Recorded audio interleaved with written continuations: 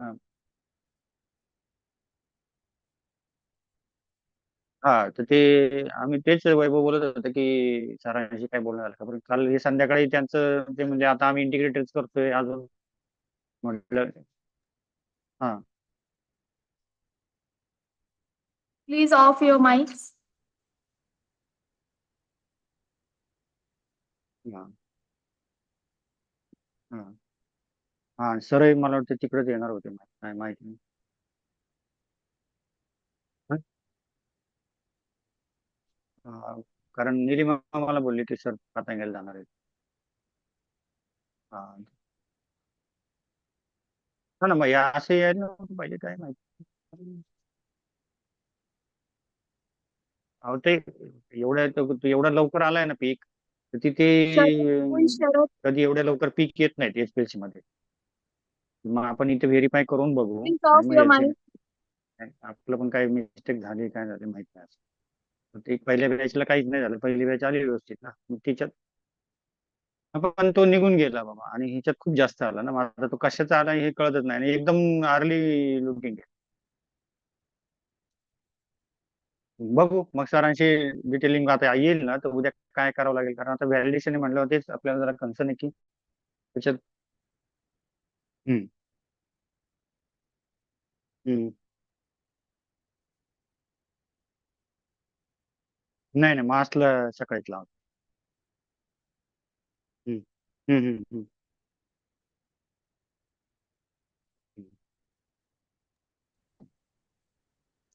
तेच करावं लागेल, हा हा. हम्म. नाही ना, जास्त सोलिडिटी नाही.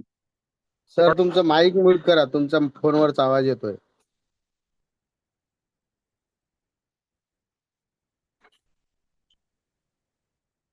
केला का बंद? Good morning sir. Good morning, good morning.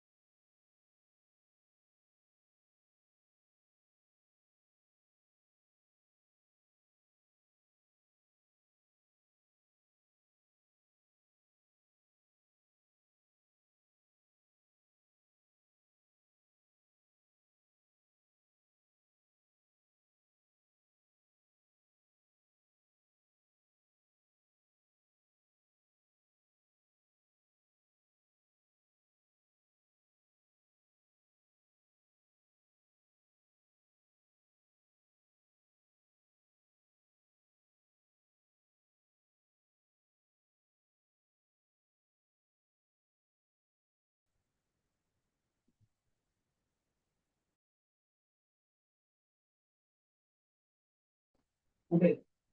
चलता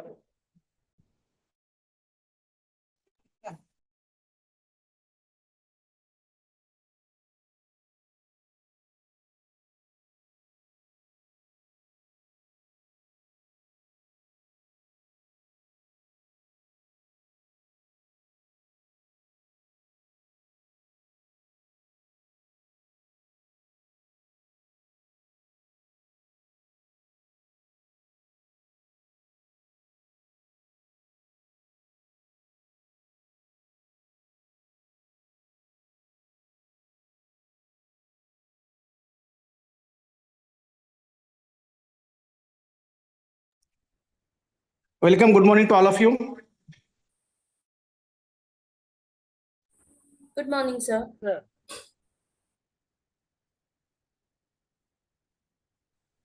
Good morning, sir. Good morning.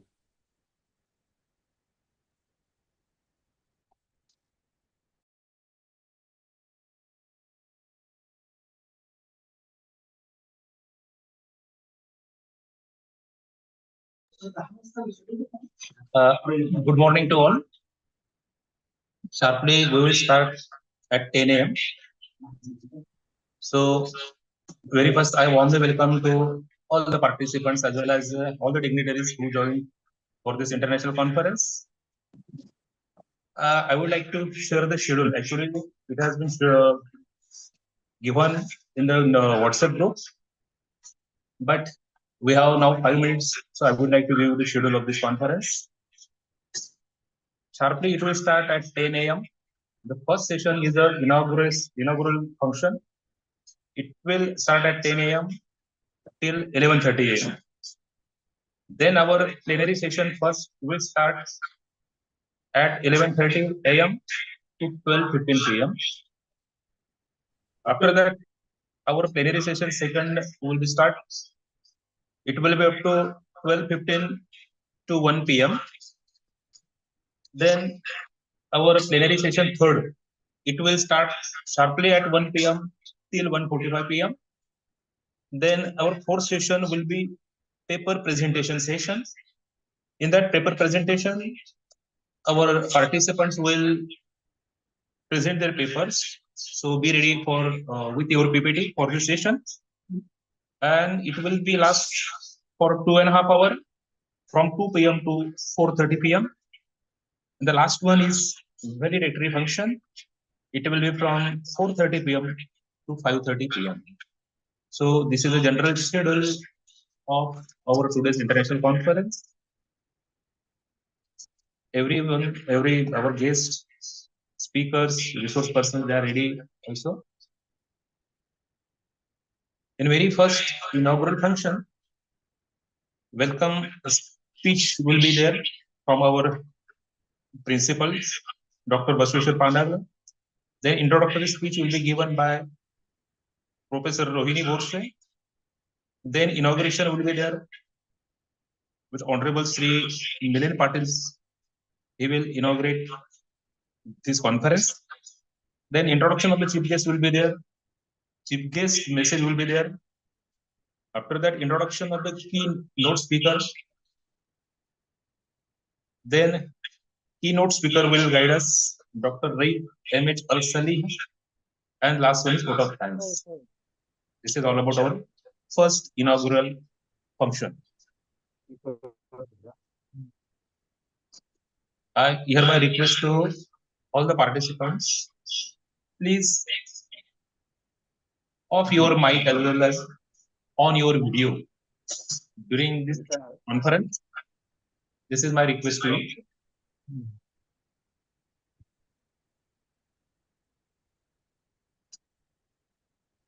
If any problem is there, you can share that problem in chat box as well as in our WhatsApp group.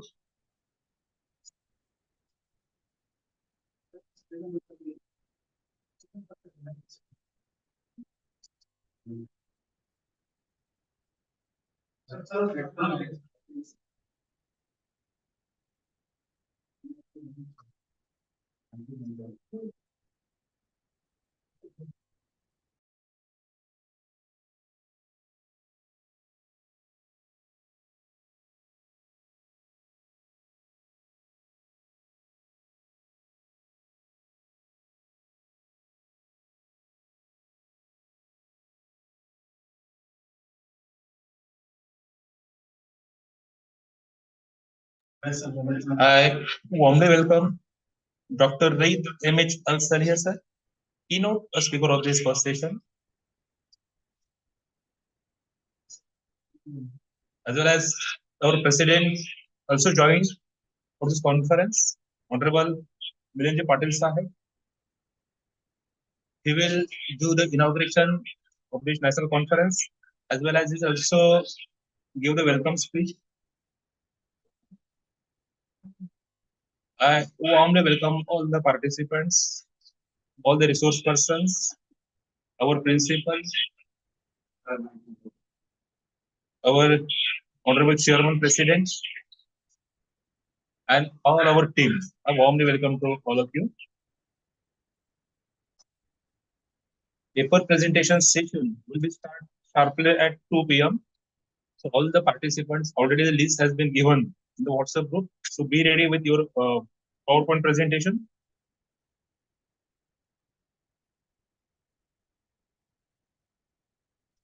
And after the conference, feedback link will be given in the group. It will be shared in the chat box also. So it is compulsory to all to fill the feedback form.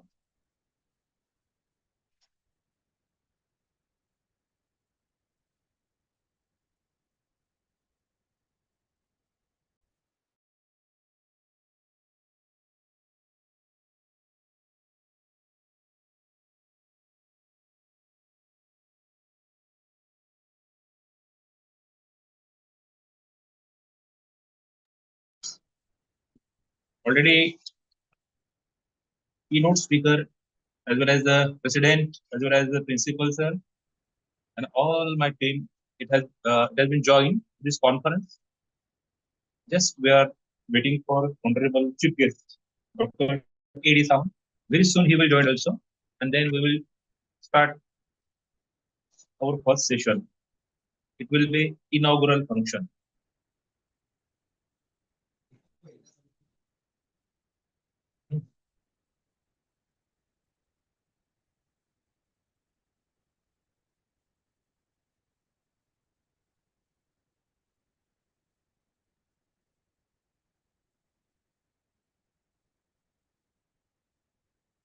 Very soon we will start our first session. It will be the inauguration function. Just we are waiting for honorable AD, Dr. A.D. Sawant, is the chief guest.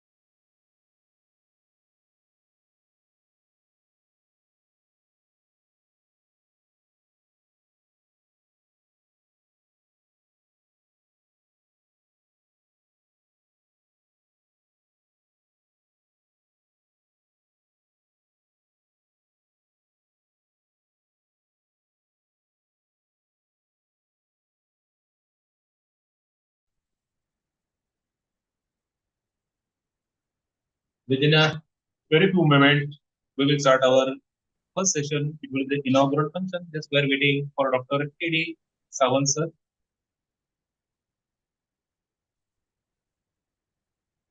Once again, I welcome to all. It's an absolute pleasure to welcome all of you today. Just we are waiting for our chief guest. Very soon he will join us, and then after we will start our first session. It will be inaugural function. On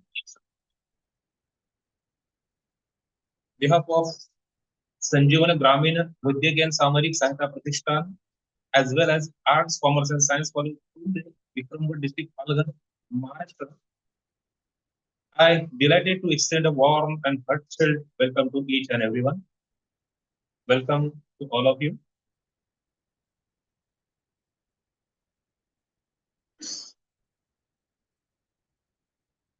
We will start our first inaugural function with the national anthem. Then after Deepa Prajwalan will be there. Then our principal sir gave us welcome speech. Then introductory speech by our convener. Then welcome speech by our president. Then inauguration of the conference will be there with our honorable president. Then introduction of the chief guest will be there. Then chief guest will be guide to all of us. Then introduction of the keynote speaker will be there, and after that, keynote speaker will be guide us. So this is all about the first inaugural function. Mayor sir, good morning. हे नाही बघू hang झाले हे वाला नाही Please hanging bag Our honorable unmute your mic. Dr. V.D. Thomas, अजून असेल he has joined now. So we are going to start. Welcome, welcome, welcome. Swagatam, swagatam, suswagatam. Good morning, everyone. Hello and welcome to all. It's an absolute pleasure to welcome you all today. Myself, I am Dinesh Nahere, Head Department of Geography and Organizing Secretary of this conference. I am delighted to be your anchor for this international conference. I am really grateful and delightful you for giving your valuable time for this international conference. On behalf of Sanjeevan Gramin Vaidyakiya and Samajik Sahayata Pratishthan Onde, as well as Arts, Commerce and Science College Onde, Vikramgarh District, Alghar, Maharashtra, I am delighted to extend a warm and heartfelt welcome to each and everyone. We have gathered here for one-day multidisciplinary e-conference on New Horizons in Humanities and Basic Sciences for Sustainable Development, Part 2. Your presence truly makes this event special. Let's dive in and make today unforgettable. Once again, welcome to all and thanks for being here. Now, there will be national anthem. It is a time to give respect to our beloved nation. Our conference is going to start with national anthem. I hereby request you all, please stand for national anthem.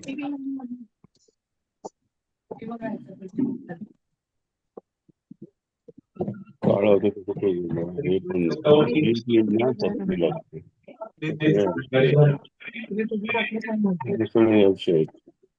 लॅपटॉपची काळी होती. Everyone should be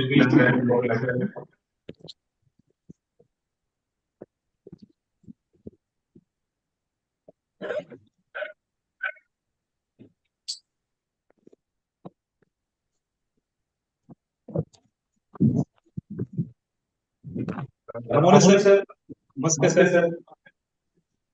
Please, national anthem. 1 minute, sir. 1 minute.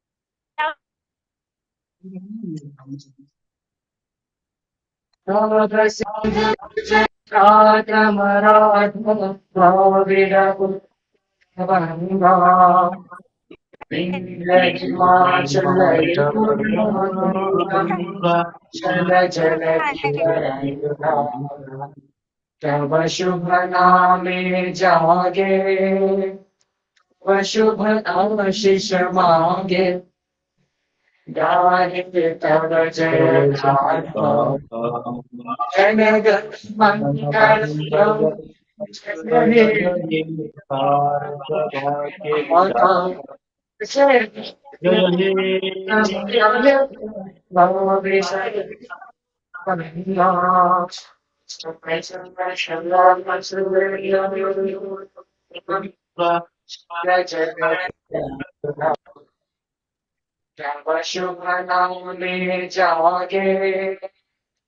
व शुभ आशीष मांगे गाहे तव जय गाथा पशुपनाने जागे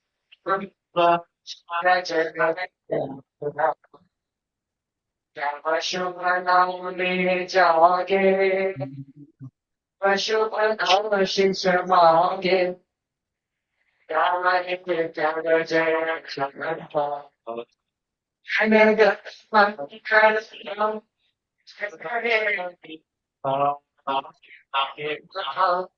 जय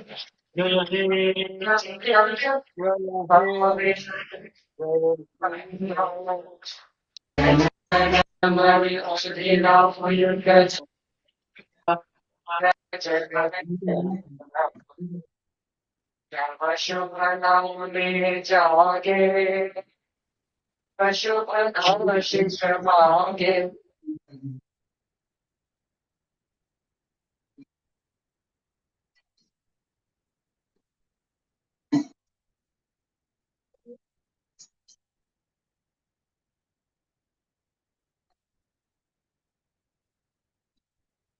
भारत माता की वंदे mataram. Thank you so much, everyone. Now, in our Indian tradition, we start our each and every program with Deepa Prajwalan.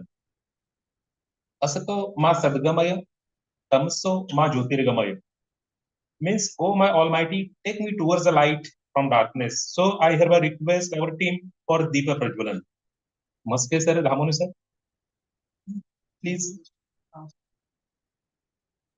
Deepa Prajwalan, and it will be done by our President, Honorable Milinji Patil Sahib, the Chief Guest, Honorable Dr. A.D. Sawan, and Honorable Keynote Speaker, Dr. Raid M.H. Al-Salih.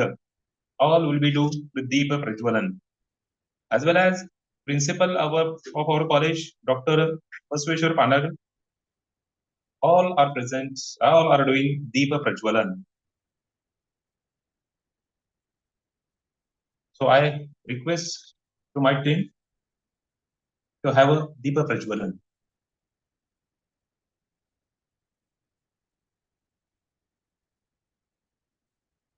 Honorable Chief Guest, Dr. A.D. Sawan Sahib, President, Honorable Milinji Patil Sahib, Principal, Dr. Vasweshwar Pandagade, Keynote Speaker, Dr. Raid M.H. Al-Salih, all are present for Deepa Prajwalan. They will do Deepa Prajwalan. In our Indian tradition, we start our each and every program with a Deepa Prajwalan. Having the blessings from the goddess Saraswati, Prajwalan.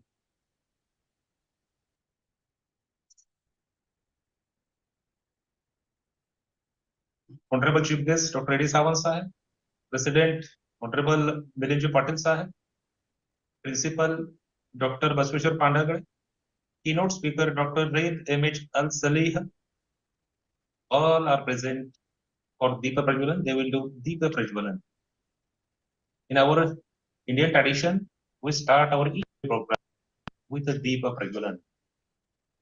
Having the blessings from the goddess Saraswati,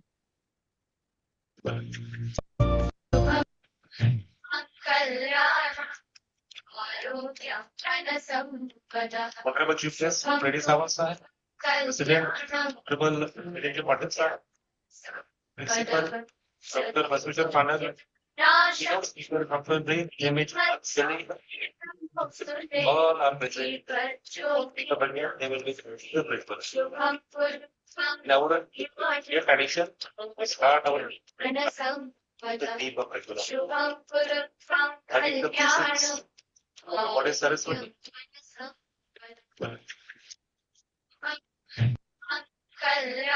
thank you so much, sir.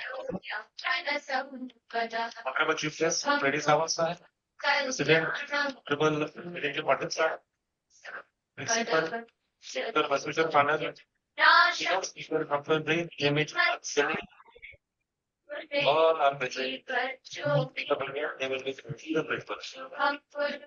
Now, your addition, start our the deep of curriculum. Having the basics. What is Saraswati?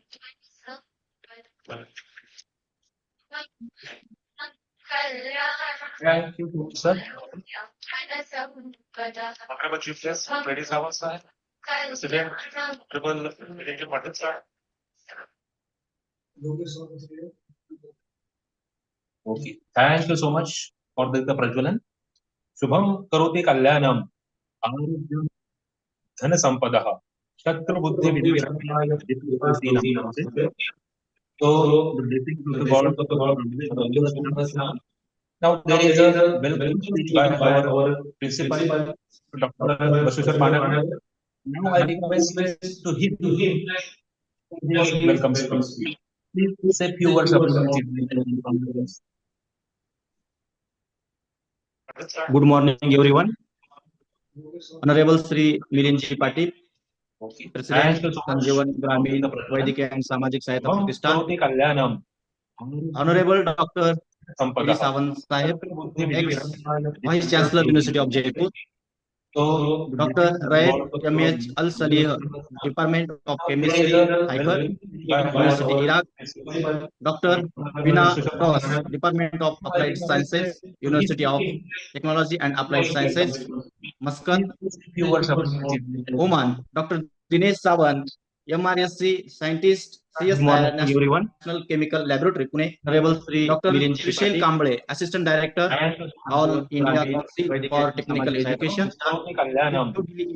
Honorable Dr. Professor Dr. B.M. Sapka, Board of Study, Member, University of Mumbai. Resource persons, guests, respected colleagues, esteemed members, and dear participants. Doctor, it is with great pleasure and immense pride that I welcome you all to New Horizons in Oman, Humanities and Basic Sciences for Sustainable Development. National Chemical Lab, organized by Arts, Commerce and Science College, Bunde, Taluka Vikramgarh District, Palghar. Today marks a significant occasion where we gather not just to Professor Dr. Board of Study, Member, University of Mumbai, resource persons, guests, respected colleagues, esteemed members, and dear participants. Doctor, it is with great pleasure and immense pride that I welcome you all to New Horizons in Oman, Humanities and Basic Sciences for Sustainable Development. National Chemical Lab, organized by Arts, Commerce and Science College, Bunde, Taluka Vikramgarh District, Palghar.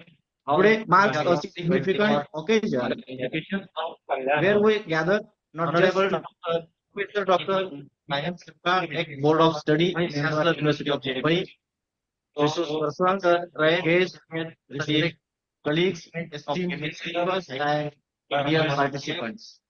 Doctor, it is with great pleasure and immense pride that I welcome you all to New Horizons in Oman, Humanities and Basic Sciences for Sustainable Development. National Chemical Lab, organized by Arts, Commerce and Science College, Bunde, Taluka Vikramgarh District, Palghar.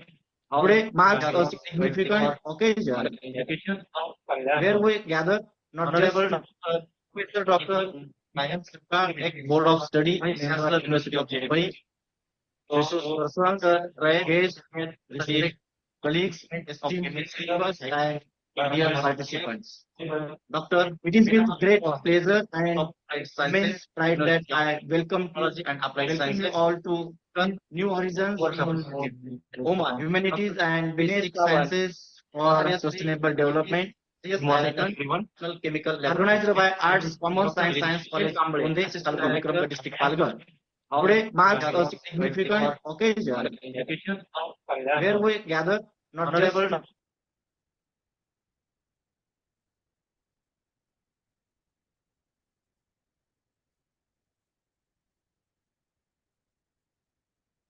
Doctor, it is with great pleasure and immense pride that I welcome you all to New Horizons Humanities and Basic Sciences for Sustainable Development.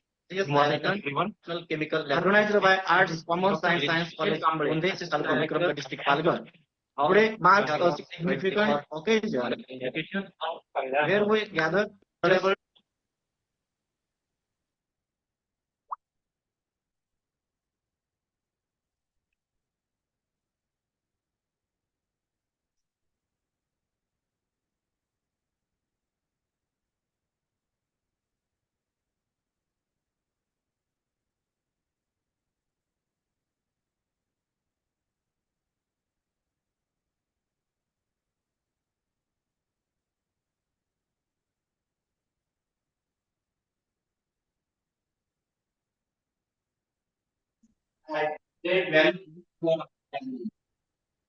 over the course of the conference to find new perspectives, engage in stimulating discussion, and we will renewed motivation and deeper understanding.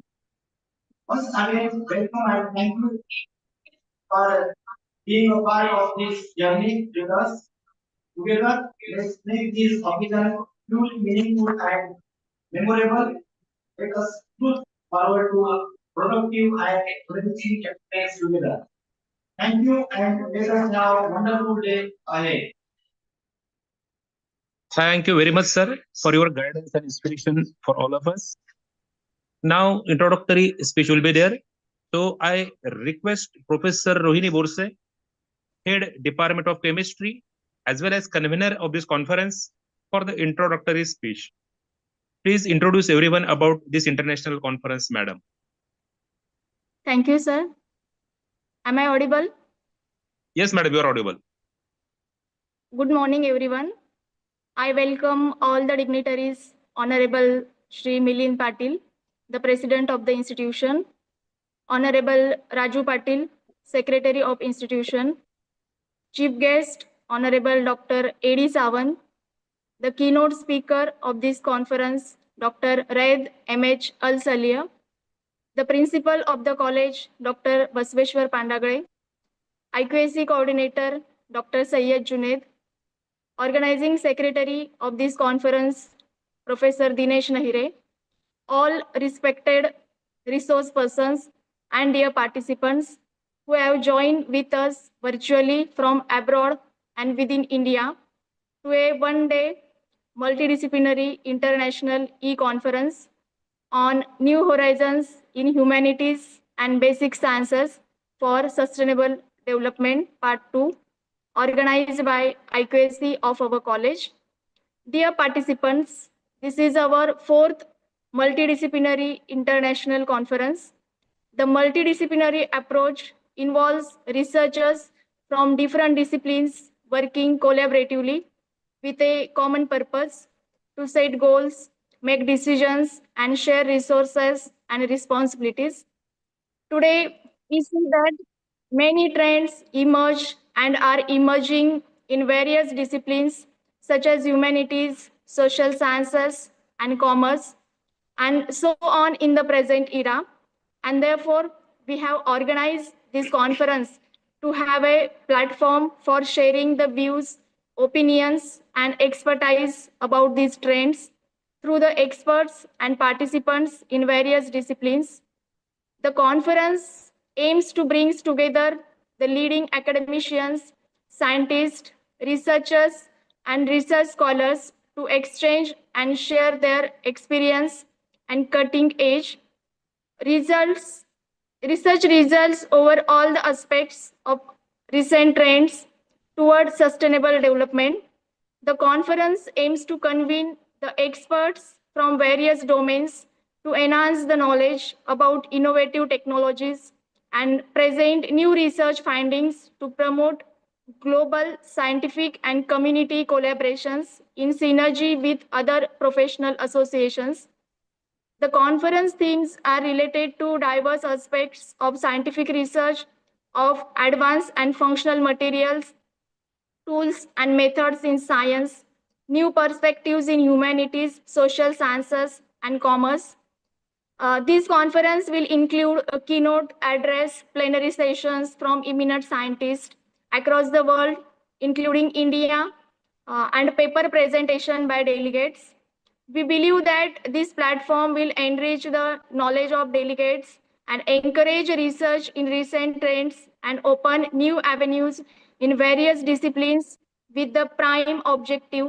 We have invited well-known resource persons from Iraq, Oman, New Delhi, and national institutes and universities. Dr. Raed M.H. Al Salih, Department of Chemistry, Haikar University, Iraq. Dr. Veena Dos, Department of Applied Sciences, University of Technology and Applied Sciences, Muscat, Oman. Dr. Dinesh Samant, MRSC scientist, National CSIR National Chemical Laboratory, Pune, India.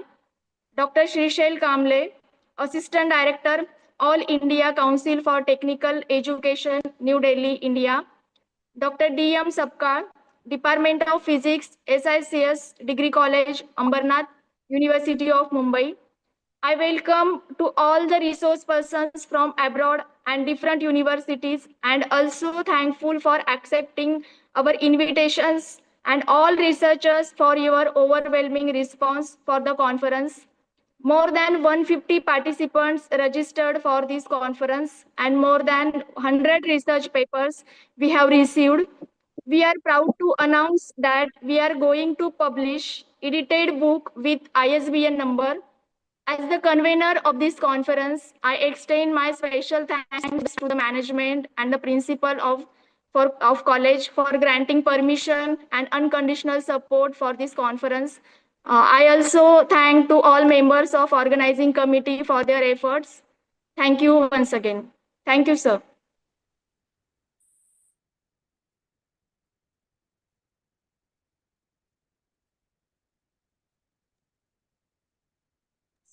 Sir, you are not audible. Okay, madam. Okay, so Nahi, thank sir. you, madam, for giving introductory speech. Now there is a welcome speech by our president. So I request President of Sanjeevan Gramin Vaidyakiya and Samajik Sahayata Pratishthan Ponde, as well as President of our college, Vijay Patel Arts, Commerce and Science College Ponde, Vikramgarh, District Palghar. Please say a few words about this international conference. Honorable President Milinji Patel, sir. Welcome speech by you. Thank you, sir. Okay. Thank you. Am I audible to everyone? Yes, sir, you are audible. Sir? You are audible. Yeah. You are audible, sir. So, good morning, ladies and gentlemen. Today, being a president of Sanjeevan Gramin Vaidyakiya and Samajik Sahayata Pratishthan, Onde, and our college, Shri Vijay Patil Arts, Science and Commerce College, Onde, I welcome everyone, all the participants. I welcome our we call him Kaka, my dear Dr. Arun Sawant. He is the ex-chancellor, vice chancellor of University of Jaipur, a well-known scientist, and our Margadarshak. He is also with us, guiding us with all his knowledge every time. Anytime we call him, he is just available for us. Today I welcome Dr. Raid from Al Sahil Chemistry Department Head at Haikar University in Iraq. Also, I welcome Dr. Veena Dos, Madam.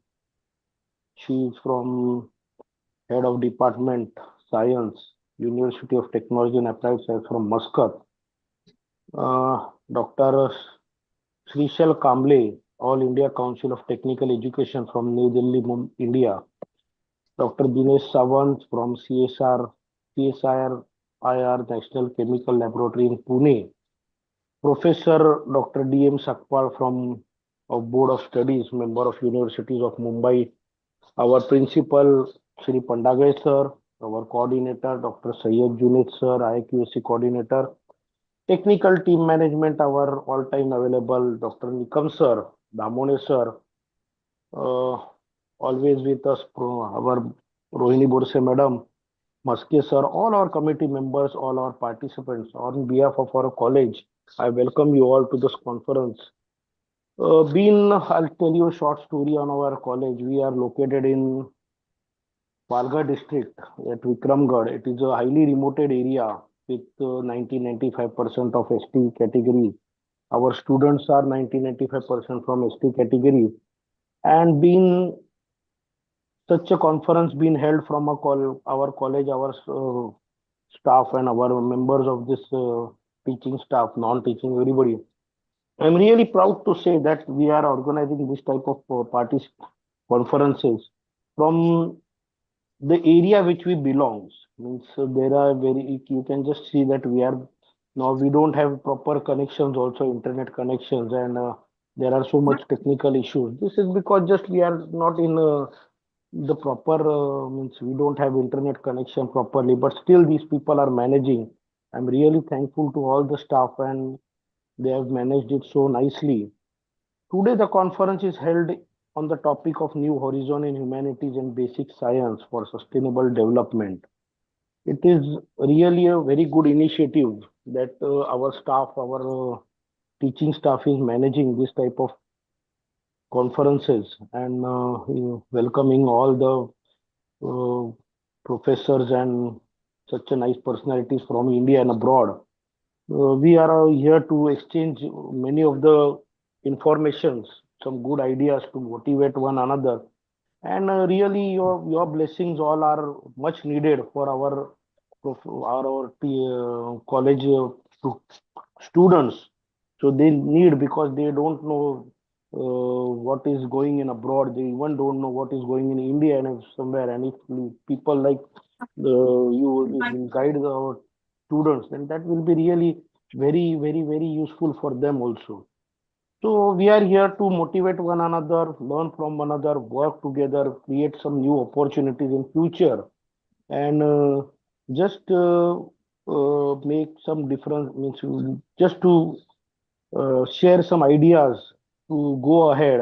And if in this topic, if our students, our teachers get some new ideas, we can create some new opportunities. I think it is a very good platform to share the ideas with us. Anyways, as a president of our college, I'm very proud to see all our college to we are managing this type of events. Special thanks to our principal Pandage sir, against our IQSC coordinator Shri Sayyed sir. He has managed everything, and he's always there with us for all the work we are carrying out. Our staff, our volunteers, and today I again welcome you to this online conference. But last not but the least, I'll request you all, whenever you are in India or people from India, whenever you are in Mumbai or in Palghar district, I I request you to please visit us, our college, and guide our teachers, our students with your valuable ideas. I also thank everybody to join this conference today, and please carry on with the conference. All the best to all the participant. All the best to all the participant ahead, and wishing you all the luck. Thank you. Jai Hind, Jai Maharashtra. Thank you very much, sir, for your guidance and inspiration for all of us. Now, I also request you, please, inauguration of this international conference. Sir. Do the inauguration of this conference by President of our institution, Milind Patil Sahib. So I request our team for the inauguration of this conference. Please do the inauguration, sir.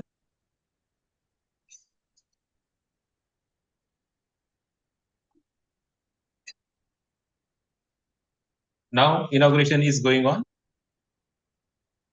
Our Honorable President Milind Patil Sahib is doing the inauguration of the conference.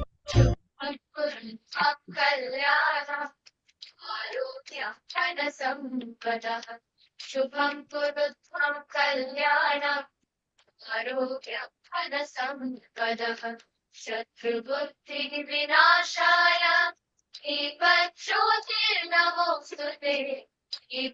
ज्योतिर्नमोस्तुते शुभं पुरुषं कल्याणम् आरोग्यं धनसम्पदः शुभं पुरुषं कल्याणम् आरोग्यं धनसम्पदः.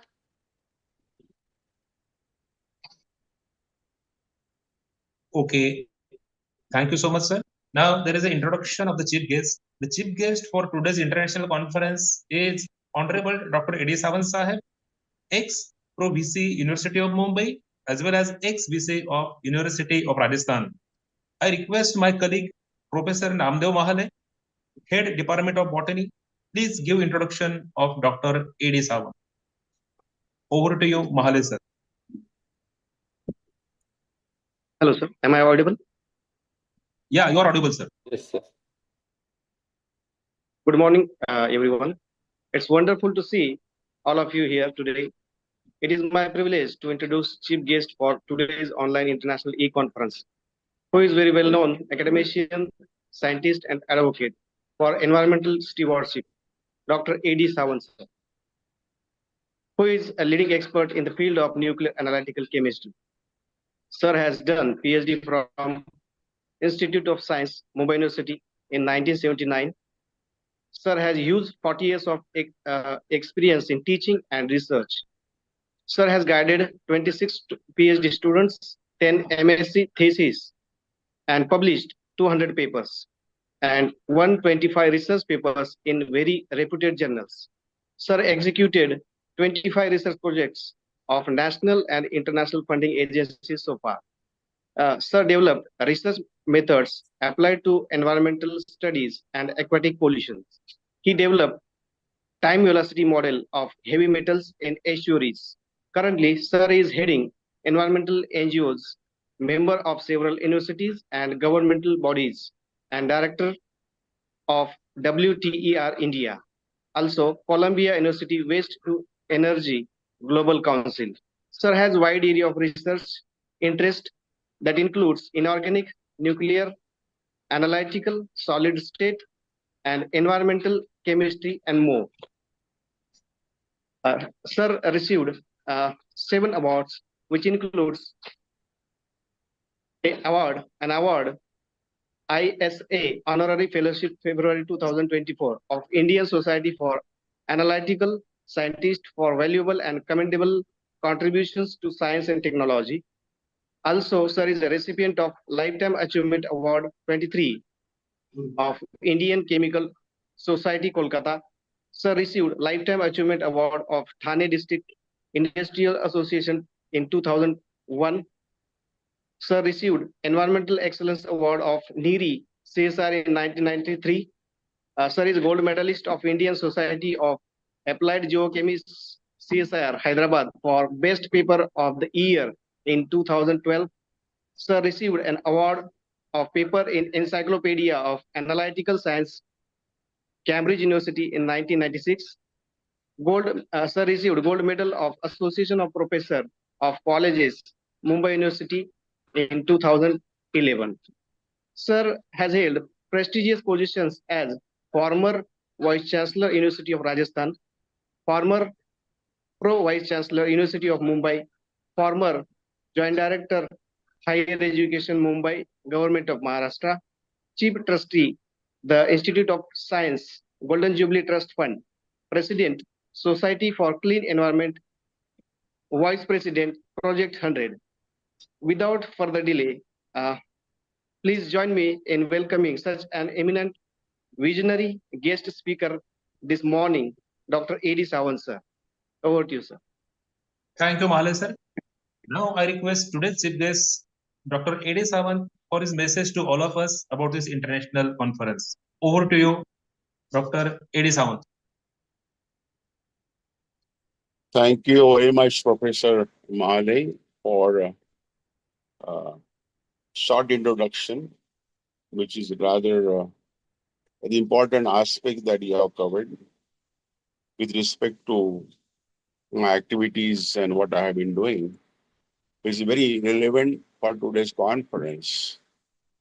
The Honorable President Milind Patil the principal, coordinator, convener, organizing committee, all staff and students of my little developing college at a very interior place. And I thank, as a mentor of this college, the distinguished speakers like Dr. Sawant and overseas speakers, University of Mumbai Department Physics Professor, Dean, and all other distinguished personality participants. I appreciate your participation on this online conference. I'm sure very soon we shall be able to hold a conference in person as a follow-up, because we really want your great inputs and see the location, situation, the kind of tribal students studying here who are happy to shape up their career to begin with, and they are first generation learners. So it is really a great climax that the outstanding scientists from India and abroad are participating in this conference to inspire young minds. And the topic is very important. I shall not take much of your time, but leave the time for you to deliberate.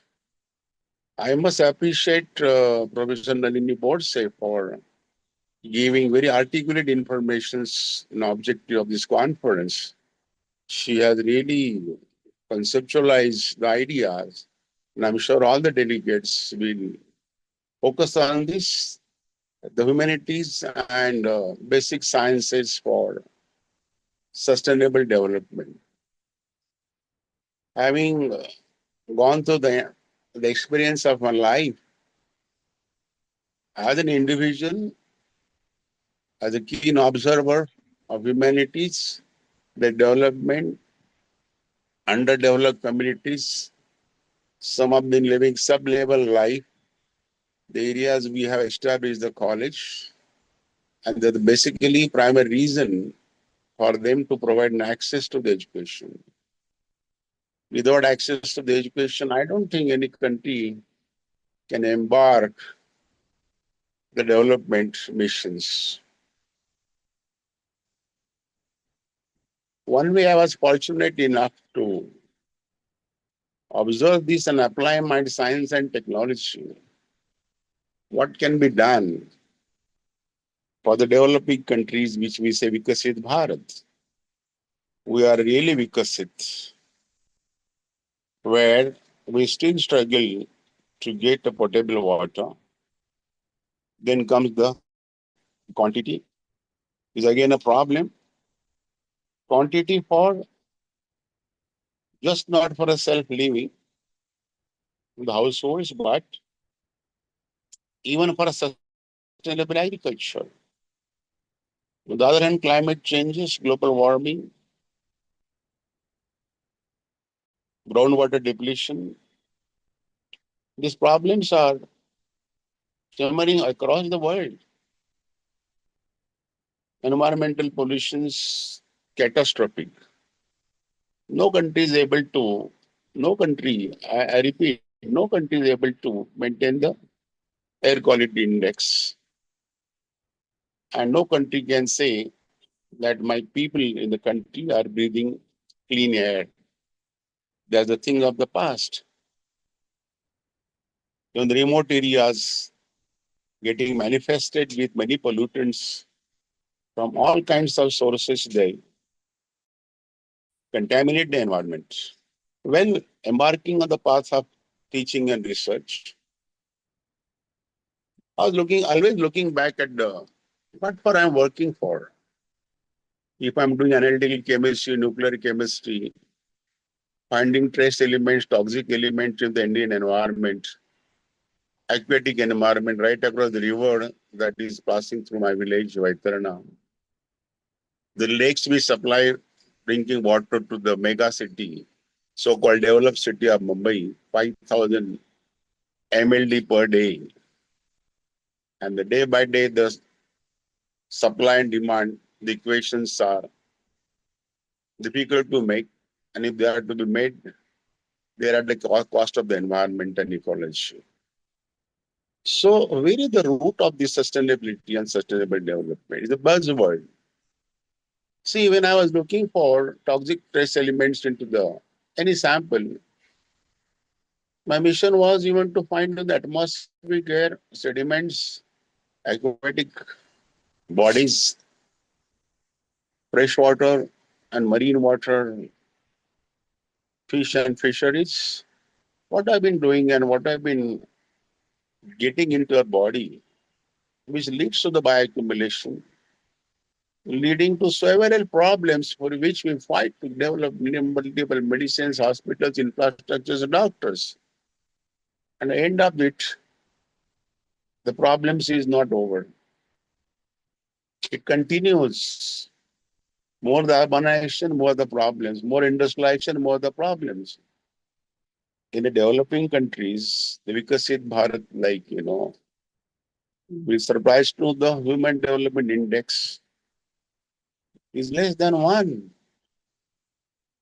And for the development, which has to be sustainable, energy is the basic requirement, which in the next 50 years, India cannot even produce the energy from all the sources required for the development of the index of the global level, which will be shot up by at least 50% in the next 50 years. Now also, per capita consumption is very small. That's the index of the development. Now, where are we going wrong? Exploitation of resources against the exploration of resources. There's sustainable management. If the city is drawing 5,000 mld of water, 50% of that goes to the Indian Ocean. Contaminates aquatic life. Can't we recycle, reuse it? No. We don't consider that respect important aspects in infrastructure development and human requirement, All is being thrown away without recycling and reuse. As long as that goes on, there cannot be sustainable development. And so you'll draw more and more and more water in the next years to come, centuries to come. When there will be no more water, either on surface or groundwater available. And so, what shall we do? Is it clean air, clean food, clean technologies, clean management? All the technologies that you have been developing, they have to be seen that they're applied basically, and they are helping sustainability, and they are there at least to eradicate the problems to curb the other problems that are emerging. So if you treat water, you do chlorination. In city of Mumbai, you supply water, potable water, we say. Somebody, I don't say it's a clean water. In the treatment, we do chlorination. There's a lot of agriculture runs coming to the water bodies, leading to formation of a very toxic chemical or carcinogenic trihalomethanes. We all in Mumbai bring that treated water with the trihalomethane. These accumulations and all that, the food chain is always contaminated. Our search for the problems like lead pollution in Indian lake, Indian human being, a blood lead, how much struggle we had to make. And I want to draw or take an inspiration from how one can identify the problem during his course of studies and its applications. See, people at scientists at NCL, like IITs and all that, they have been looking for the new molecules, the new procedures to the productions and developments and applications. At the same time, equally important for everyone in academics, to apply your science and knowledge, whichever field it is, which will help the development of sustainable parameters.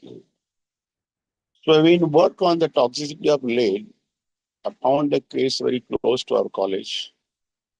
Hundreds of cattle had perished because of the grazing on the land, which was full of contaminations of the lead coming from lead waste batteries, waste treatment. And nevertheless, they were even imported from other countries. They were exported from the developed countries to underdeveloped countries, not caring for human being. Humanity is not local problem. It has to be a planetary issue. And so throwing the dart in other countries' compounds, processing it, trying to extract something valuable, but sending lot invaluable and toxic into the environment, leading to the death of cattle and human being really at the risk. Then emerge the heavy contaminations of this lead, led to the finding of the blood lead in Mumbai traffic police. Not important. Is even 1 ppm lead is not essential for the human body. It's not an essential element. It goes into the blood. Once into the blood, how the problem begins. Women in the villages, people in the villages use lead paints, so many lead contaminated materials, the leavings, and we all not knowing that problem of the lead. We consume a lot of lead through so many resources, so many sources rather. And therefore, this leads to the weakness, problems in human being, leading even to the cancer formations, So something that you eat and drink and breathe, like tetramethyl lead from the emissions from the vehicles in Mumbai, which we studied, high accumulation in Mumbai traffic police. So this was not my research problem. This is an issue of understanding the society's problem. That's my appeal to you. Nobody forced me to venture into the site of the industry, collecting sample at the risk of getting heated, or take away my research hours from nuclear chemist laboratory to go to the street and the police house and collect the blood samples. Why? Friends, it is a concern for the societal development. And that was curbed. We had to take the mission, not like a classroom professor, an activist to the union minister with help of traffic commissioners, and we could force upon in India. I don't know whether NCD people know about it, IITs. IITs was innovation. And that is how we could enforce the unleaded petrol in India. Now, 54 milligram of lead per liter, giving emissions of the tetraethyl, tetramethyl going to everyone's body by breathing, and contaminates your body and a toxicative, leading so many problems to so that we are participatory in the hospital crowd of the patients, which will be anemic or cancer or any other metal toxicity. So these are the issues at every level unless you address the scientists. All of us together, people in the data science, people into humanities, have also a role to play. India lacks seriously in having a real data. Very seriously, we have no data. Without data, your application gadgets is of no use. Whether it's access to education or health or food or water. And then where to plug the holes? When we struggle, we talk of global war, but I talk of local war. The very people around my college, they can't get a liter of water for drinking and of a good quality. It's not only the white revolutions or green revolution. You need to have water revolution now. The search for groundwater also is not it's a place where I can search the water. Where are my aquifers? How are they getting recharged or not? So without all these basic amenities in a proper shape, size and quantity, and quality, there cannot be sustainable development. On one hand, you try to get into modern life. In the process, you will leave so much behind, like a waste cast on the dumping grounds on which the people thrive, they live on generations. So where is the equation between the two? In Pune, Pursangi, 19 villages have the drinking water is contaminated. City like Pune, we want to use affluent or advanced life without taking, our body takes care of what we eat and drink. But what our body throws, and our activities throws out, we don't bother about it, And that is danger to someone's life at outskirts or within the city. Now, if everyone is sensitized in sustainable development, the waste material can go into the open space or in places where they contaminate our resources. So this equation of a development and sustainability for a scientist like me and a social scientist and a man who knows every issue at every level, I'm afraid that whether at this rate we can have sustainable development, not only for a society, the country, but the entire planet. Otherwise, there could not have been COVID. So, respect to the nature, respect to the human being, respect to the environment are the key issues. And apply your mind, concentration, knowledge, expertise without any greed. I didn't earn anything except the publications and the knowledge. I could have earned a lot with my expertise and knowledge and my struggle to do better life of the. There are so many temptations which I never fallen to any. I prefer to live a simple life. So is appeal to academicians where when the quality of education is sliding down very seriously, that is in India I can talk about. The research quality is one thing, but the academic quality is also sliding very fast. Apathy of the government. They think the river will flow when there is a monsoon and they will dry when there is summer and not caring. So the flood of education, when shall it start? It is already dried up because there are no enough attention on many aspects which I don't want to touch upon. It cannot grow academically, automatically, unless you pour in something to have a good flood of education and its quality, including access to the education. And only that will help. And having education is not for your own development. It is every one of us educated have to concentrate, look into a smallest problem, maybe in courtyard and village, or area and society, the country later, which you can address to. Today, the city like metro city like Mumbai, it is a mind struggle and fight with the government, the corporation, which has led to formation of the or coming up setting of the waste to energy plants. They are not bothered. Every day, 8,000-10,000 tons of the Mumbai waste gas, the municipal waste was being dumped in the area where millions of people are living around. This kind of apathy will not lead to any sustainable development. Every element of the society has to be taken care of. So it's not that simple. Your mindset, humanity, human development is a key element and factor into this sustainable development. I'm sure all of you experts should get inspired from this conference, from each one's idea. Adopt them, imbibe them, practice them, and small problem around you could be very small from your laboratory to institutions to anywhere, which can address and help strengthening the parameter that will be the part of sustainable development. I'm sure all the delegates will take away something or the other from this.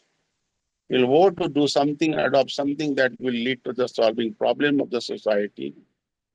And so that only That's the key for sustainable development. With this, I am once again thankful to all participants, our foreign participants, resource persons, and the delegates, merely not for the sake of attending conference, but these conferences are designed, shaped with a purpose. I hope that purpose will show, in addition just a certificate and attendance, but take something home that in your academics, career, and beyond. Once you retire from academics, something that you have to develop, specialized into each one of you, practice to society level. 15 years after retirement, I'm still going to the villages, addressing their problems, maybe health, environment, education, and garnering the support from all around to pour into that to meet the problems of the people in the society, which ultimately leads to the climate improvement. I'm sure every bit of your activity towards sustainable development in this country will only strengthen this and the planet to make good to live for everyone. Thank you very much. Thank you. Thank you very much, sir. Yes, sir Thank has you, talked sir. about his ideas about Vikasit Bharat. Sir has talked about the measures, how to control the pollution, as well as sir also said how the sustainable development is required for entire planet. Not it is only for our nation, not only for all the countries, but it is essential for all the entire planet. So I am very much thankful to you, sir, Dr. A.D. Sawant. Now, Thank our next. Thank you so much, sir. Thank you. Sir. Now, introduction of the keynote speaker. Keynote speaker for this inaugural function is Dr. Raid M.H. Al-Salih, Department of Chemistry, Taikar University, Iraq. I request my colleague Professor Namdev Mahale to give introduction of him. Over to you, Mahale, sir. Thank you, sir. Am I audible, sir? Yeah, you're audible, sir. You're audible. Thank you. Okay, sir. Ladies and gentlemen, I'm here pleased to be with you this morning and have a chance to introduce our keynote speaker today, Professor Dr. Raed M.H. Al-Salih from Taikar University. Sir has done PhD in the field of biochemistry from University of Baghdad, Iraq in 2005. Sir has published more than 52 research papers in very reputed journals so far. Sir has guided 42 MSc students and 5 PhD students so far. Sir remained lecturer, head of department, dean and co-dean at Taikar University. Currently, Sir is a postgraduate supervisor at Taikar University. The topic of today's talk of Sir is diabetes, the disease of century. Sir has very huge biodata, but I apologize for shortening due to time concern. Dear participant, now please help me in welcoming Dr. Raid M.H. Al-Salih, sir, here today. Thank you, sir. Thank you, Mahale, sir, for introducing Dr. Raid M.H. Al-Salih, sir. Now I request to him, the keynote speaker of this today's session, Dr. Raid, sir, Department of Chemistry, Taikar University, Iraq. Please take the charge of this session, sir. Over to you, Raid, sir. Take the charge of this session. Thank you very much. Thank you very Welcome, much. sir. Welcome, welcome. Good morning, ladies and gentlemen. It is truly an honor to be with you today as a keynote speaker at this international virtual conference.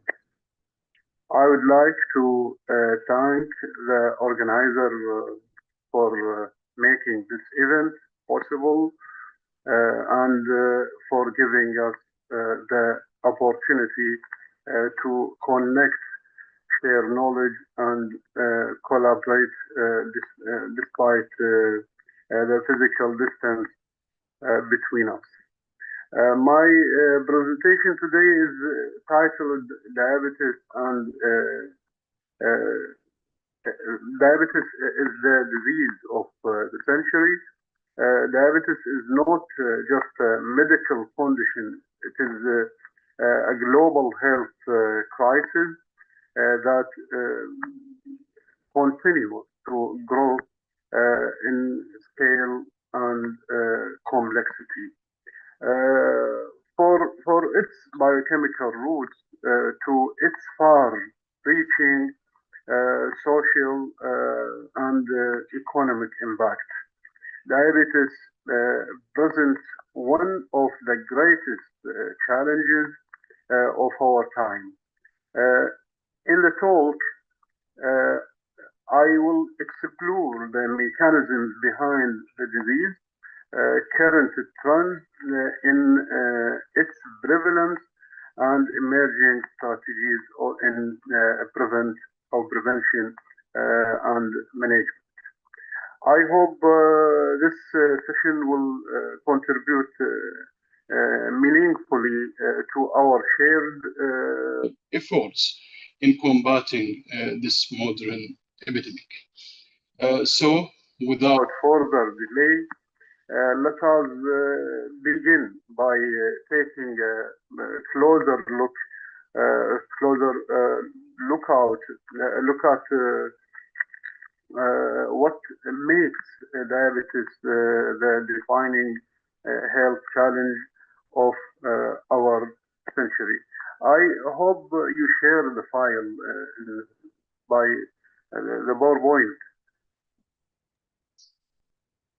So you are sir. Share your file on your PC. You can't share the PowerPoint presentation or no? You can share, sir. You can share. You are co-host. No. I haven't the presentation in the mobile. Okay, sir. Okay.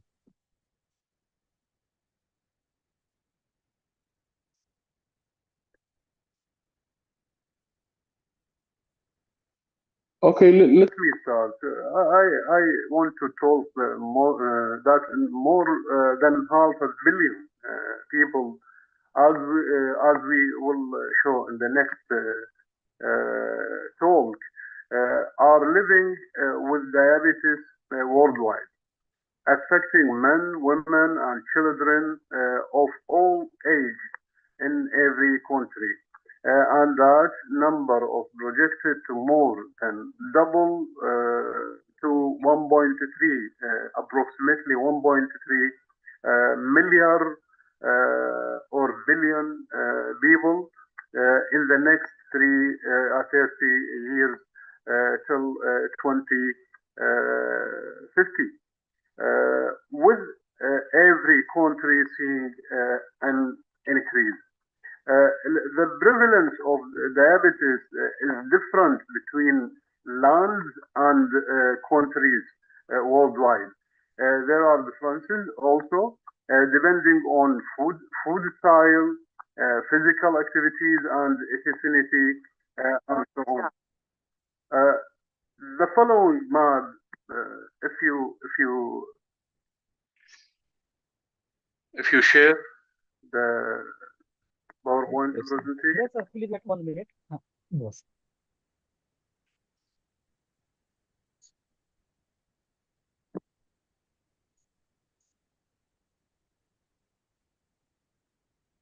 The map explained that the first country in the world in the percentage of incidence of diabetes is Pakistan.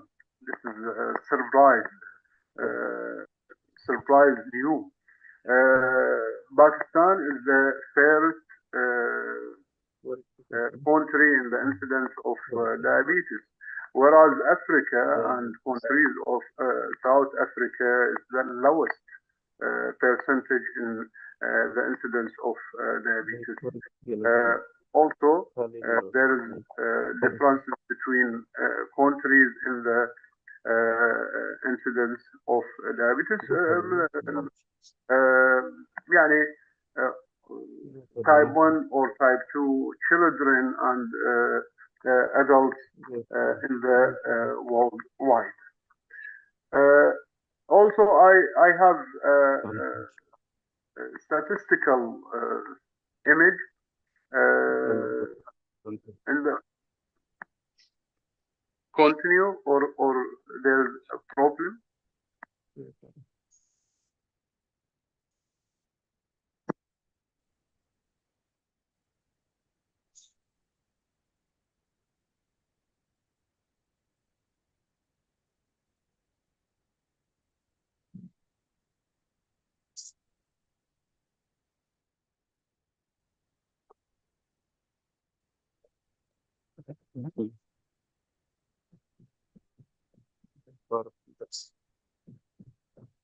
Yes. Thank you very much. Thank you.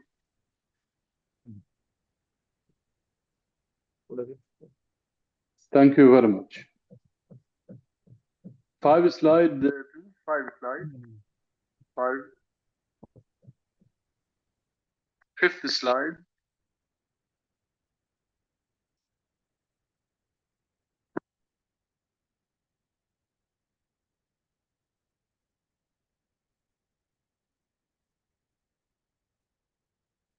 Okay. Next. Oh, okay. Okay. The expected. We like this expected numbers of the diabetes of diabetic patients. We know 540 million and worldwide. In the 20 in the 2030 and 643 million. The expected in 2050 1 billion and 300 million diabetic patients. This is an increase very interesting. Now the next slide, we want to show the background of diabetic. You have next slide.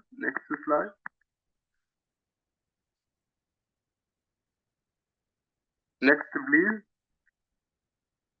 Yes, this is the major process of glucose metabolism. This explains that the glucose may be converted to glycogen and may be consumed as in glycolysis cycle to get energy. This is the normal metabolism in everybody. The next slide also show that pyruvate, the end product of glucose consuming,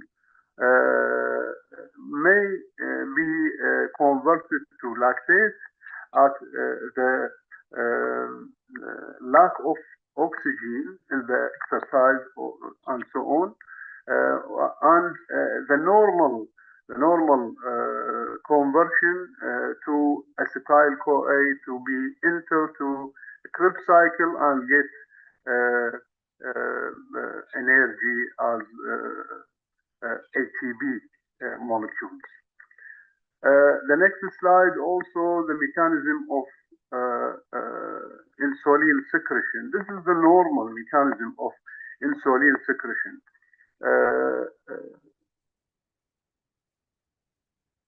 Insulin secreted by beta cell in pancreatic cells. Diabetes, now we want to explain what's the problem, why the individual developed diabetes. A state of chronic hyperglycemia, excess glucose, caused by a defect in insulin secretion, action, or both.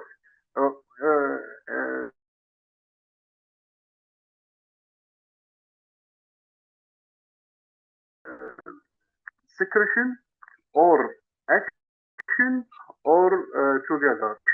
Secretion began in 1869. Paul Langerhans, a German medical student, found islet cells but could not explain their function. In 19 after 20 years, in 1990, in 1889, Joseph von Mehring and Oskar Minkovsky linked diabetes to the removal of pancreas. Now the cause of diabetes is beginning to be clear. Also in 1922, Banting and List isolated active insulin from the dog and tried it on dying type 1 diabetes of children. This is the image of Banting and List when they isolate the insulin from the dogs to use it in the treatment type 1 diabetes. This is the first child treated with insulin, isolated insulin candidate. Tried that I welcome and welcome all to New Horizon Workshop. Humanities and basic sciences for Okay. sustainable development. This is the first child.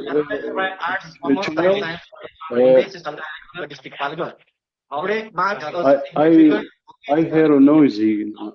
Where we gather available. Yes. Yes. Yes. This child, we have the left image is the child near the death, and after treated with insulin, the child look to be a healthy child. Yes. Next, please. Hormones related with hyperglycemia. At first glance, many people believe that insulin alone is responsible for heart or blood sugar, but there are another hormones responsible for the condition. All of work to rise glucose level in the blood. These hormones must be included in the of diabetes. Thank you very much, sir, for your guidance and inspiration for all of us. Now, introductory speech will be there. So I request Professor Rohini Borse.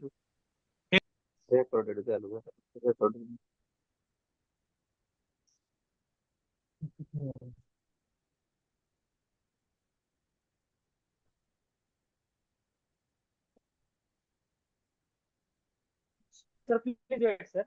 There is some issue.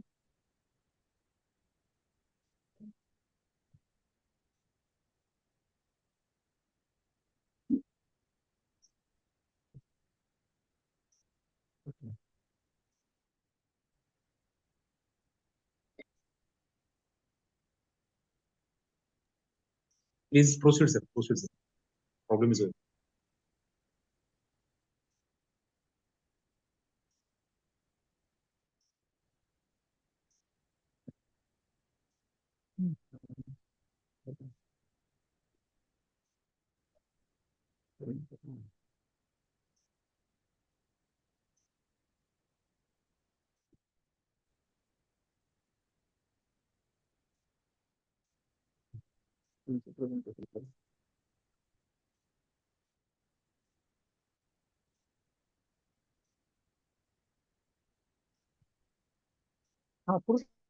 Sir. Yes. Yes. Next slide. These hormones is glucagon. Glucagon secreted by alpha cell of pancreas and rise glucose in the blood by stimulating gluconeogenesis from amino acids, يعني another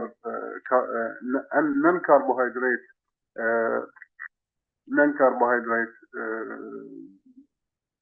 sources. Also, the another hormone, adrenaline. Next slide. Adrenaline is secreted by adrenal modula and rise the glucose level in the blood. Also, cortisol hormone, thyroid hormone released from the adrenal cortex and rise gluconeogenesis, then rise glucose levels. The another hormone is growth hormone. Growth hormone also besides hormone from the anterior pituitary secreted by the anterior pituitary gland. Next slide, please. It promotes lipolysis and make the body depend on in the getting energy, depend on the lipids in a state of carbohydrate, and then rise glucose level, blood glucose level. And other hormones also, the next slide, somatostatin, secreted by delta cells of the pancreas, not directly involved in carbohydrate metabolism, but inhibits growth hormone release.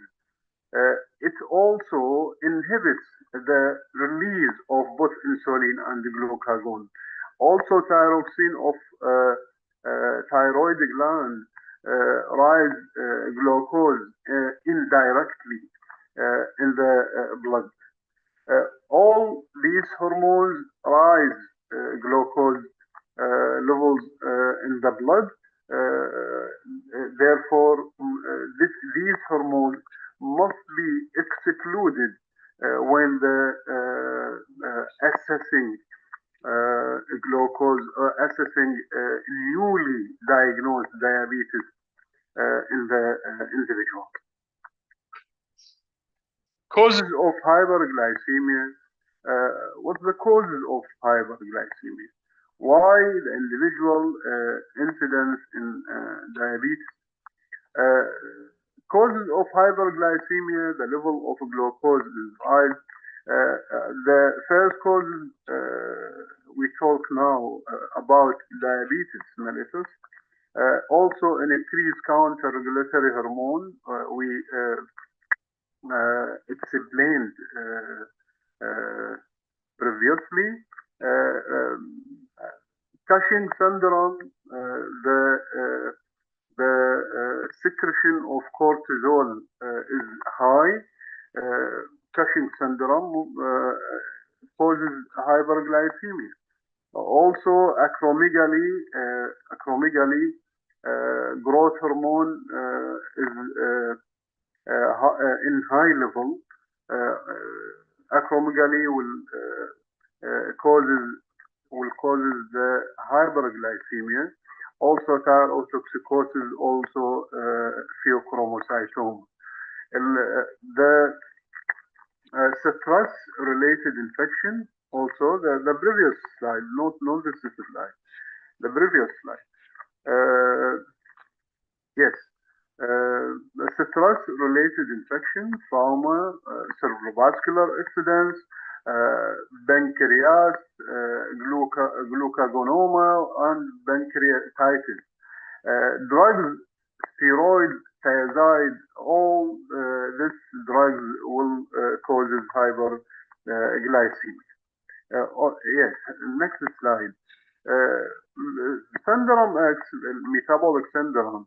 This is a cluster of risk factors for heart disease. We know that the level of glucose when rise in the diabetic patient, not dangerous once at this time, at this moment, not dangerous, but the dangerous is in a long time when the glucose continue in high levels will causes another complications. The dangerous is in these complications. Obesity and hypertension and dyslipidemia and insulin resistance and high fibrinogen levels as well as hyperuricemia. All these will causes heart disease or vascular heart disease. Next slide. Types of diabetes. There are two main types of diabetes. Type 1 diabetes of children and type 2 diabetes of adults. This is the comparison between the two main types, type 1 and type 2. Prevalence less common in type 1, very common in type 2. Age of onset, juvenile in type 1, children and adolescents, infant, children, adolescents, all these develop type 1 diabetes. Type 2 maturity onset more than 40 years. Presentation acute in type 1 day to weeks. We note that the children is diabetic patient. But in type 2 may be silent, gradual months to years. Insulin absolute lack in type 1 and relative insulin resistance. Insulin is present but not active. Physique usually lean in type 1 were obese, often obese. Central obesity mostly found in type 2 diabetes patients. Islet of pancreas inflamed or destroyed in type 1, whereas near normal appearance in type 2. Ketosis, typical diabetic ketoacidosis in type 1, but in type 2 can occur in long coma. Etiology of type 1 diabetes, this is important. Etiology of type 1 of children is autoimmune disease. But in type 2, strong genetic component aggregated by obesity. The next slide, other variants of diabetes, maturity onset diabetes, other type, this is not main type, but as WHO classified the types of diabetes, maturity onset diabetes of the young, the MODI is type 2 diabetes that develops in the typically type 1 age group. Type 2 diabetes in children. Yes. Gestational diabetes in pregnancy. During pregnancy, the pancreatic function might not be sufficient to overcome both the insulin resistance created by the anti-insulin hormone secreted by the placenta of pregnant women, estrogen, prolactin, human placental lactogen, cortisol, and progesterone. All these hormones will cause the hyperglycemia and diabetes during the period of pregnancy. Yes. Risk factor of gestational diabetes. Why some women develop diabetes during pregnancy and others no? Family history of diabetes in a first degree relative. And like parents, diabetic patients will lead to that the daughter develop gestational diabetes. Obesity also, advanced maternal age, like previous and adverse pregnancies, e.g. stillbirth, macrosomia, all these can cause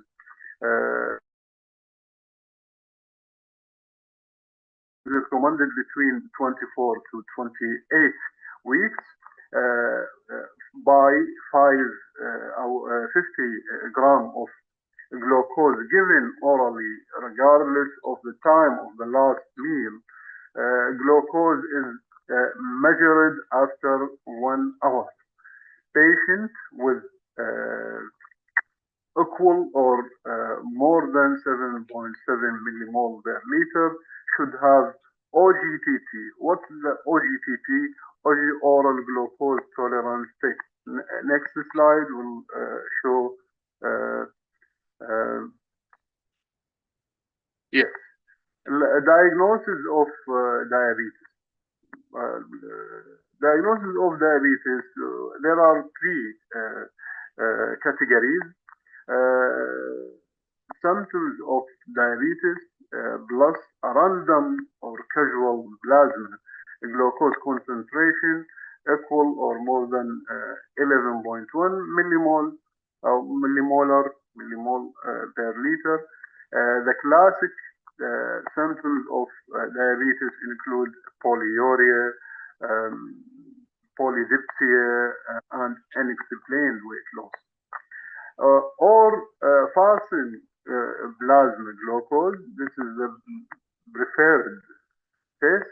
Fasting plasma glucose more than or equal 7 millimole per liter. Fasting is defined as no caloric intake for at least 8 hours.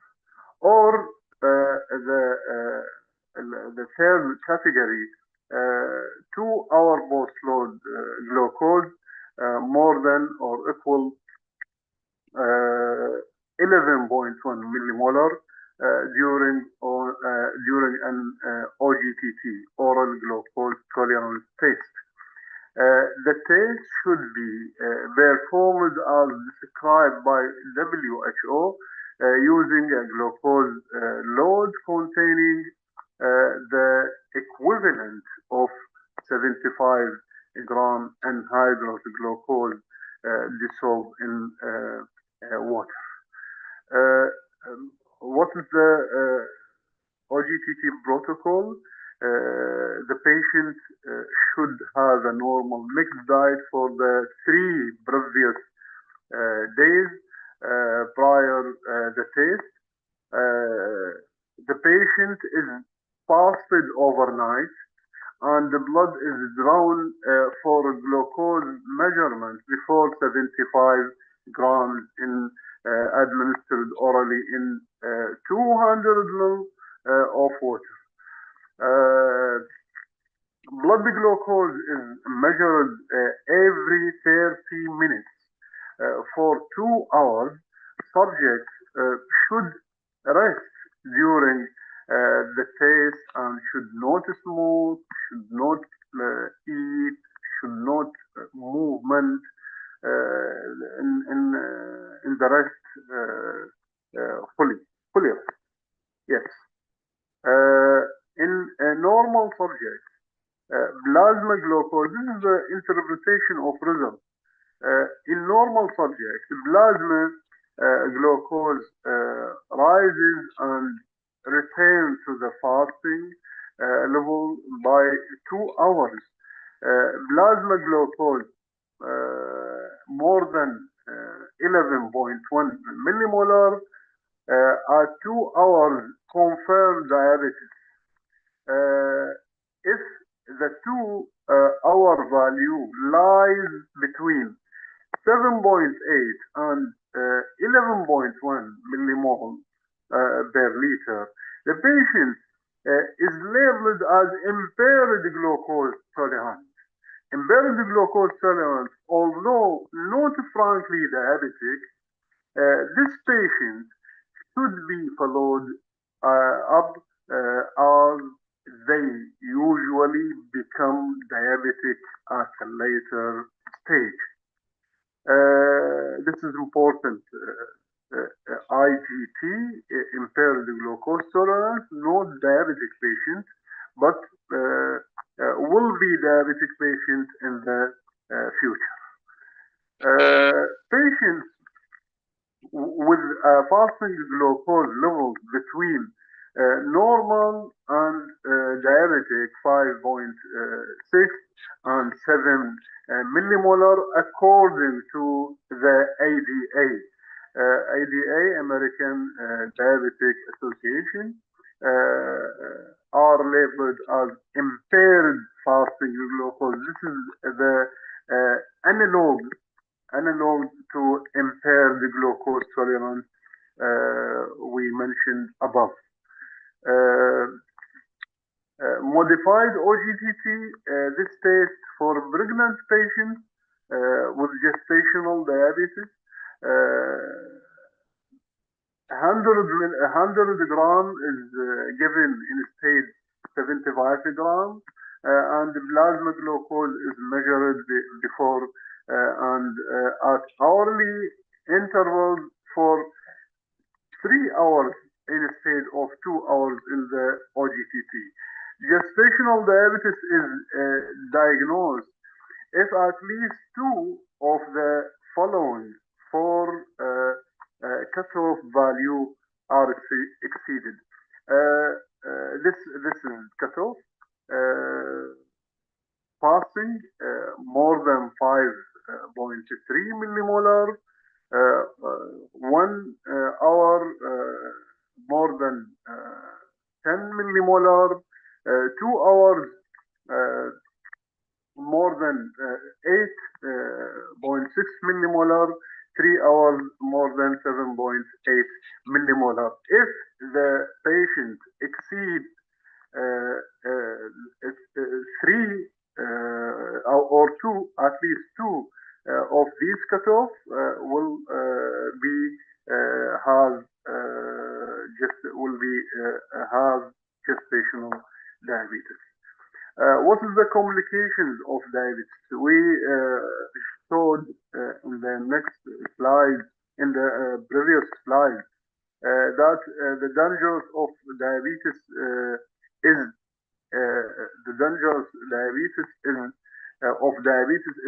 by the complications of diabetes. Next slide, please. The complications of diabetes. Diabetic ketoacidosis and metabolic acidosis, lactic acidosis, sodium and water, potassium and other electrolytes, abnormal renal function, hyperosmolar non-ketotic coma, HONC. All these immediately complications of diabetes. There are long-term complications we will explain in the next slide. Next slide, please. Hyperlipidemia and diabetes, lack of insulin causes uncontrolled lipolysis in adipose tissue and release of free fatty acids.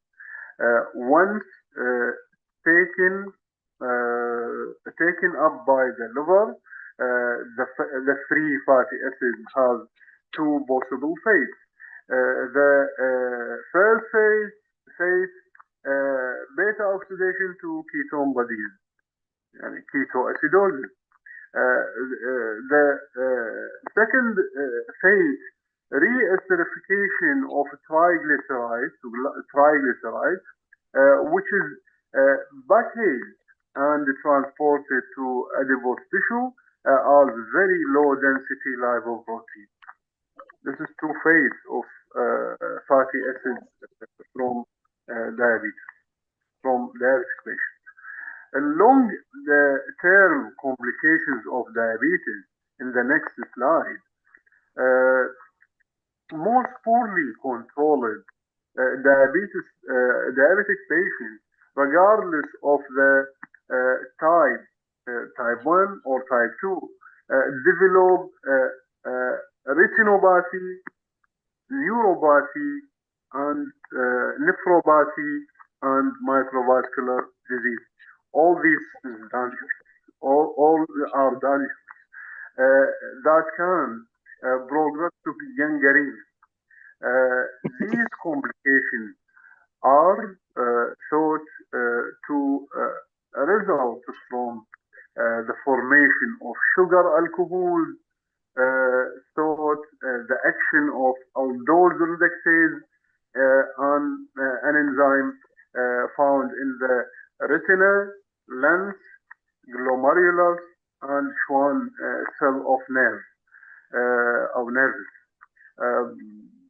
Diabetic food can result from neuropathy. Diabetic food syndrome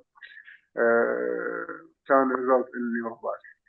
Macrovascular disease, atherosclerosis, is very common in both type 1 and type 2 diabetes.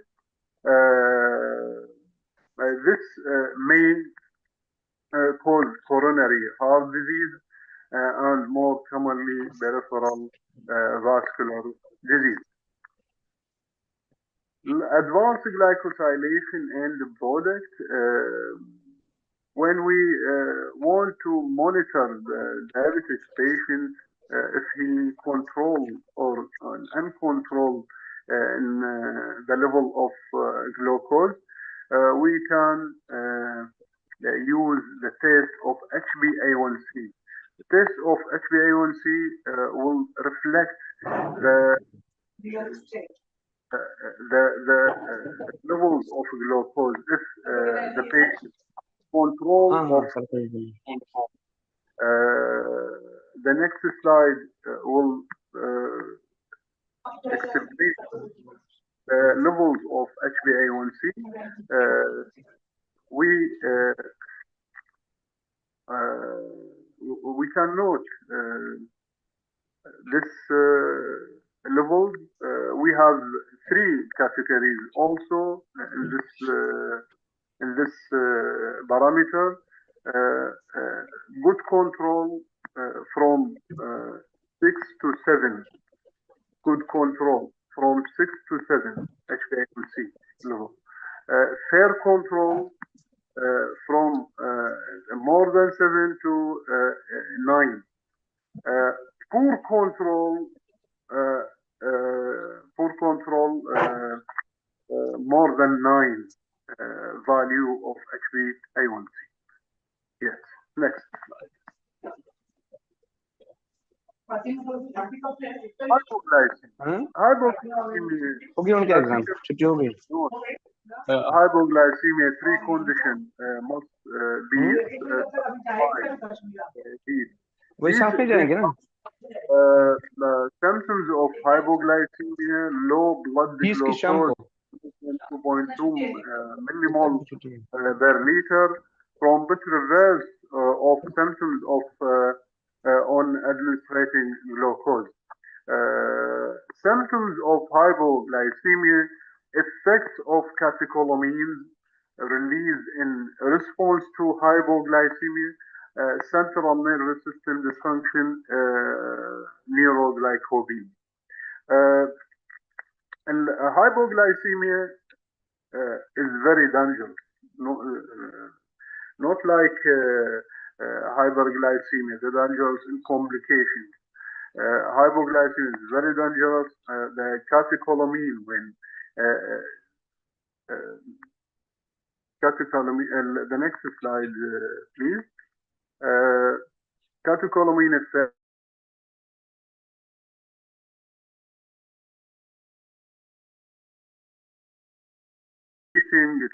Tremor, pallor, and serve as a warning of impending neuroglycogen. Then the symptoms of neuroglycopenia. What are the symptoms of neuroglycopenia? Include disorientation, mental detachment, dizziness, paresthesia, ataxia, diplopia that can progress quickly to convulsions and or coma. Chronic hypoglycemia may present with psychiatric disturbances, including memory loss, personality change, or dementia. This figure show in the next slide. So the symptoms of hypoglycemia, dizziness, diplopia, disorientation, mental detachment, and so on. Next slide, please. There is a type of hypoglycemia called induced hypoglycemia. By induced, we mean the hypoglycemia is caused by some exogenous agent, like the drug, toxin, or food stuff. Drugs like insulin, sulfonylurea, alcohol, acute carbohydrate intake. We call acute carbohydrate intake reactive hypoglycemia when when the individual take more amount of carbohydrate, we will can face hypoglycemia after 1 hour. Insulin or insulinoma, tumors arising from beta cells of the pancreatic islet can secrete insulin autonomously, independent or privilege blood glucose. Insulin, we know that insulin is secreted when blood glucose is high, but in the tumor cases, insulin secreted autonomously, not in response to glucose levels. Non-pancreatic neoplasm, hypoglycemic attacks may occur in patients with malignant disease, particularly malignant hepatomas or retroperitoneal sarcomas. Also, the next slide, endocrine disease, deficiency in any of the hormones that antagonize insulin. We mentioned it in the previous slide, causes fasting hypoglycemia. Also, severe liver and renal disease can cause hypoglycemia. And the renal hepatitis can cause hypoglycemia, paracetamol poisoning also, or congestive cardiac failure. The kidney also responsible for hypoglycemia or major route of insulin elimination, as well as a site of gluconeogenesis, that synthesis of glucose in kidney, which explains the hypoglycemia occasionally encountered in end-stage renal failure before renal transplantation. Okay, thank you very much for attention, for listening, for invitation. Thank you. Thank you, Rais sir, for guiding us about diabetes. You also guide us about the metabolic syndrome as well as obesity. Now, obesity is also a very severe problem in our country, in India also. So, your guidance is very important in this regard, sir. Once again, thank you for guiding all of us. Thank you so much, sir. Now, the last formal program of the inaugural function is vote of thanks. I request Professor Lakshman Parad to propose vote of thanks for this session. Over to you, Parad, sir. Thank you, sir. Is I am audible? Did you listen me, sir? Yes, sir. Is I am audible, sir? Okay, thank you. Good morning to one and all present over here. Go ahead. It is such an honor for me to get this opportunity to thank you all the dignitaries present in inaugural function of one-day multidisciplinary international e-conference on New Horizons in Humanities and Basic Science for Sustainable Development, organized by Internal Quality Assurance Shell. On behalf of organizing committee and as an coordinator of one-day multidisciplinary international conference and Arts Commerce Science College, Onde, Taluka Vikramgarh, District Palghar, affiliated to Mumbai University, Maharashtra, India. I extend my deepest gratitude to our Honorable Inaugurator and President of Sanjeevan Gramin Vaidyakiya and Samajik Sahayata Pratishthan Sanstha, Shri Milind Patil Sir, to take out time from their busy schedule and grace the event with valuable inaugural speech and grant the permission to arrange one-day international multidisciplinary e-conference. Special thanks to Secretary of the institution, Sri Raju Patil Sir, for their active presence in inauguration function, and special thanks to all the members of committee of Sanjeevan Gramin Vaidyakiya and Samajik Sahayata Pratishthan Sanstha. I extend my deepest gratitude towards Chief Guest, Dr. A.D. Sawant Sir, ex-Pro Vice Chancellor of University of Mumbai, to guide us and grace this special event on the subject of sustainable development. I extend my heartfelt gratitude towards keynote speaker of inaugural function, Professor Dr. Raid M.H.L. Saleh, Department of Chemistry, Thaikar University, Iraq, to take out time from their busy schedule to grace the event and inspiring and encouraging us with your valuable words and share your expertise on engaged presentation on diabetes, the disease of century. It's my pleasure to special thanks to our principal, Dr. Basveshwar Pandagre, to grace the event with their valuable welcome speech and grant the permission to organizing committee to arrange today's conference.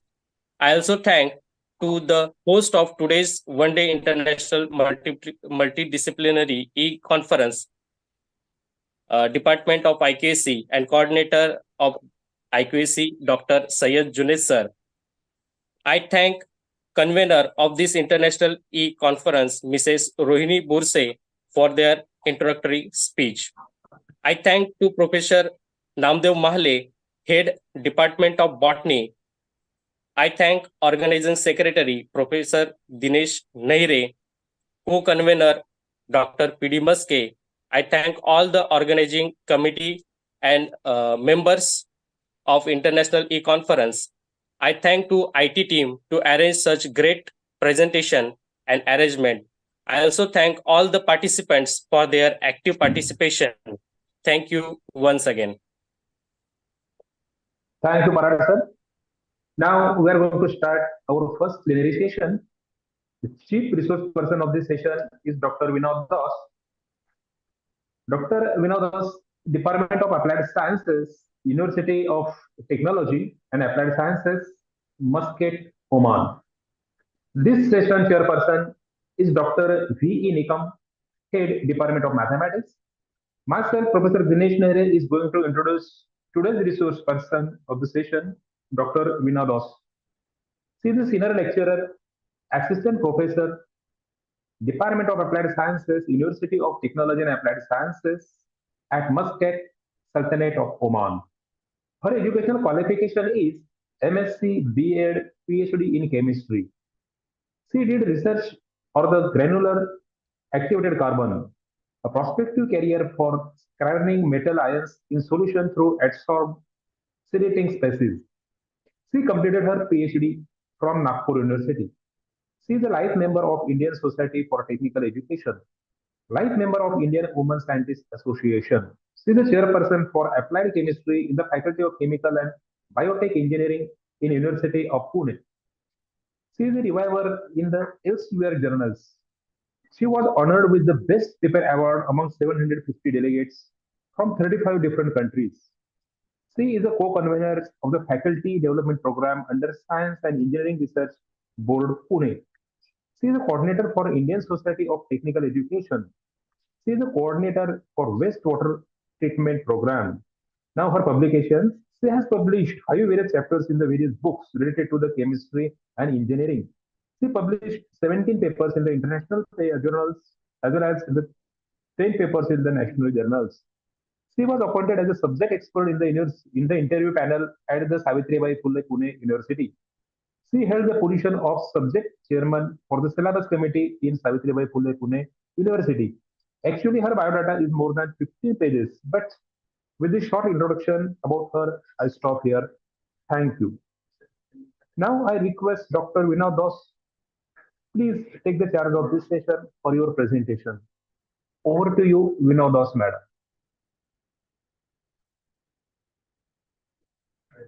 Did you hear me, madam? The Rajput sir, principal of Talasari College, he has also joined to this conference. So I warmly welcome to Rajput sir. Welcome to you, sir. Welcome you. Well, good morning. Good morning to all. Good morning, madam. Good morning. Good morning. First of all, I would like to thank Mr. Nahire, Head Department of Geography, for giving an elaborate introduction about me. Welcome, ma'am. Welcome. It is quite elaborate because I have got more than 25 years of experience in teaching and research. And I was working in the Pune University, but presently, since 6 years, I'm here in Muscat. And another thing I would like to say is, yeah. Hello? Can you hear me? Yes, ma'am. You are audio. Okay. So I would also like to thank my university, University of Technology and Applied Science, for the grant that I have received and under the IRG scheme. So yeah, my PowerPoint, please, or should I share my screen? Damani, sir.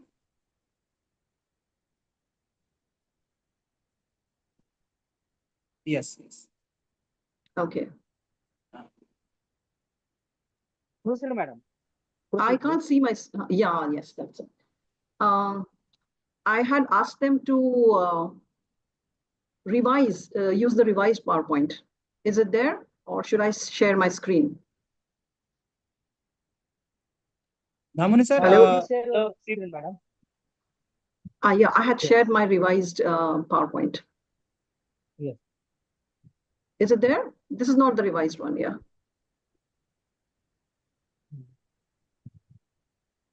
No, madam. Share your screen, please. I will share my screen, that's okay.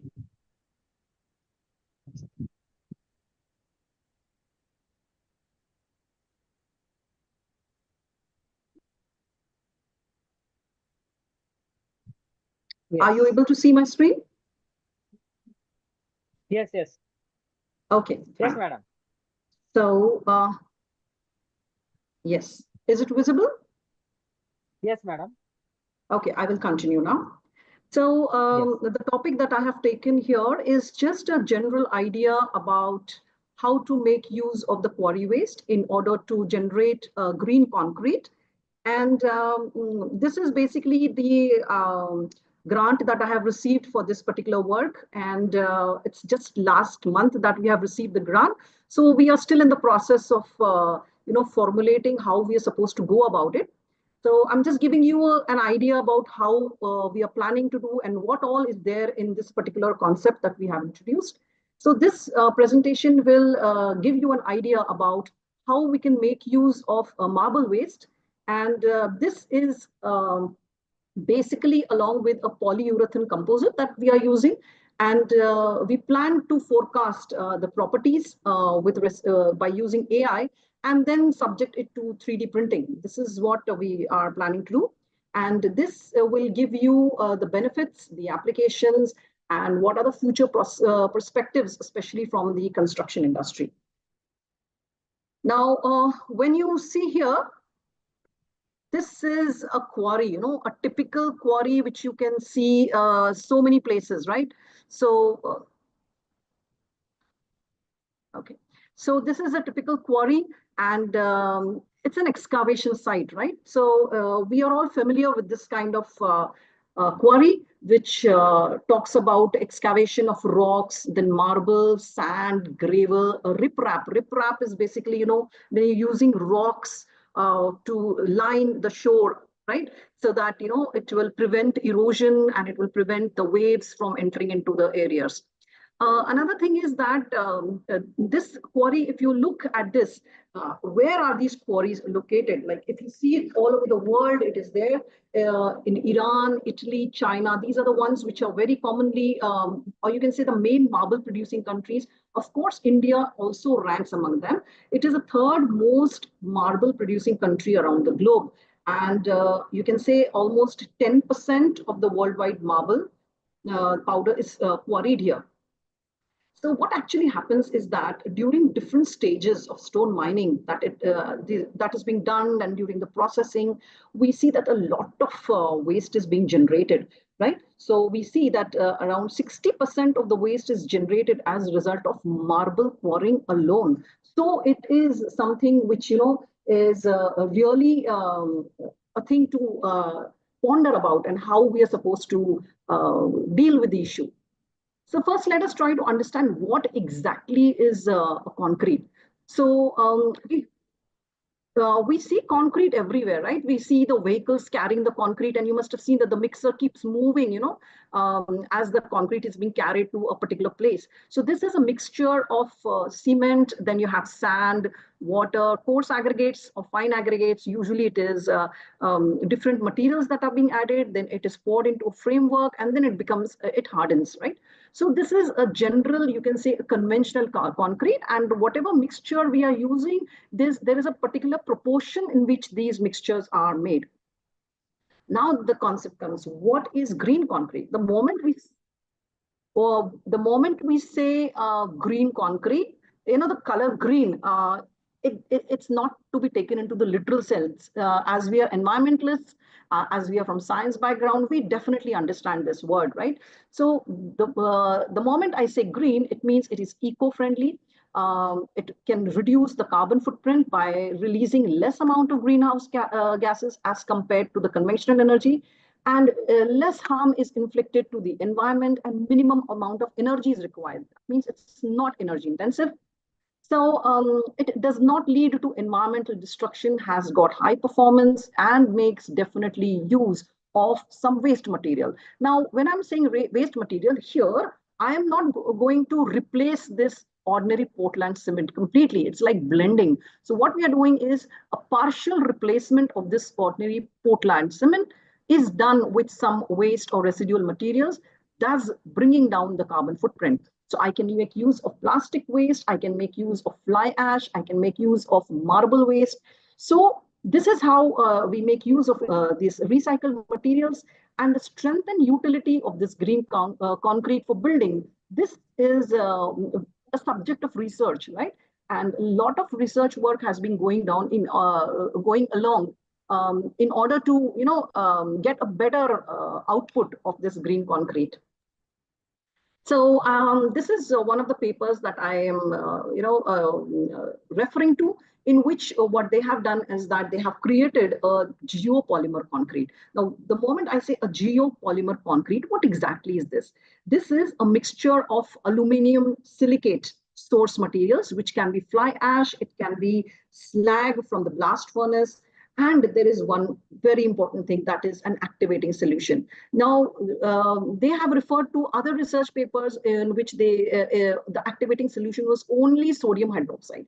But if you take only sodium hydroxide, the cost increases, right? So for that purpose, they used a combination of this three, the silica fume, water, and sodium hydroxide, trying to bring down the amount of sodium hydroxide, thus reducing the cost reduction. So now this is the activating solution. Of course, we have the other things that we have to mix. You have the sand, you have the Portland cement, the gravels. These are very important constituents that are required in making the concrete, and then it results in formation of a geopolymer concrete, reduces the cost. The alkaline concentration performance also increases. It lowers the carbon footprint, and it is not energy intensive. If I take, you can say, conventional concrete, it's a very energy intensive process because you require heat. But here in this case, there is a reduction in the amount of energy that is being utilized. Now let us try to understand what exactly is marble waste. But before we go into marble waste, why marble? This is because, if you come across marble, marble is basically, what do you say, a metamorphic rock. A metamorphic rock means something which is undergoing a change with time, under pressure. And what's basically happening is that there are changes in the mineral contents. And this rock is, why is it so important? It is important because it has got a lot of aesthetic charm. When you look at marble, it looks beautiful. Like, for example, if you see the statues, if you see certain temples, if you see, of course, the best example is that of your Taj Mahal, which is ranks amongst the 7 wonders of the world. Marble here was used extensively throughout the construction, right? So these are the different applications of marble, and that is why it is being primarily used. But the amount of waste that is generated, what happens to the waste? So as I said, during the cutting, the finishing process, you have fine sand, fine marble, or you have fine marble powder, you have coarse marble powder. So this is generating a substantial amount of waste. Now, what happens to this waste? Now, if suppose I'm creating a waste, what do? There are different utilities. Now, I can use some non-conventional utilities. Like, for example, I can use it as an agricultural lime. This is a soil additive, and it's a mineral source for soil because the calcium content is very high. If you see a calcium feed supplement, you can use it as a calcium feed supplement, especially for, you can say, livestock. Now, there are utilities. Apart from that, you can, blend it with paint, and because of the white color, it can act as a whitening agent. There are many, many applications that you can, probe into. But what we are interested is what kind of an impact it has, what kind of hazards it can create. If I'm talking about the environmental impact, it occupies the landfills. What the industries are basically doing, they are getting a lot of waste, so they are just dumping it into landfills, and that is contributing towards landfill pollution. Apart from that, this contaminated this particular marble waste can contaminate your waterways, water bodies, right? So it may also cause air pollution because of the fine dust of the marble powder. It can cause air pollution. It can cause soil erosion. Soil erosion is very common whenever mining is done, and it will result in landslides. It can result in flooding. Furthermore, when excavation is being done, it destroys the habitats of the wildlife and the plants. So you can see that it has a huge impact on the environment. Apart from that, of course, there are health hazards also. Most of the health hazards are, the targets are usually the workers in the quarries. They develop pulmonary disease. Mostly the chronic destructive respiratory tract diseases are because of that. Kidney stones, because of the calcium salts. Then long-term exposure can also lead to silicosis, which is a form of lung scarring. It can, in some cases, it has been reported that it can eventually lead to lung cancer also. So that is why it becomes very important for us to address the issue. So here we are talking about the potential uses. As I said, you can use it as a calcium feed supplement. You can use it as an agricultural brine. Marble powder, it's also called as a white limestone. So it has got its own implications. Now, when you look at the chemical composition of a cement and a marble waste dust, right? So here we see that the amount of calcium oxide, say for example, in cement is around 65, in marble it is 41. So it's like comparative, right? So what I do is that this cement, which is an integral part of making the concrete, a part of it, I replace it with the marble dust because it has got certain properties which are at par with cement, and therefore it can replace some amount of cement in the production of the concrete. Now, what are the benefits of using marble? There are certain benefits of using marble. Like, for example, if you see here, we can say that it is leading to a circular economy. I hope you understand by the word circular economy. This is basically what is happening is that we are generating some product, we are having some raw materials, and these things are circulated, recycled, reused. That is how it is promoting a circular economy, right? Apart from that, we are enhancing the material property. Enhancing the material property means I'm having the marble waste, but I will try to improve the mechanical strength and stability by incorporating a polymer, a resin, which is polyurethane, make it into a composite and improve its mechanical strength as well as durability as well as stability. Another is cost effectiveness. Now, whenever we are talking about any eco-friendly concept, what we think about is the cost effectiveness. So we are utilizing a waste which is locally available, right? It can significantly lower the material cost, and it will be benefiting the builder also because it will bring down the cost. So that is one of a prior need. So let us talk about what exactly is the meaning of polyurethane composites. Now, as a chemistry person, I will definitely go into preparing the polyurethane. It is available in the market also, but maybe if I purchase it from the market, again, the cost goes high. So I will make use of my expertise and try to prepare the polyurethane composite. So this is obtained by mixing the polyol and isocyanate. So this is resulting in a material. It will have very high strength, flexibility, and durability. This is the advantage of it. And, the ease of application, there is ease of application, then it is cost effective. And the best advantage is that it lowers the water absorption, because if I'm talking about a cement block, if it absorbs water, if it absorbs moisture, it can be disastrous. It will reduce the permeability and quick setting characteristics, right? So benefits in construction, thermal insulation, it will improve so many properties. Like, for example, let me tell you how it will impact the physical property. It will bring a change, okay, a positive change in the density of the material, in the porosity of the material, in the permeability of the material, and it will affect the durability of the concrete. This is physical. If I'm talking about chemical properties, like alkalinity, sulfate resistance, chloride resistance. Because, if I'm talking about these kind of resistance, these are very important because it will affect, strong resistance to acid attacks. And that is why, it is very important for corrosion protection. Polymers play a very important role in corrosion protection. Then it can improve the, you can say, mechanical properties like shrinkage.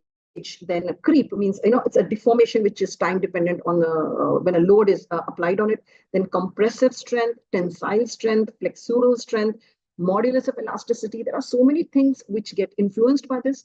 Even thermal properties, right? What happens is that concrete will absorb and store the heat, so it will become hot, right? So it will affect the properties.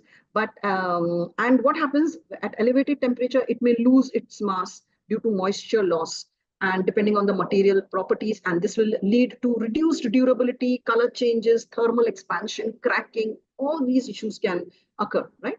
So what this does is that it will not allow this temperature to increase. So accordingly, all these things are controlled. Now let's come to the cement industry. Okay. Now when we are talking about a cement industry, here in the cement industry also it will have a great impact. So here, if you look, 1 ton of cement, it produces around 0.94 tons of CO2. So cement is highly polluting, even if you are using it for the purpose of concrete, but still it is highly polluting. It contributes to around 7% of the greenhouse global gas emissions. And it's projected that, it's going to exponentially increase. Let us not go very far. Let us come back to our country. Does it affect our country? Yes, it does affect, because marble processing is a very significant or a blooming industry in India. So by 2070, they say that it may account for 52.3% of cement-related carbon dioxide. So it is alarming, it is worrisome, and we have to address the issue. Similarly, if you look at the cement market size, of course, it's going to grow. If you see in US dollars, billions, it's going to literally double by the year 2029. So why are we so much concerned? Yes, it will affect a country because the infrastructure industry in India is growing, right?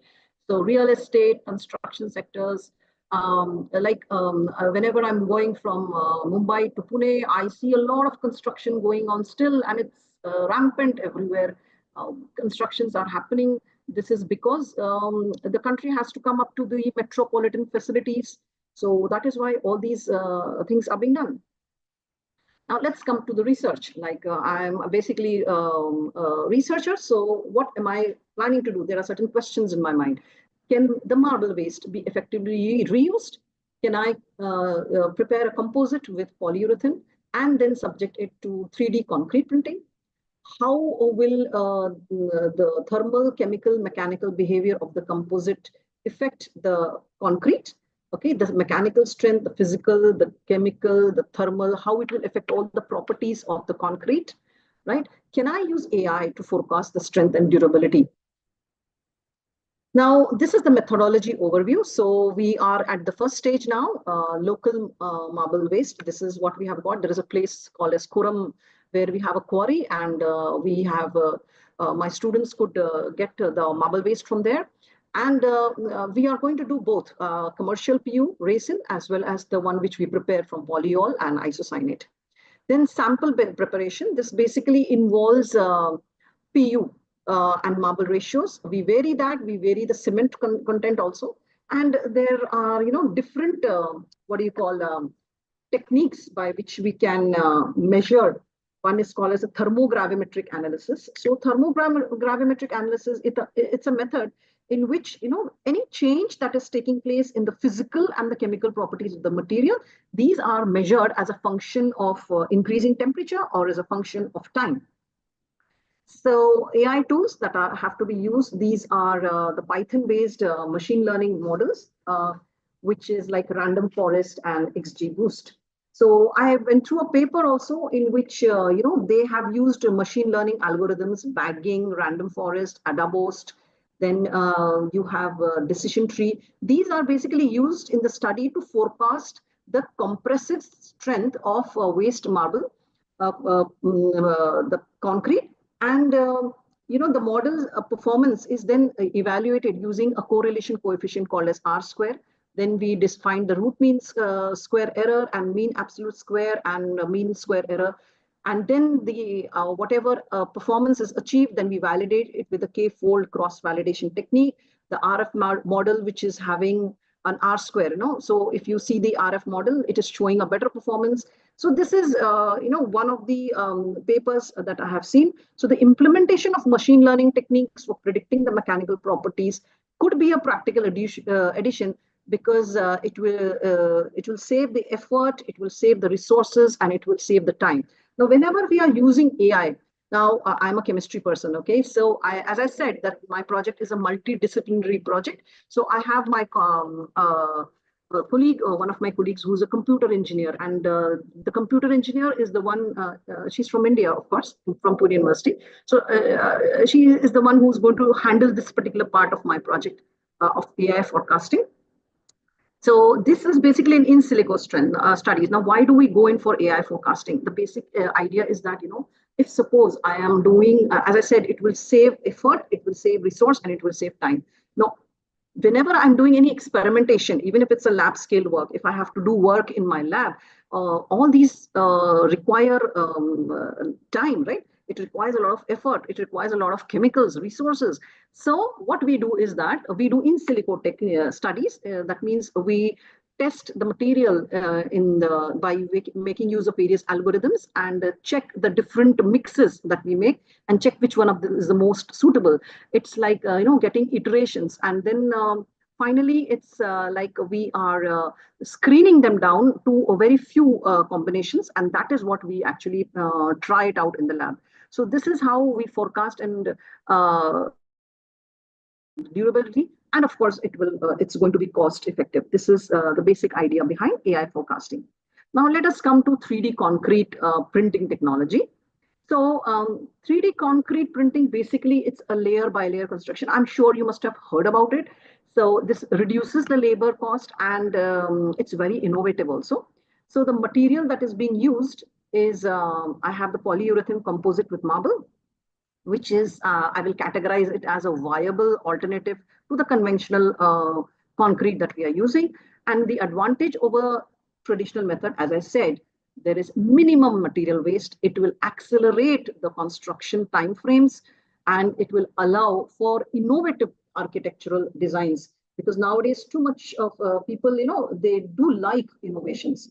So I'll just share a link here. Please just enjoy it, and you will have an idea of what kind of 3D printing is going on, how this 3D concrete printing is being used in India.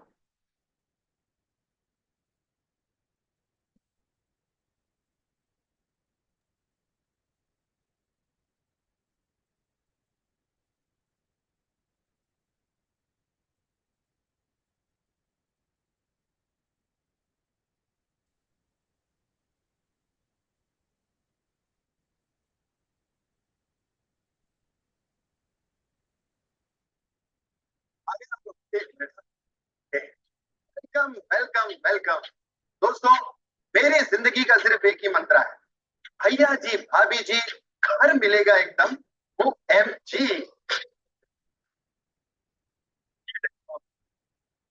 जैसी मजबूत दीवारें, top class flooring, क्या कमाल का कमरा है ना।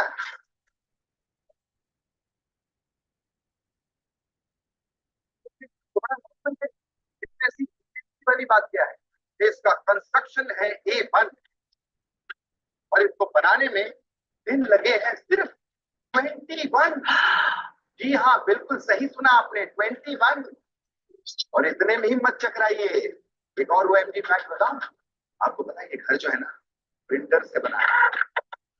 जी हाँ, ये घर प्रिंट किया गया है। ध्यान से देखिए, ये है इंडिया का पहला 3D प्रिंटेड हाउस। चलिए मैं आपको मिलवाता हूं ऐसे OMG हीरो से जिन्होंने इस फ्यूचरिस्टिक घर को बनाया है। Aditya, welcome to. Thank you. कोई बिलीव ही नहीं कर रहा कि प्रिंटर से घर, how is this possible? So we started this company वस्ता in 2016 और इंडिया के लिए बस very much required 3D printing technology. क्योंकि people wanted customized structures in a very rapid phase. We understood that there is no solution in India to build large scale structures. So normally मतलब ऐसा घर अगर बनाएंगे तो कितने दिन लगेंगे? 4 to 6 months बिल्कुल लगेंगे और ये हम 21 दिन में बनाए थे. This was done using a technology called offsite 3D printing. Aditya, मैं चाहता हूँ मेरा भी एक 3D हाउस आप बनाएंगे मेरे लिए? बिल्कुल, क्यों नहीं? तो जैसे आप चुटकियों में घर बनाते हैं, मैं चुटकी में यूं गया और यूं आया.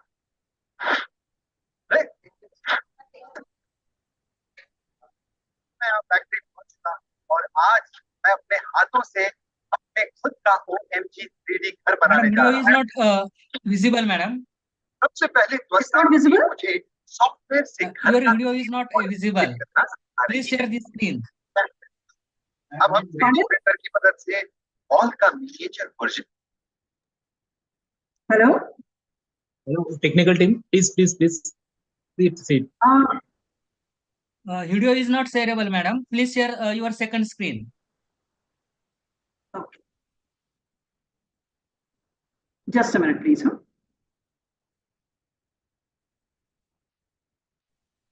Please share your display, madam. Yes. I'm doing that. And again play the video. Yeah.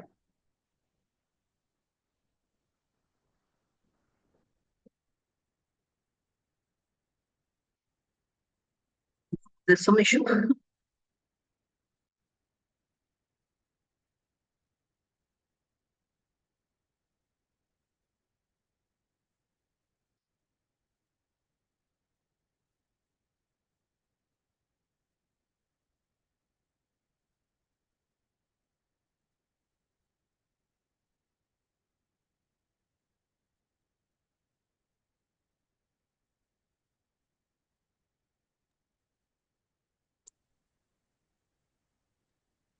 Yes, madam.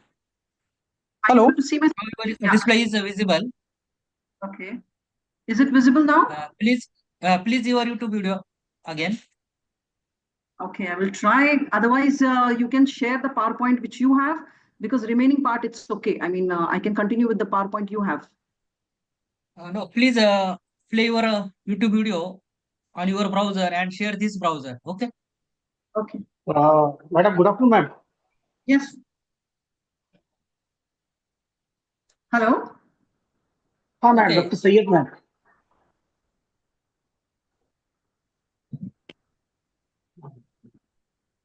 Damane sir.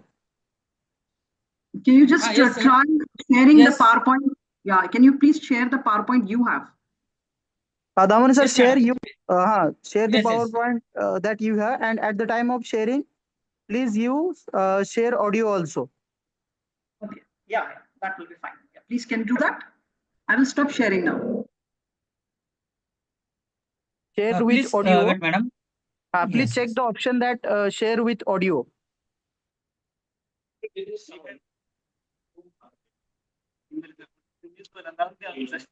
I'm sharing it with.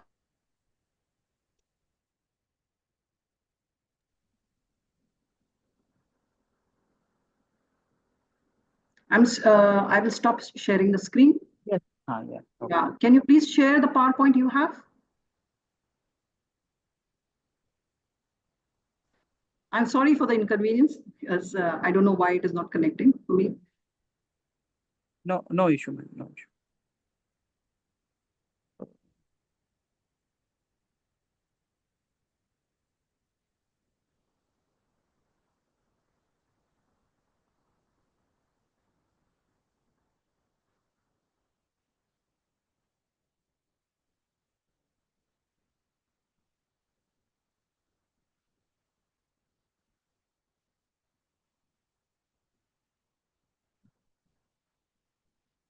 Damane sir, please share the PPT.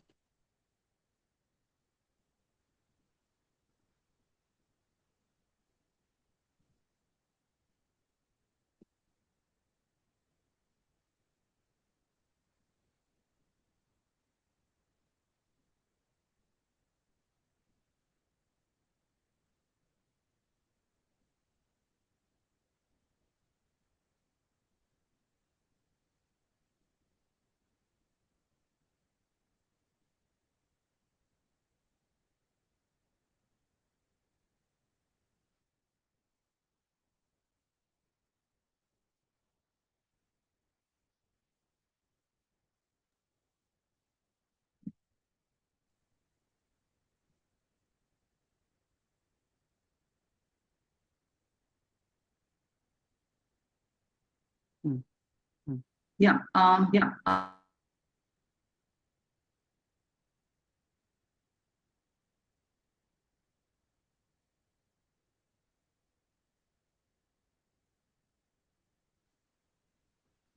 Can you please share slide number 13?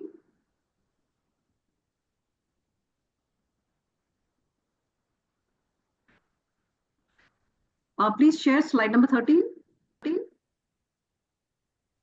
Yes, madam. Yeah, please share slide number 13.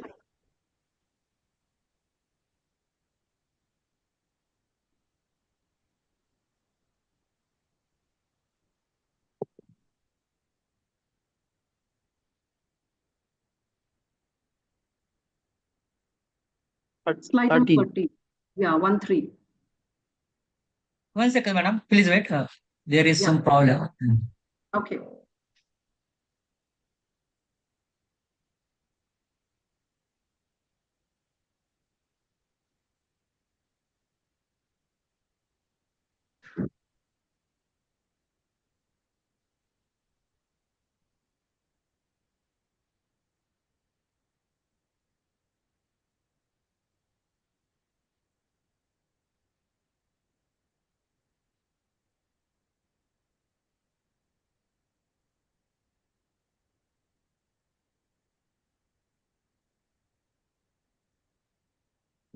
Slide number 13, 13.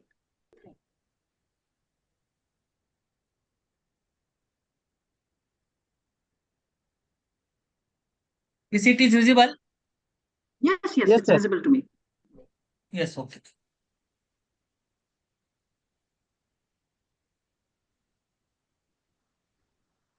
But I am not able to play this video. Okay, then I will share mine only. Yes.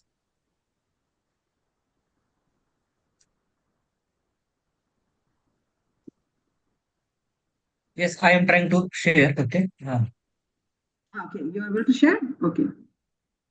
So this YouTube link you're unable to show, right? You're unable to see Yes. YouTube link? Okay.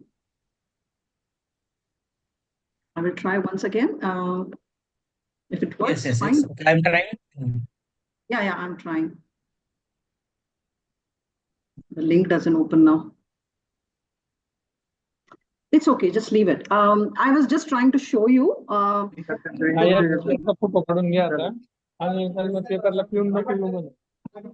पेपरला देते मला सांगून promotion करायला म्हणा तिकडं. Hello, can I continue? Yes, ma'am. Participants are Please requested. continue, madam. Mute. Pardon? Yes. Yes, ma'am. Please continue. Please continue. Yes, madam. There is problem in YouTube video. Please continue yourself. Okay, fine, no issues. I will just tell you about the video that I was planning to show. It's basically the 3D printing, which is being done in Chennai. There is a company called as Tuasta, and they have started this 3D printing. They have built a 3D printing home in Chennai. And it's by Mr. Jain, who has started this. And he has his own industry relating to that, and they could build a house in 21 days, right? 21 days. So how the 3D printing is done first in the software, and how it is, just like you have a miniature model of a building. Whenever you go to purchase a house, you have a miniature model. Like this, a model is created in the lab with a 3D printer, and then eventually it is, it is offshore, the walls are built, and then it is reassembled. Just like when you buy furniture in the market, you get the different parts, and then you get a catalog in which it is shown how to reconstruct it. So it's like that, you just bring all the materials and then just reconstruct, or you can say reassemble the different pieces, and that is how you get a building. So this is how the 3D printing is done. Now for my project, I have a civil engineer also along with me. He's a scientist in CBRI, that is Central Building Research Institute. It's a CSR lab in Roorkee. So he will be doing the 3D printing, concrete printing technology for me. So the overview is that you get a layer by layer construction. It enables creativity, reduces the labor cost, and it is, it accelerates the construction timeframes. That means within days, you expect a building to be constructed in months, maybe years, but this can be done in days. So this is the advantage of 3D printing. I don't know why I am not able to go to the next slide.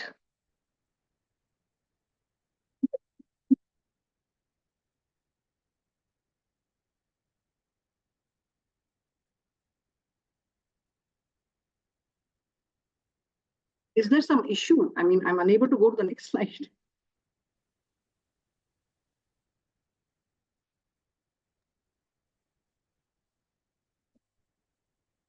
Uh, I'm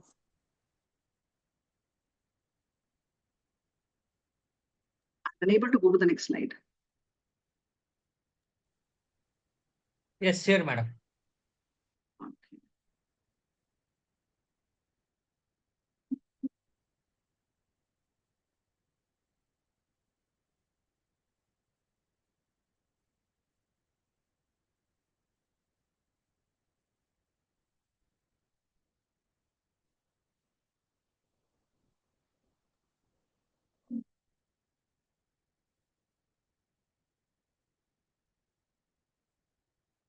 Okay, so this is my next slide here. So the applications in construction, so we see that what kind of application can be done. So we have the structural elements. It will have an aesthetic appeal. It will have it will enhance the mechanical strength. And the moment we say that we are making use of marble, so it will have a decorative feature also. And hello. Madam, slides Yeah. not visible. Slide is not visible. Just the window of your PC that is visible Madam, to us. click on that. Please Yes. stop sharing and share once again. You click on PPT. Yes. Now share once again, ma'am, please.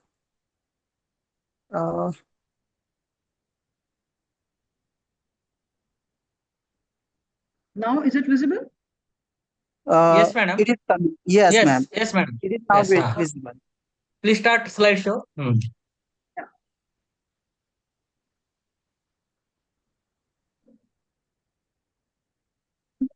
For me, the slideshow is not working. That is the problem. I don't know what Yes, has. yes, working, madam. Right now it is working, ma'am. Yes, No, for madam. me, It's working. it's not going to the next slide. Please.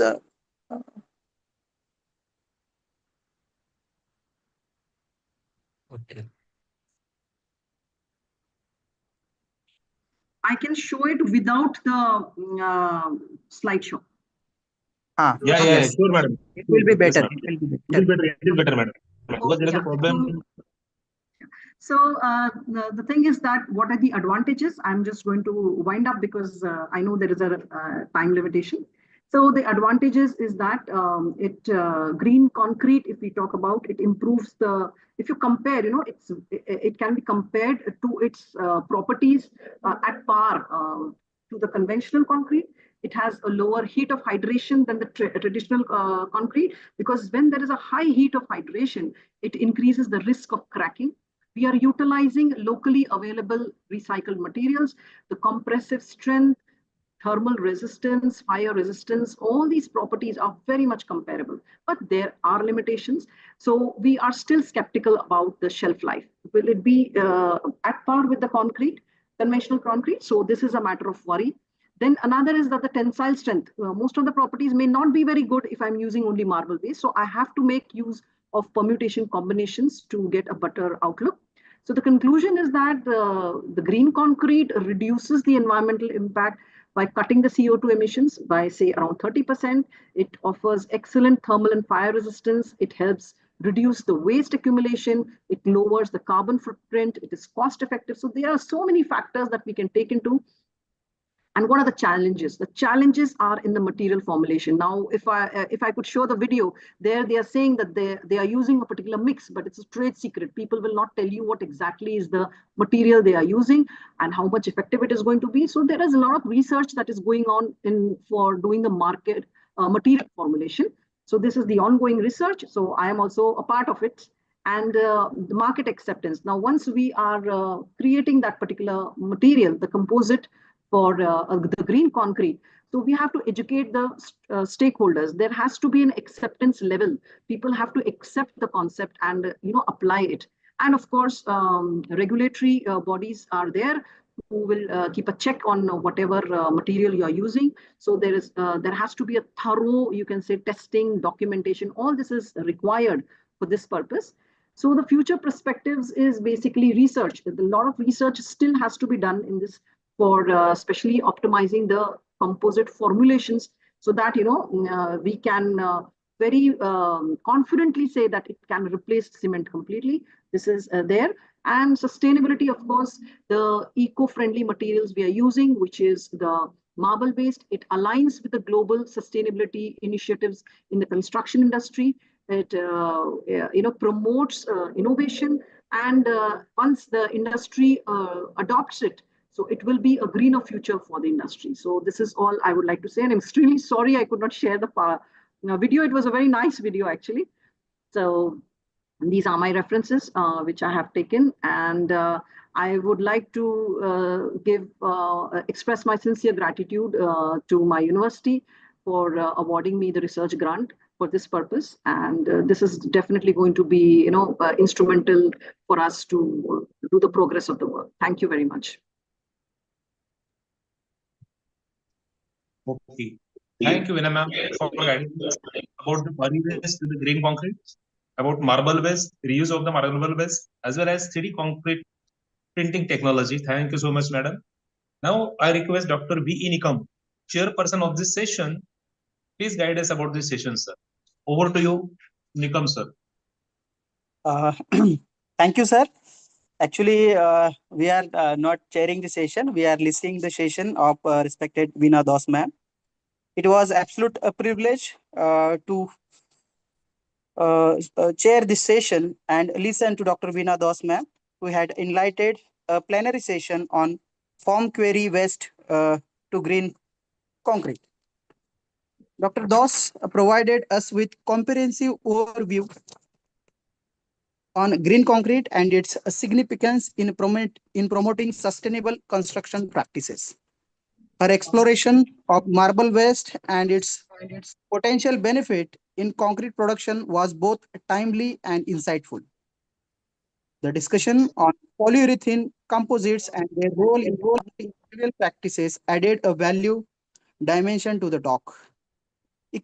Equally impressive was introduced to 3D concrete printing technology along with its practical applications, which gives us a glimpses into the future of construction. Ma'am also focused on implementation of machine learning and AI forecasting of models, which has input of marble practices size, curing time, etc., which then the model can predict the strength and durability of marbles and the construction. She also addressed the challenges involved in the composition of formulation with clarity and offered practical solutions that can guide a future research and implementation. Overall, the talk was very relevant to our title of International E-Conference. With this, I am very thankful to the ma'am. With this, if there are any questions regarding the presentation of ma'am, the participant can ask. If there are any questions, the participant can ask their query or questions regarding the presentation. Okay, sir. Thank you very much, Nikam, sir. Now I request to Professor Vishal Sutar, Head Department of Zoology, to propose vote of thanks for this session. Over to you, Sutar, sir. May I audible? Yeah, you're audible, sir. You're audible. Thank you, Professor Dinesh Nehre. Good afternoon to all.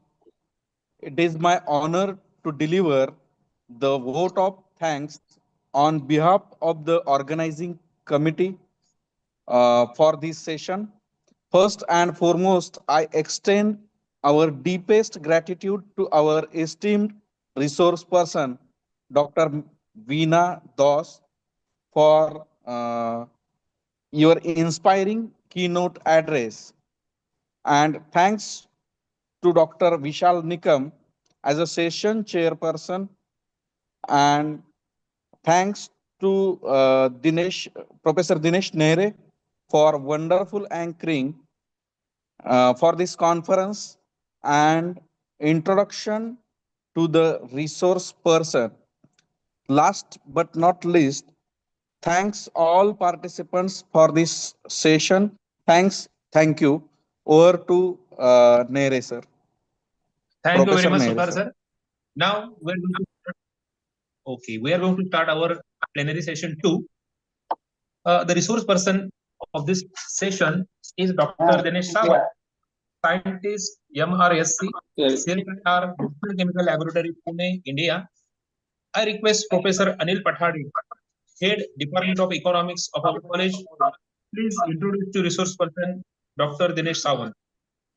Over to you, Pathade sir. Thank you so much, sir. Thank you so much, sir. Professor welcome. Dinesh Nehre, sir. May I audible, sir? Yeah. You're audible, Yes, sir. sir. You're audible. Yes. Okay, sir. Thank you so much. Good afternoon, one and all. Respected dignitaries, I am Professor A.K. Pathade. It's give me a great pleasure to introduce the resource person of the present session, Dr. Dinesh Sawant, sir. Sawant, sir, did his MSc Organic Chemistry from Savitribai Phule University, Pune. He was a completed PhD in 2008 in chemistry. Now, Dr. Dinesh Sawant, sir, is working as a senior scientist and has set up an independent research group, and currently 5 PhD scholars, 2 master interns, and 1 industry PA working under sir's guidance. Dr. Dinesh Sawant, sir, has so far made a notable contribution to the area of catalysis and organic synthesis, has published 26 international publications, which are cited by more than 950 times. Since 2020, Dr. Dinesh Sawant, sir, has completed 3 industry projects with API and oil industry, 2 government projects, and 1 international project at CSSIR in Pune.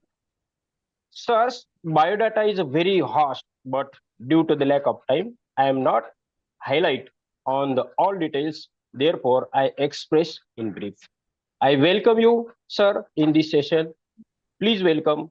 Over to you, respected Dr. Dinesh Sawant, sir. Thank you, sir. Thank you.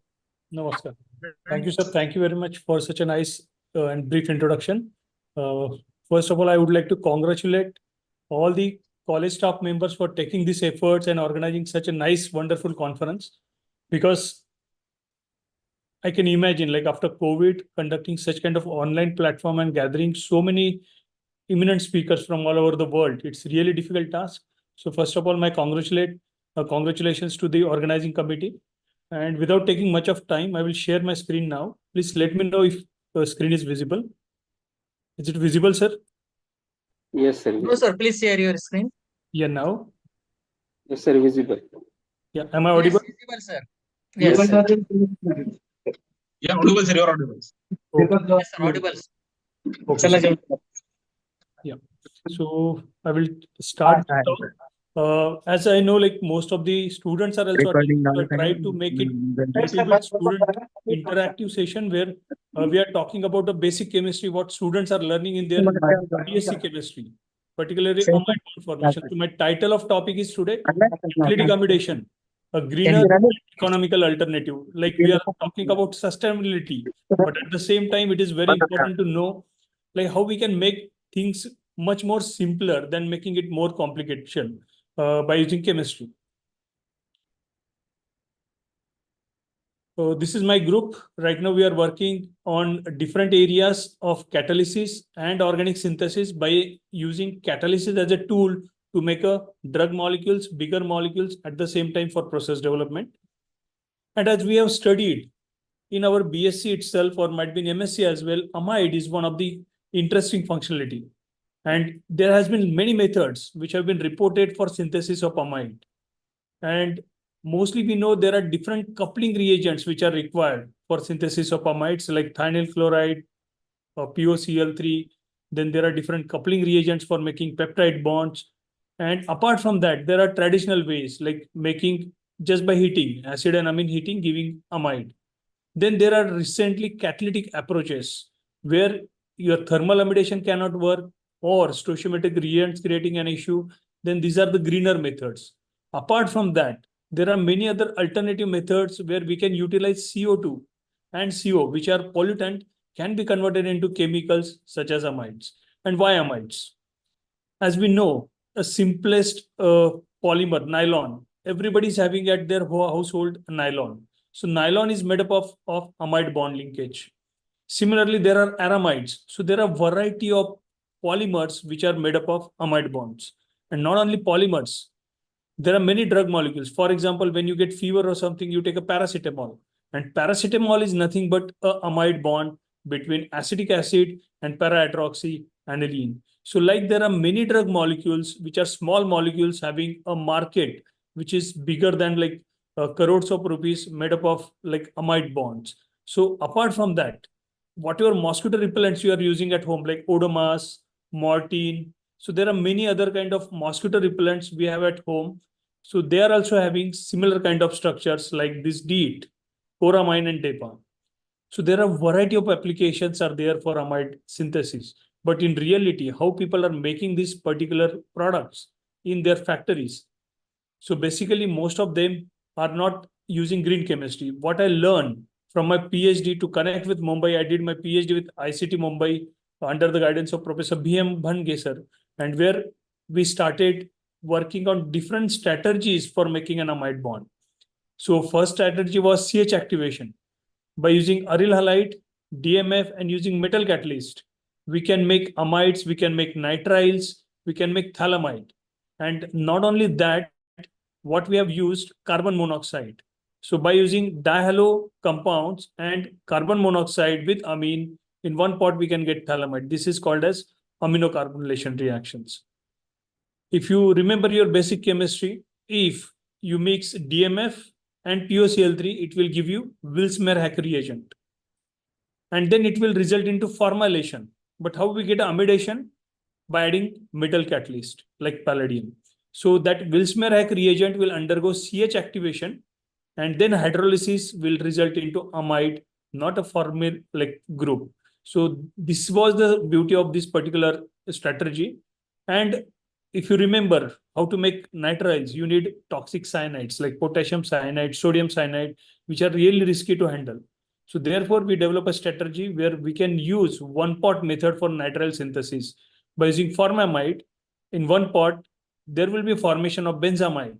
And because of similar condition, it will undergo dehydration, and in one pot, you can get a nitrile. So after learning this amidation, I did postdoctoral research at 3 different places in Saudi Arabia with Professor York Pinger, and then with Nobel laureate Professor Raiji Noeri in Nagoya University, Japan, and then with Professor Matthias Beller at Germany. And one thing was common, everybody was working on amide bond, somehow for different applications. And here I learned amide bond hydrogenation, at the same time synthesis of amide bond by using our basic chemistry, which we have started learning during our BSc. Why? Because if you expect a reaction between acid and amine, you want to get an amide. But what happens in reality, it's an acid and it's a base. And simple acid-base reaction will result into formation of this ammonium carboxylate salt. And that's the reason you need high energy barrier to get this amide bond. That's why you need a heat that we call thermal amidation. To avoid that heat, generally what we learn to make that OH of acid as a good living group, like a chloride, by using thionyl chloride or acid chloride or activating agent. And then once you are having this activating agent making acid chloride, anhydride or something, even at room temperature, you can do the amidation. And that's why this traditional approach was helpful. But at the same time, it generates stoichiometric amount of waste. That's why people are proposing now, can we make a greener approach where we don't need this activating agent, and just by mixing acid and amine, can we get an amide as a product? And why this is important? Because if you see, there are variety of peptide chemistry utilizing different activating agents such as carboxylamide, triazine, phosphonium salts, and so on. But basically, what is their duty? They make this OH as a good living group. And then any other amino acid can attack and you get a dipeptide, tripeptide. Similarly, you are getting amide bond. But at the same time, these reactions are high yielding and selective, but they generate stoichiometric amount of waste. Even sometimes handling of that HCl fumes may be difficult because it may corrode your reactors. So therefore, there was a demand to develop a catalytic amidation protocol. While looking into the literature, yes, people have tried so many different approaches like homogeneous catalyst, which is metal-based, organocatalyst, basically boron-based organocatalyst, and then heterogeneous catalyst, which are more demanding in industry, like alumina, zeolites, then sulfate, tungsten-based catalyst. And our approach was, can we develop something which is phosphorus and nitrogen-based? And the reason was, we can have Lewis acid as well as Lewis basic structure in our catalyst, and then it will be easy to activate that acid bond, and we can make this protocol like a catalytic. And how? This is the proposed mechanism. If you can see here on the left side, below this reaction, there is a proposed mechanism. We were expecting that acid bond will get activated because of this Lewis acid-based structure of our catalyst, where phosphorus and nitrogen will having like synergetic effect, and just by their catalytic effect, we can go dehydrative amidation. And what will be the application? Not only just simple amides, we can make dipeptide, tripeptide, and tetrapeptide. That's how we started this work. And you can see there were so many papers have been published in this area for synthesis of normal amides, heterocycles, as well as peptides. So the main idea was to modify the acidity of this Lewis acid of a phosphorus by putting some different ligand. And basically we were putting different oxygen-based ligands by substituting these chloro groups. And we have developed series of such a catalyst where we have oxygen as well as nitrogen containing ligands like amines, alcohols, phenols. And after screening all these catalysts, you can see at 5 mol% only, we come up with catechol-based derivative as one of the best catalysts, where we are getting almost 92% yield. After doing detailed optimization, we found that yes, almost most of the amide product we can achieve by using this TAP catechol as a new catalyst. And it was much better than even boron catalyst in some places. While talking about boron catalyst, we were also checking how boron chemistry work in this case and can we develop something new. So if you see all the structure, these are nothing but phenyl boronic acid. And what we learn in chemistry, Suzuki coupling for synthesis of boronic acids as well as for its application. When you use aryl halide and boronic acid, you get a biphenyl product. But it's not just limited to that. There are many applications of boronic acids. And in this chemistry, people are utilizing phenyl boronic acid derivative as a catalyst for making amide. While looking at this structure, what we observed, there are strong influence of electron withdrawing group as well as orthochelation group. And during their mechanistic study, everybody is claiming there is a formation of BB bond as an intermediate, which is really active catalyst. One boronic acid here represent one publication. So you can understand how this topic is simple at the same time having very high impact. So our idea was, instead of making like it in situ, can we use directly diboron for amidation? And we screened a lot of diboron derivatives.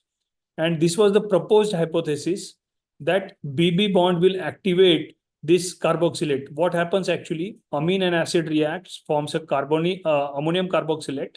And then this carboxylate will coordinate with diboron and will make this carbonyl more electron deficient. So amine can easily attack and you can get amide.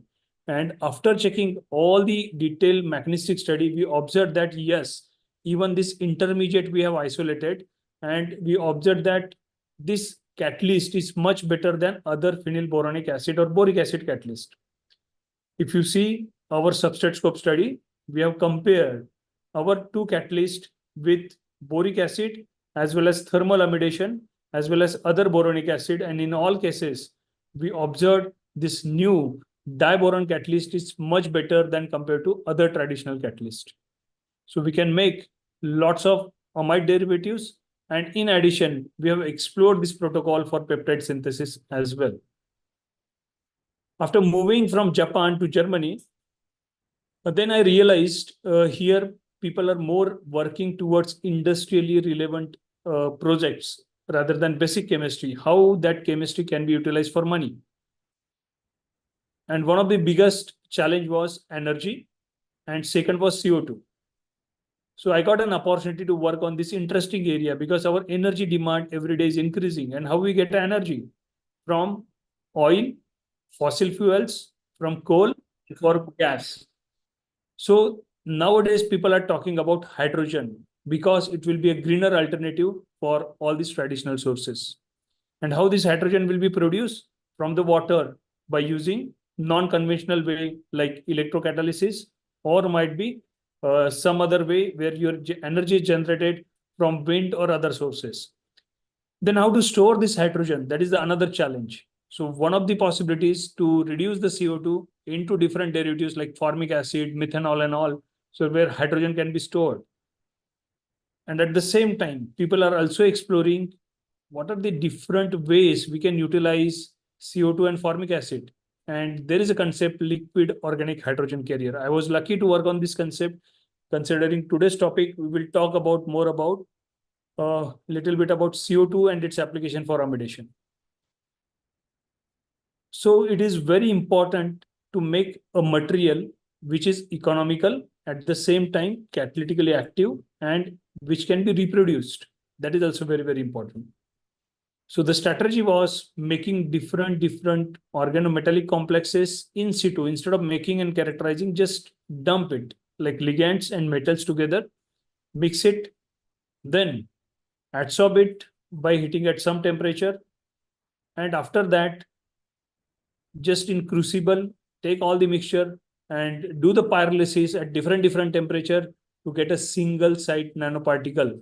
And why this particular ligand? Because it will introduce nitrogen, and that nitrogen enrichment gives some binding ability to the metals, and which gives a increase in catalytic ability for this catalyst. So this was the heterogeneous catalyst what we developed. And then we explore application of this catalyst for different applications, such as converting carbon dioxide into carbon monoxide into formic acid and a variety of other chemicals by using this catalyst. As I said, there is another way of utilizing hydrogen energy is how to use hydrogen as a fuel. So traditionally, there is already Mirai car in the market where people are using directly hydrogen cylinder, but it is risky. So can we convert hydrogen into formic acid by reacting it with CO2? So then CO2 will act as a carrier of this hydrogen. Then what is the beauty of this formic acid? It is not flammable. It is not that much toxic. It is easy to carry.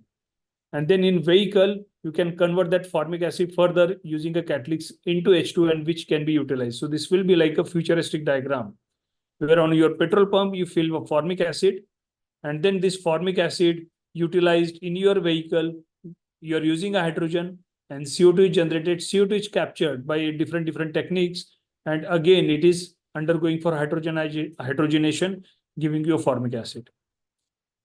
And this is currently a very hot topic, to use formic acid as a hydrogen source. Not only this, we have utilized our catalyst for exploring its application for CO2 as a CO source, for making different carbonyl groups, including amides. So we know that CO2 can be reduced to carbon monoxide. Compared to CO2, CO is much radially activated, and it is very active compared to CO2 for making any organic chemicals. And if you know the photosynthesis, what happens in photosynthesis? You convert CO2 into glucose or into some molecule which stores the energy from sunlight. So indirectly, chlorophyll pigment acting as a catalyst.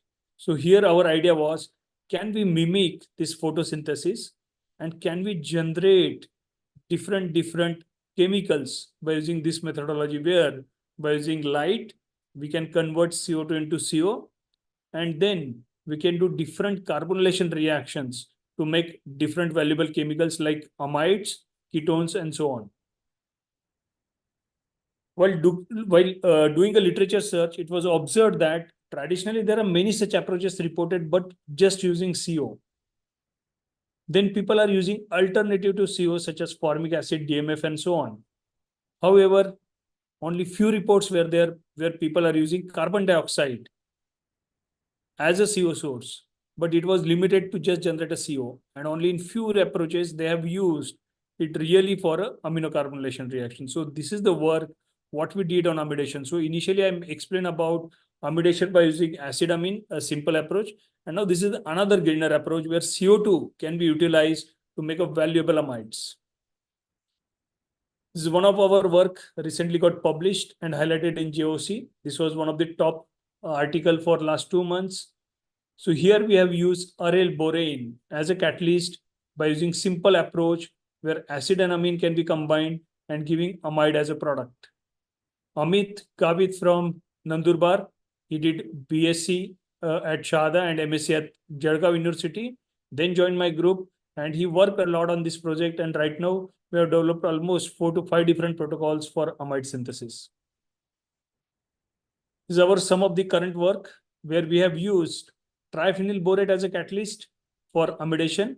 You can see there are so many boron derivatives reported, but boric esters were not reported. We were the first to introduce it.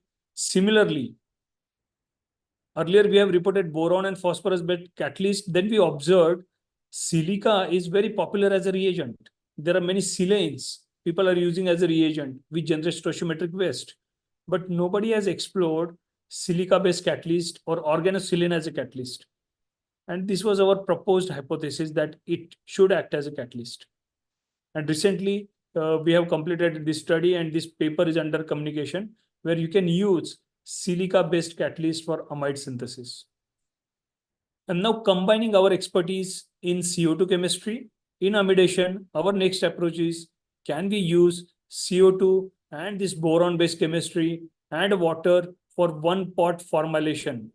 Because there are many applications of this formyl group in pharmaceutical chemistry as well as in different chemical industry.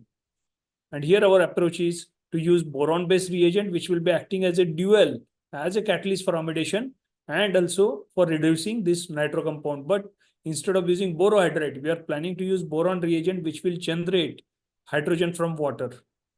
And then by using CO2, it can reduce both CO2 as well as nitro, and in one pot we will get the formulated product. Right now we are doing this work. And in addition, photocatalytic amidation is in progress.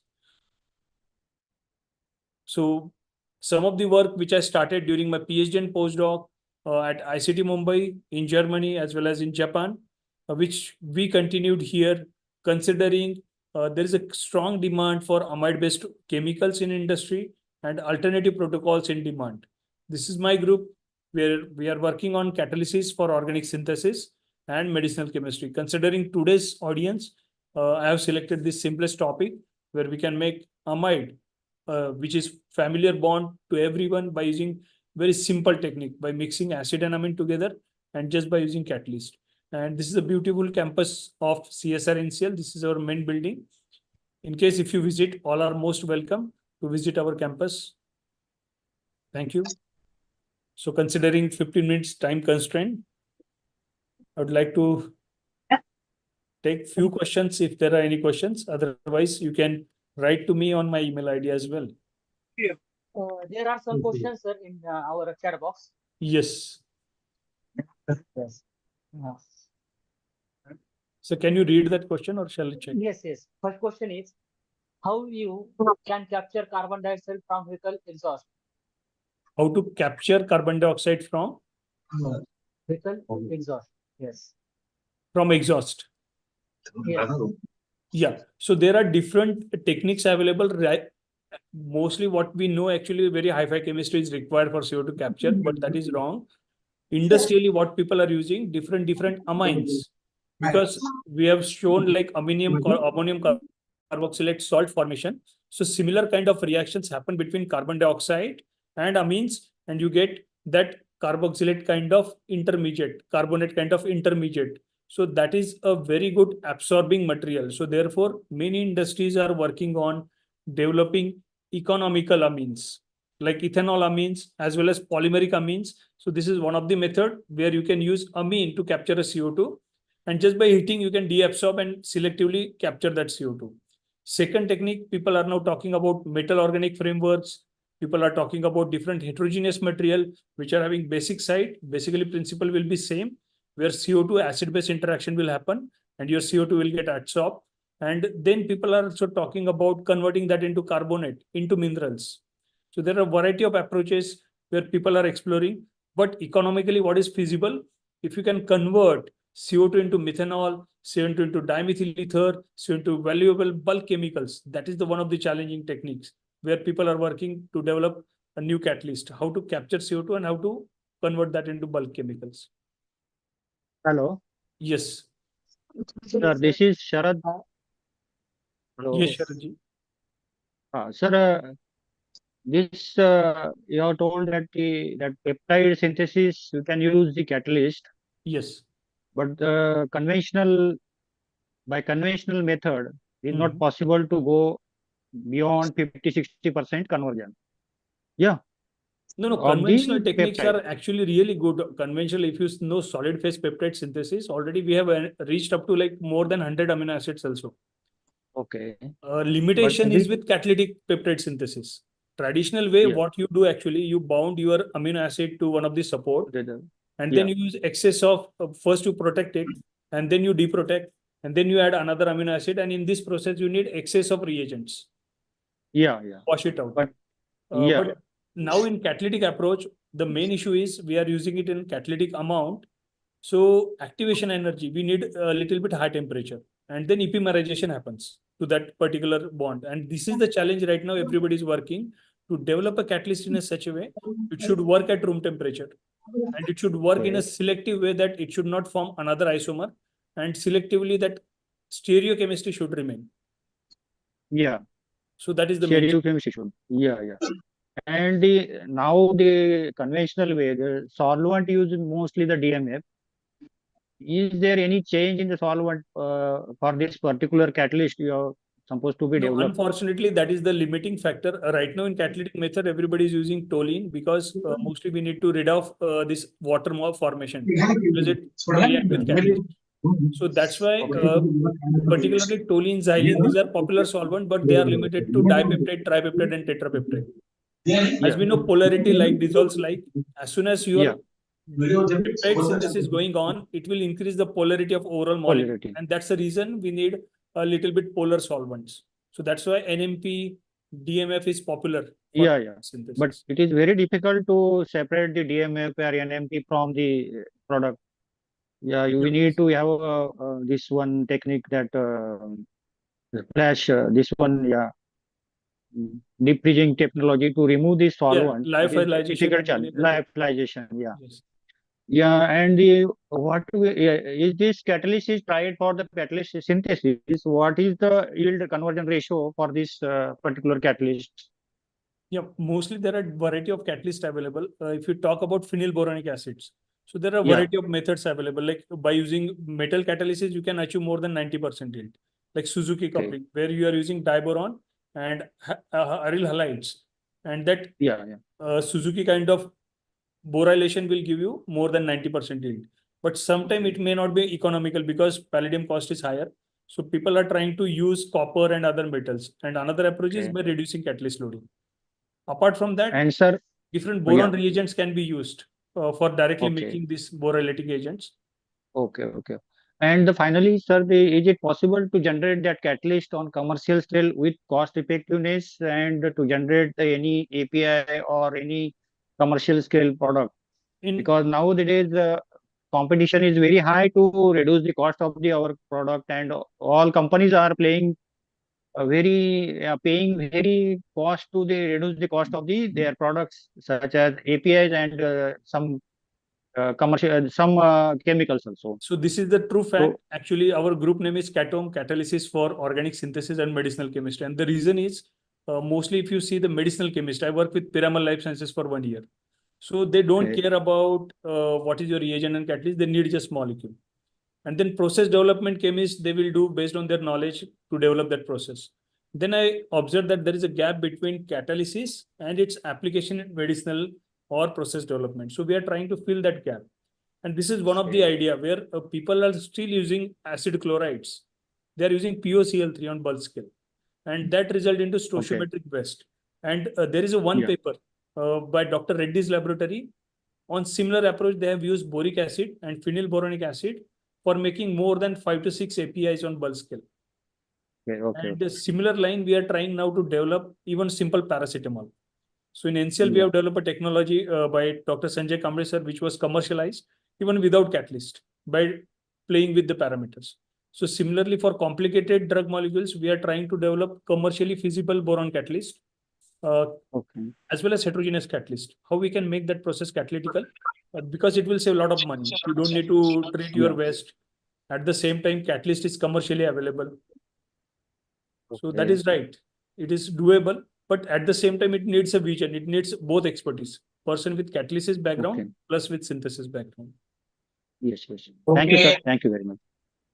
Thank you, Dr. Samu, for guiding us about. Thank you, sir. Thank you very much for giving this Thank you, opportunity. sir. Yeah.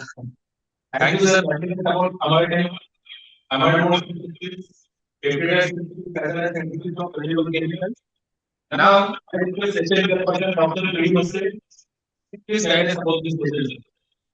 Dr. Lee Bhansali, over to you, sir. Thank you, Nari sir. Thank you all for your active participation.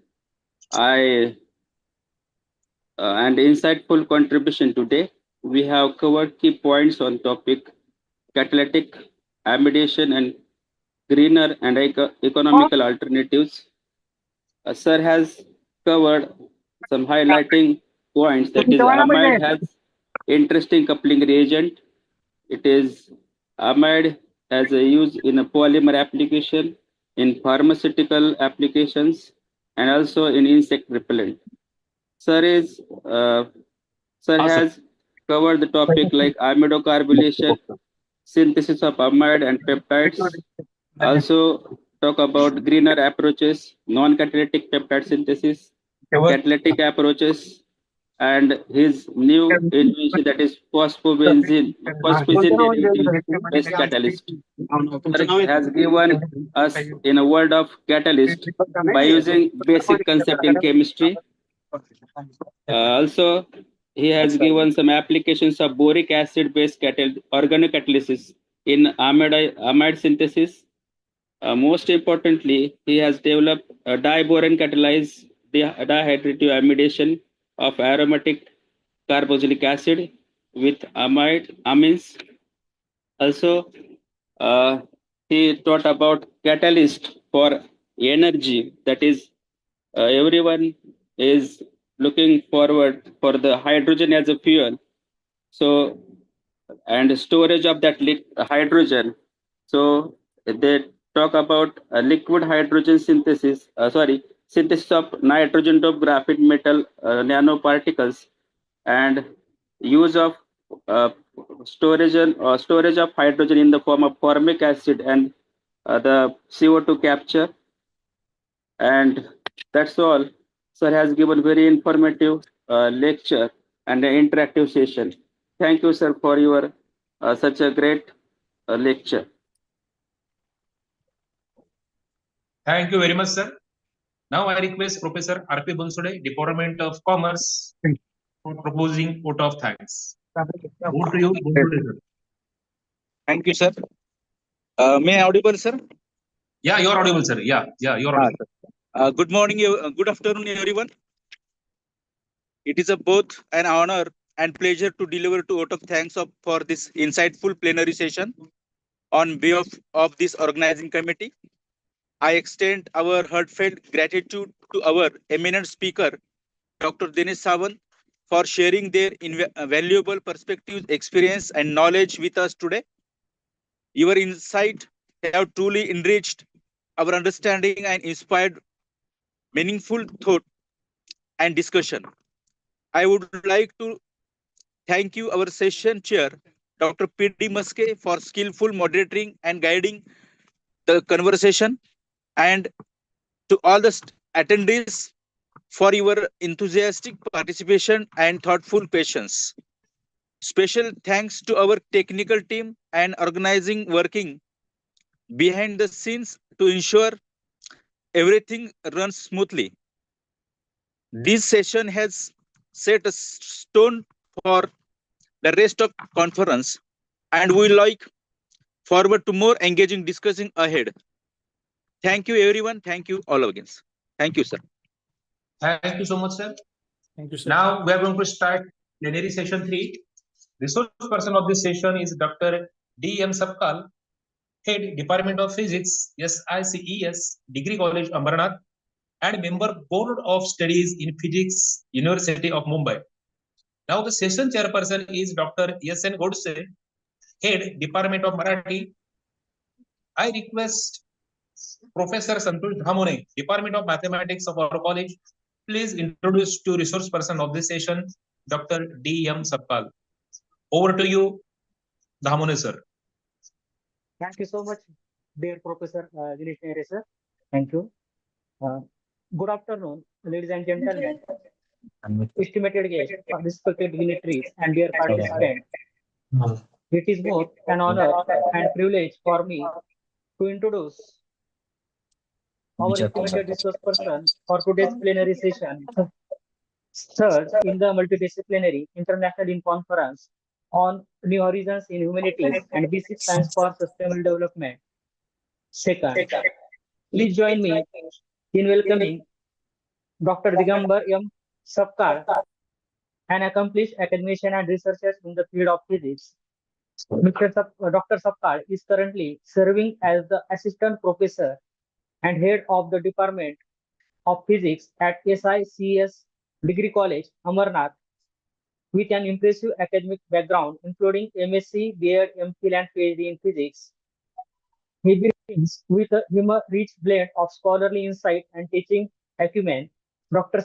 Sapkal has over 25 years of undergraduate teaching experience and 5 years at the postgraduate level, having taught at prestigious institutions such as D.K. Birla College Kalyan, K.M. Agrawal College Kalyan, and now at SICES Degree College Amarnath.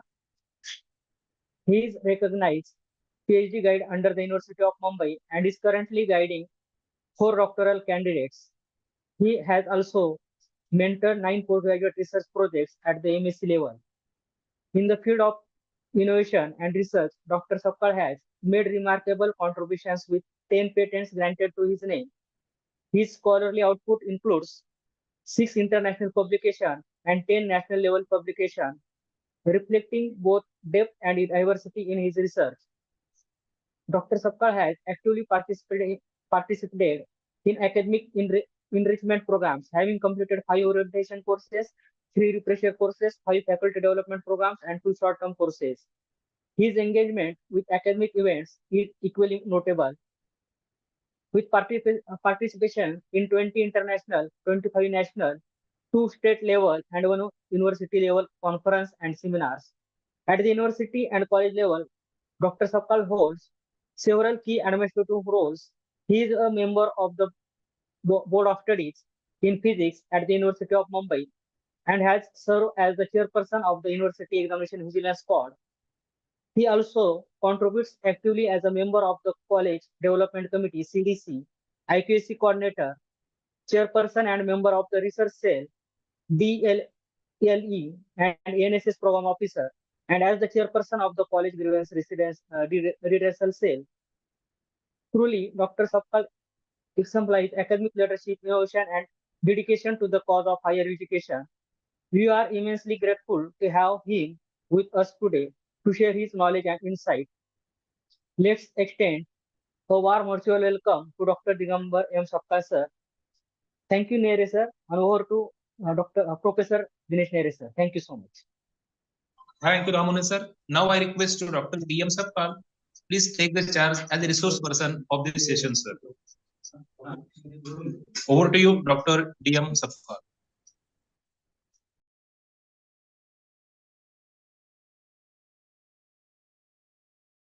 Did you listen? Did you listen me, sir? Sapkar, sir?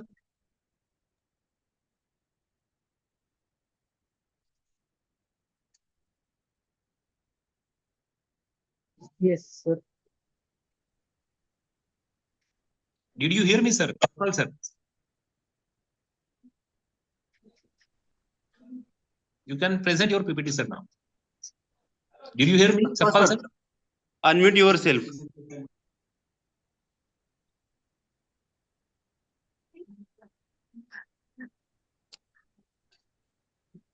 You are not audible, sir. Sapkar, sir.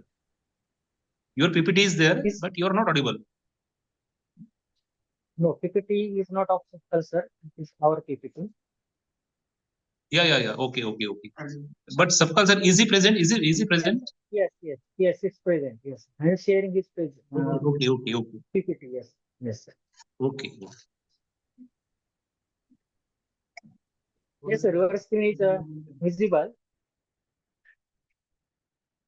Please run slideshow, sir.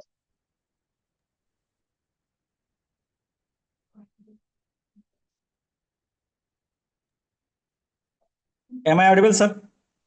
Yes, sir. Yes. Hello. Yes, sir. You are audible now.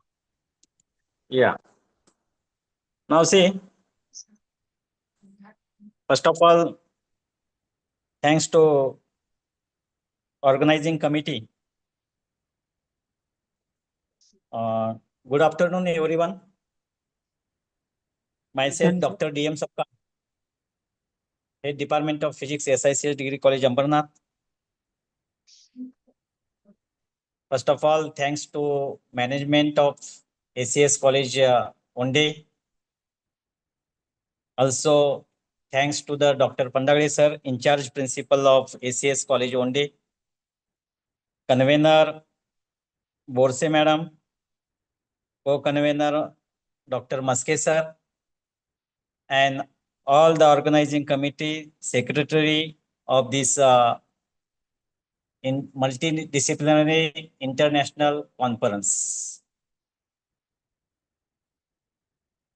Today, I'm going to speak about the synthesis and characterization of spray deposited CDI 2S4 thin films for the heterojunction solar cell. We know that is the nowadays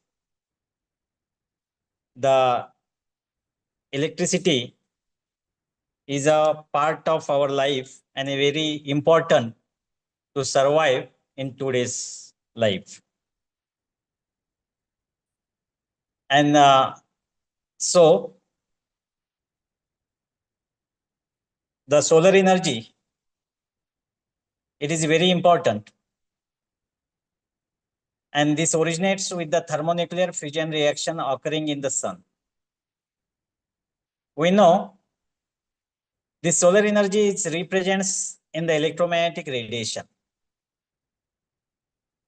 like visible light, infrared, UV rays, X-rays, and the radio waves. Now, we know how much part that the solar radiations reaches, our Earth surface receives from the sun.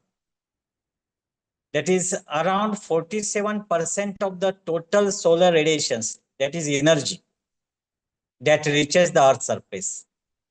And only this much amount of, that is the 47% part of the solar energy, it is usable by the humankind.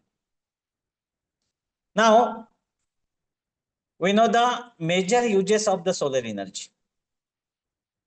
That is, we know in the daily light, that is the daylight, drying agriculture products, space heating, water heating, generating electrical power, concentrating solar power, photovoltaic cells, etc. These are the major uses of the solar energy. Now, from this graph, we observe that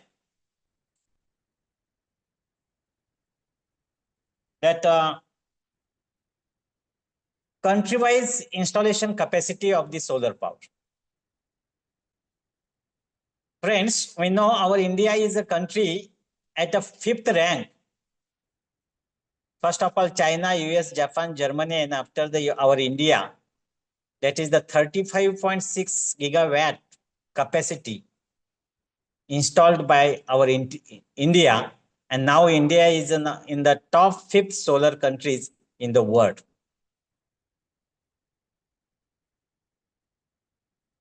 Now,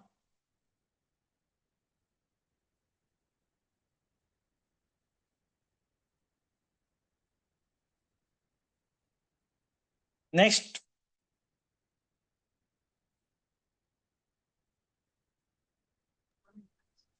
yes, slide is visible. Is not visible. No, no, sir. Not visible. Not. Share your screen, sir.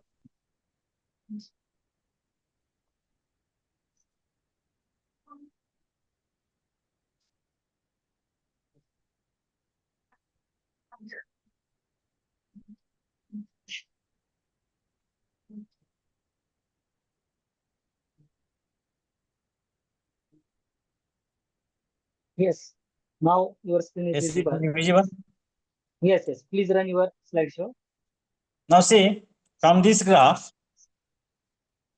Yeah. No, sir. Yes. Please share slideshow. Run slideshow.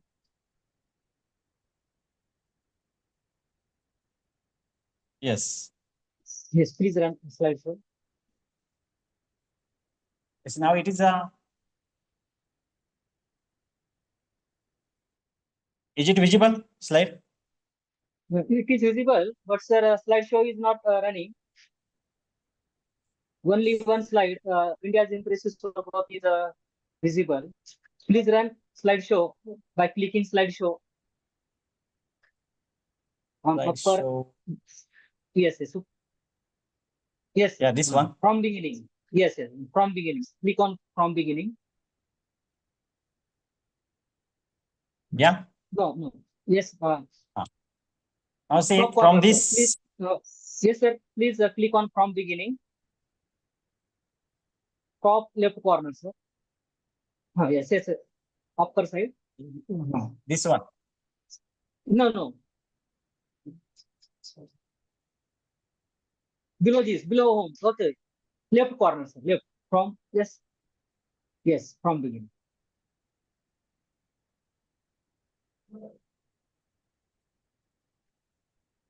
Yeah. Now see, from this graph, India's impressive solar growth. Now, now we reaches at this year 2019-20 about the 35,600 megawatt. This will be the growth, solar growth of the India's.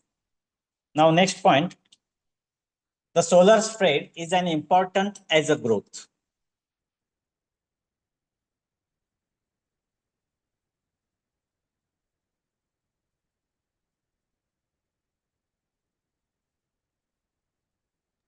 It is visible, sir? No, sir. Slideshow is not running. Please click on from beginning and then click on next. Sorry to say, Sapta sir. Left or corner. Yes. Sapta sir. Hello. Yes. Sir, if any problem, you can just talk, sir. Start to talking, sir, without repeating. Is it possible? No, sir. I am sharing your PPT, sir. Please talk on. Okay. I am sharing this PPT. Yeah. Yes. Okay. I share your screen, sir. Okay. Yes, sir. You share. Give me 1 minute. Yes.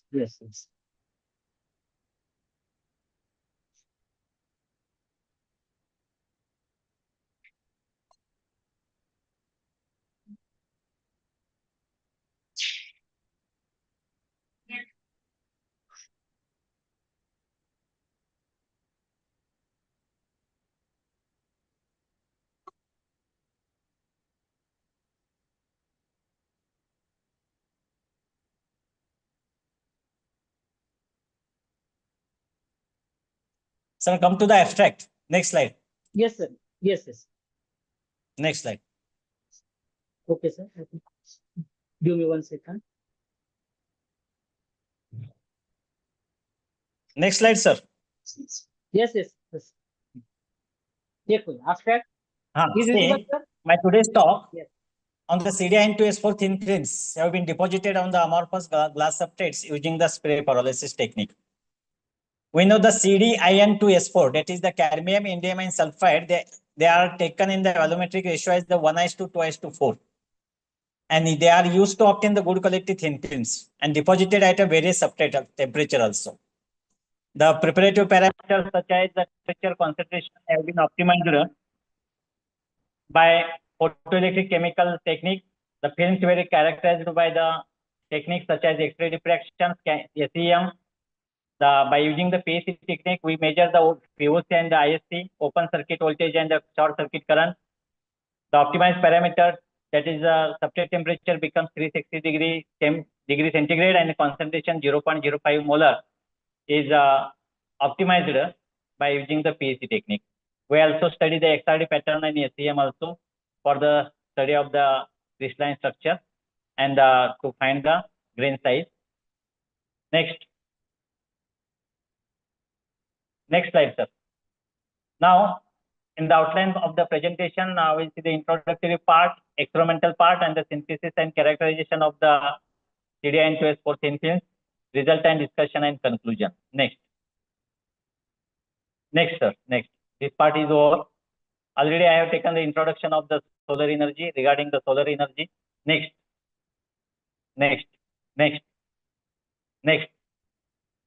sir. Yeah, this is the solar panels. Now, in the experimental part, we know for the thin film formation, we take the microslides. The cleaning of the substrate is very important. Then the second part, the second step, that is the preparation of solution is also important. Deposition of the FTO slides, and the next deposition of the CDIN2S4 thin films of the microslides and the FTO slides, and the synthesis and characterization of the CDIN2S4 thin films is the final part of this study. Next. Now, for the deposition of the FTO and the CDIN2S4 thin films, these are the ingredients used for the FTO, that is the fluorine tin oxide thin film. We have to use the stannous chloride, ammonium chloride, oxalic acid, and the propanol. Ingredients used for the CDIN2S4 thin films, that is the CDCl2, INCl3, and thiourea. Next. We know for the thin film deposition technique, there are various techniques we can form the films, thick films as well as the thin films.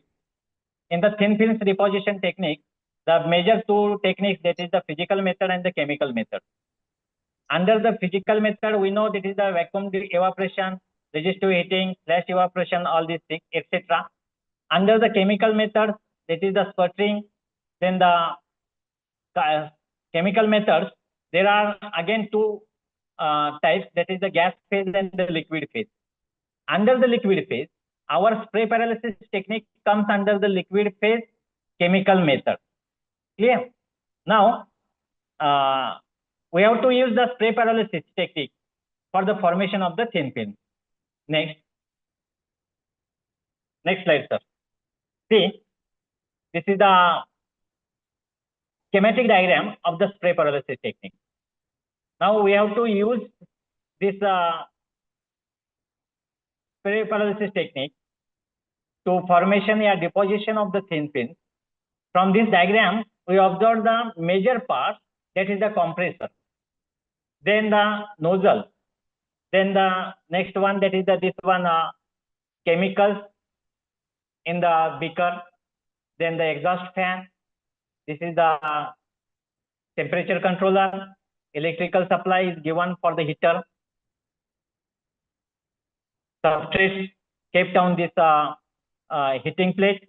This is the heating plate, and the thermocouple is used to show the temperature of the heater. These are the major parts of the spray paralysis technique. and this is a very interesting spray pyrolysis technique. This nozzle is not steady. It is a to and fro motion of the nozzle, and it sprays. These are the air drop. These are the chemical droplets sprayed on this micro slide. That is the substrates, and these substrates are kept on the heating plate. Clear? Now, by maintaining the constant temperature and by maintaining the constant pressure of the compressor, we can spray from this nozzle tip. The liquid is sprayed, the chemical is sprayed on the substrate uniformly. And at that constant temperature, the thin film formation is take place. Now next, this is a very important slide. How this thin film formation is decomposed. That is by using the spray pyrolysis technique. Now we have to see that this schematic diagram of the spray pyrolysis technique. From the nozzle, when the liquid is sprayed, when the chemical solution is sprayed on this micro slide, what happens? The first step, that is the aerosol of the aqueous solution, is formed. A part. The B part, that is the solvent evaporation. When this chemical sprayed on this micro slides, this micro slide is having a certain temperature to 360 degrees centigrade, 340 degrees centigrade. That time, the solvent evaporation is take place. Then precipitate formation is take place, C part. Then pyrolysis of the precipitate is take place at a D point. Then nucleation and growth of the thin film is take place. And the formation of the continuous thin layer on the substrate is take place at the E point. And this is the mechanism of the thin film formation by the spray pyrolysis decomposition. This is very important slide, how the thin film formation is take place by using the spray pyrolysis technique. Clear? Next. Next slide, sir. Now, what are the advantages of the spray pyrolysis technique? No doubt, this thin film formation by using the spray pyrolysis technique is a very simple and low cost technique for the preparation of the semiconductor thin films. It has the capability to produce the large area, high quality adherent films using of uniform thickness. This method does not require high quality target or substrates, nor does it require vacuum at any stage. And this is the great advantage if the technique is to be scaled up for the industrial application also. The deposition rate and the thickness of the films can be easily controlled over a wide range by changing the spray parameters. And the major advantage of this spray pyrolysis technique is operating at a moderate temperature from 100 degrees centigrade to the 500 degrees centigrade and can produce the films on the less robust material. Next, these are the advantages of the thin film formation by using the spray pyrolysis technique. Next slide, sir. Synthesis and characterization of CDI and 2S4 thin films. Now we have to study the PEC technique. It is also one of the characterizations technique for the study of the ISC and VOC, to measure the ISC and VOC. ISC means short circuit current and VOC means the open circuit voltage. The X-ray diffraction, yes, same, and the optical absorption. Next. Next slide, sir. Now, in short, we see the working of the PEC solar cell. The PEC solar cell for the conversion of the sunlight into electricity, the same as the solar cell. The most important fact that the long-term stability of the cell show reasonable conversion efficiency, and the PEC cell consists of the semiconductor photoelectrode and the electrolyte, 1 molar polysulfide, NaOH, Na2S, and S, and the counter electrode also. The cell was illuminated with the 500 watt tungsten lamp for the measurement of the short circuit current and the open circuit voltage. This is the theory of the PEC. Next slide, sir. Next slide. Next slide, sir. Yeah. Now we have to study the ISC and VOC. Means we have to measure the short circuit current and the open circuit voltage by using the PEC cell. From this graph, we observed that at a 360 degree centigrade, the short circuit current is maximum, around 900 microampere. From second graph, we observed that the open circuit voltage in the millivolt around the 360 millivolt. It is the highest voltage observed at a thin film formed at the subject temperature 360 degree centigrade. Means we study at a different temperature 340, 360, 380 and 400. In both the graphs, temperature is a different, means 340 to 400, but the maximum current and the maximum voltage is observed at a thin film prepared at a 360 degree centigrade temperature. Next slide. Before that, we study the XRD graph. From this XRD pattern, we observe that again at a 360 degree centigrade, the peak, the plane 400 having the highest peak and the high intensity. Clear? That is the relatively higher peak intensity for the 400 plane is observed for the films deposited at the subject temperature 360 degree centigrade as relatively other temperature 380, 400 and 340 degree centigrade. Next. Means from the XRD pattern, we also observed that at a 360 degree centigrade temperature is the optimized temperature for the formation of the thin film, because the short circuit current, open circuit voltage and the plane 400 having a higher intensity is observed at that particular temperature. Next slide, sir. This is the SEM graph, surface morphology studied at a film deposited at various subject temperature 340, 360. After that, the film prepared at optimized temperature 360 degrees centigrade with a solution concentration of the 50 millimolar is a well covered with large number of the fine grains and the film surface is uniform. This is the observed in the figure C graph. Next slide, sir. And these are the optimized parameter, preparative parameter for the preparation of the CDI-N2S4 thin films. That is the subject temperature 360, solution concentration 50 millimolar, solution quantity 40 cc. Spray rate is also important. When you spray from the nozzle, the rate is also important, and to maintain the spray rate, the compressor pressure is important. Means we can change the pressure to change the spray rate. Clear? And nozzle to subject distance is also important. Clear? And we keep this is the 28 centimeter. And the volumetric proportion, that is the CDI-N2S4, that is the 1:2:4. It is also optimized by using this characterization technique. Next slide, sir.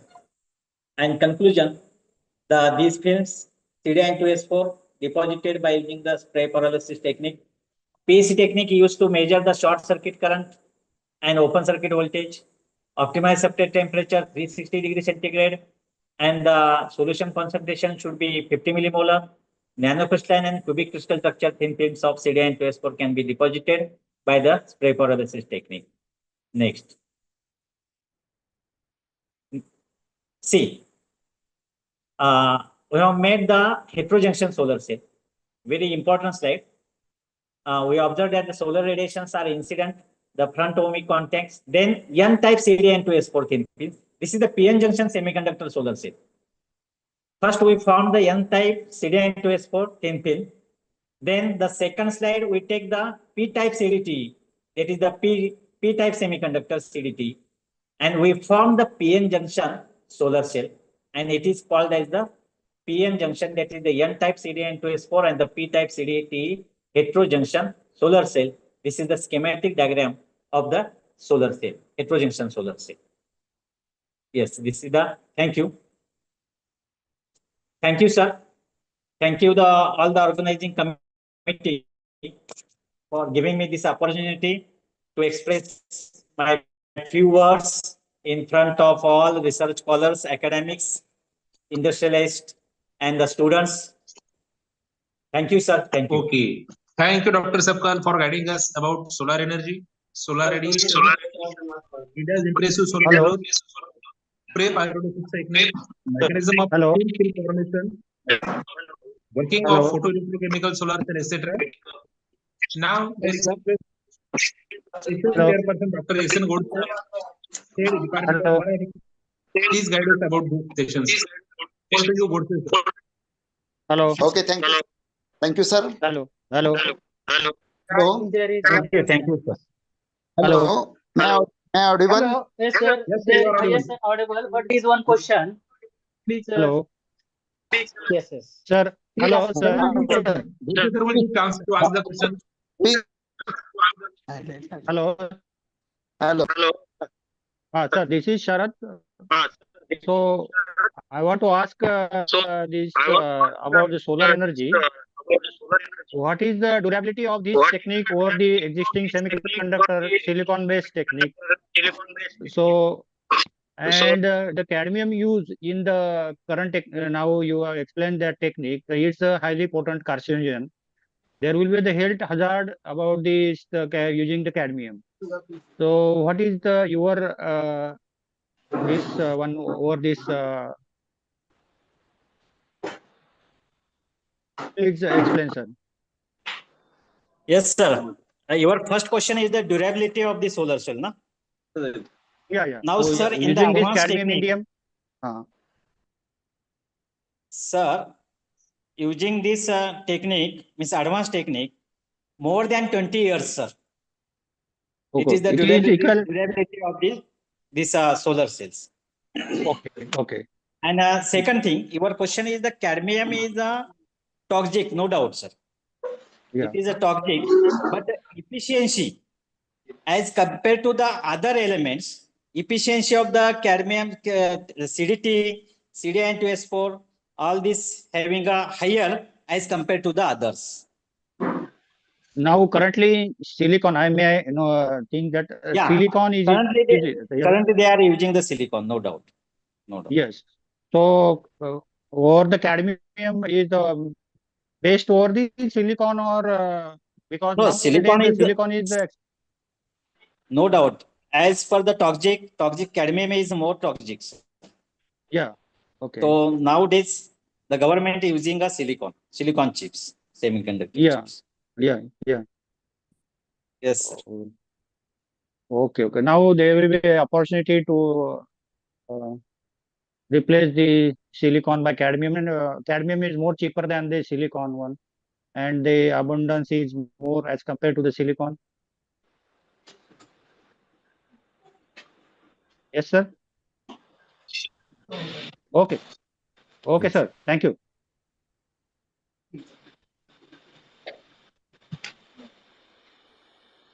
Over to you, Godse sir. Sir, please proceed. Thank you, Naire sir. And thankful to ADM Sapkal sir. Very good lecture you have delivered here. Sir, deliver here the importance of the electricity and solar energy. Sir says the solar energy is one of the source of the electricity. Sir also says the present solar graph and shows through graphs how the solar energy will be conservative, and in his lectures, sir says what types of the uses of solar energy, and also deliberate here. The India is a 5 rank in world. China is the first, and India is in 5 rank in solar energy. Sir also emphasize on PEC techniques, and also talks about the importance of the synthesis. Sir also deals the government has giving the solar for solar connectivity and giving the subsidy to people. Sir also deal here the importance and uses of the FTO, and shows the method of the chemical method also. Sir shows the diagrams of the paralysis technique and uses of the semiconductors, thin films, spray of the paralysis, usable of the many range of the uses of the in industry. Spray paralysis is using in very great importance in industry area. Sir shows and says the importance of the photosynthesis, and also shows the how sir emphasize on effect of the substrate temperature, and also talk about the X-ray diffractometers.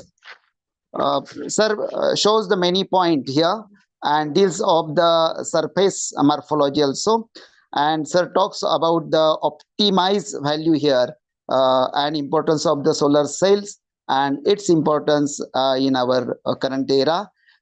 Sir, giving the importance of the synthesis and solar energy in his lectures, I'm so thankful to hear, and once again thank you to you. Thank you, Godse sir. Now, I request Dr. Sachin Ingole, Head Department of Physics of our college, please propose vote of thanks of this session, sir. Over to you, Ingole sir.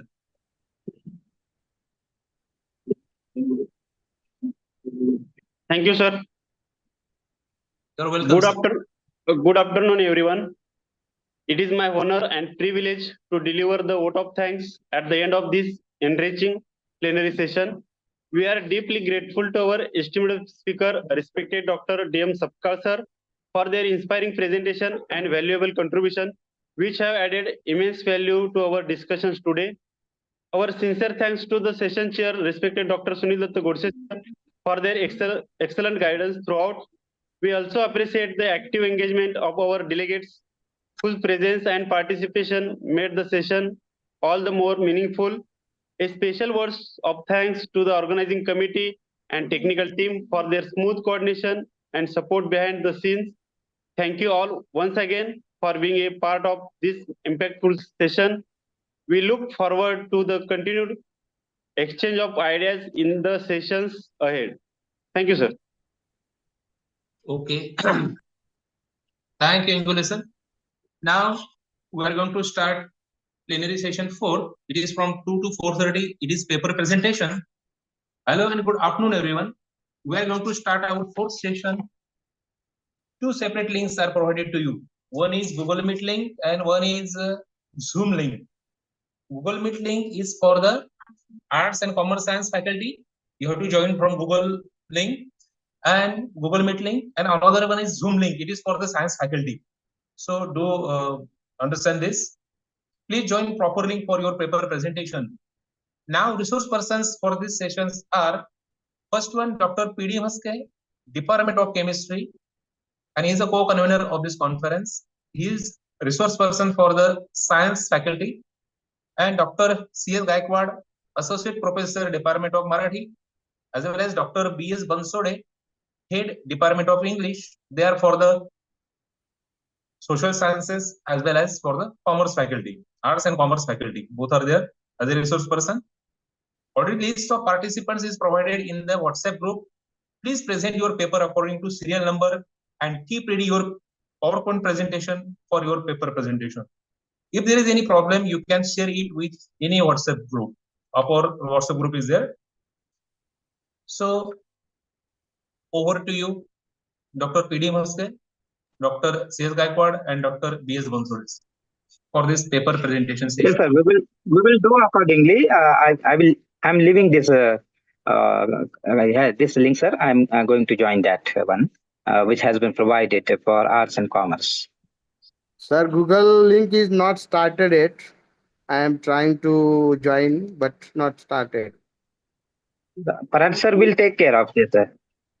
Gaikwad Yeah. sir, please Yeah. provide the link in WhatsApp group. Please make me admin in that group, so we share the some material Link and in that notice. group. Yeah. We are not admin.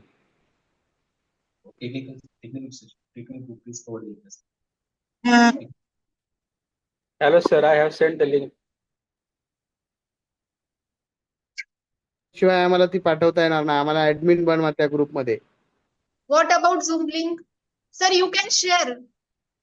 Madam आम्हाला admin बनवा आम्हाला admin बनवा त्या ग्रुपमध्ये. त्या ग्रुपमध्ये आम्ही admin नाही आहेत. आपला जो पार्टिसिपेंटचा ग्रुप आहे त्याच्यामध्ये आम्ही ऍडमिन नाही आहेत. Yes, sir. I Yes. can-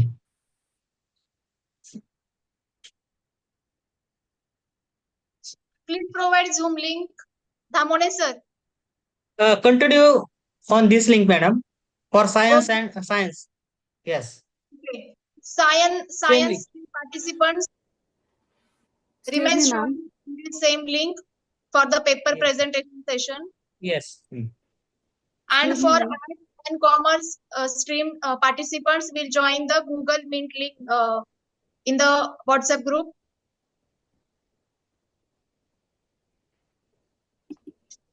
Ma'am, Yes. Yes, I'm madam. from Yes. hotel management, so which one should I join? Management student. Hotel management. Google Meet. Google Meet. But there's no link that we've got for Google Meet. Yes, we are Yes, providing. I share the link from this chat box. Okay, please. Thank you.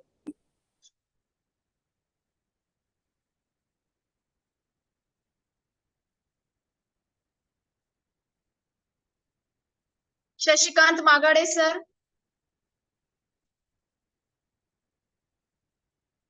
Akshata Shenoy madam. Sarthak Pednekar.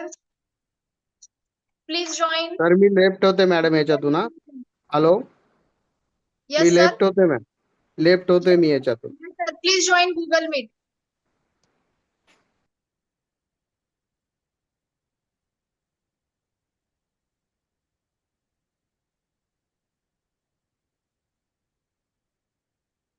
Now I am sharing Google Meet link in our chat box. Please join with this link for arts and commerce and hotel management and other faculties students. Okay. Other than science participants, please join Google Meet link.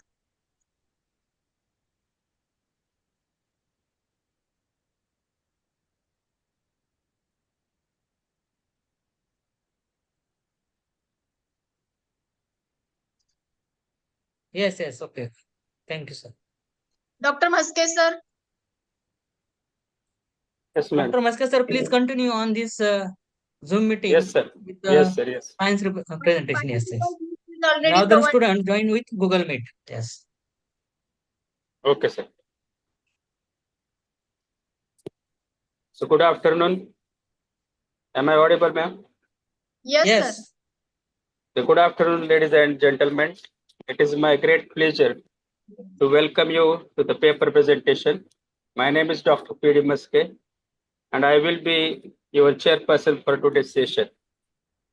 The purpose of a scientific presentation is to share a new research finding, gets expert feedback to improve the work, contribute to the scientific progress in the field, network with the other researchers, and establish the researcher credibility.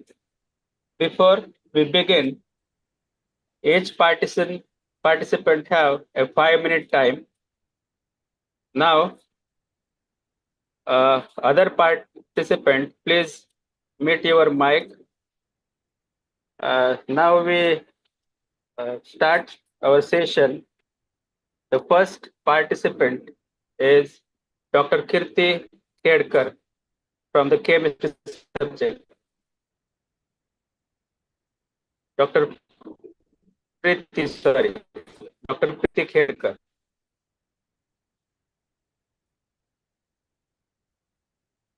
She has joined. Sir. I got her message. I think she's busy in some work. She will Okay, present okay. later on. Okay. Next participant is Dr. Jay Knox from the botany department. Sir, in there? Yes, sir. Am I audible, sir? Yes, sir. Yes, sir.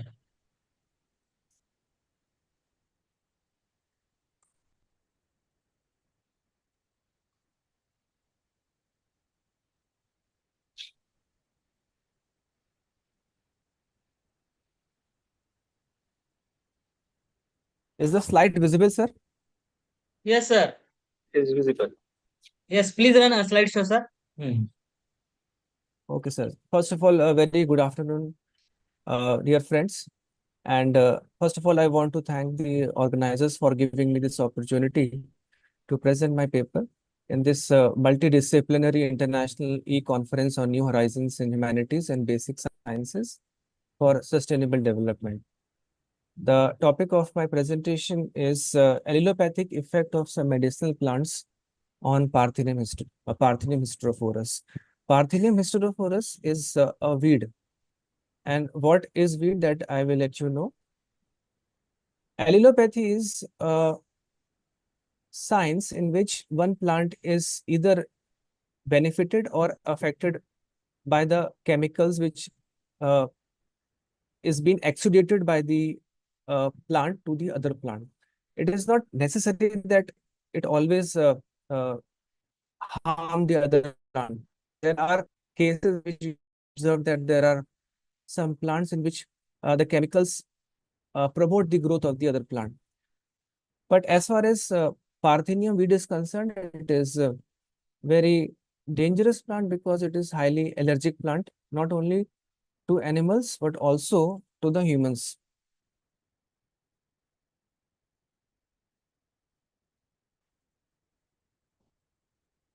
Now, what is a weed?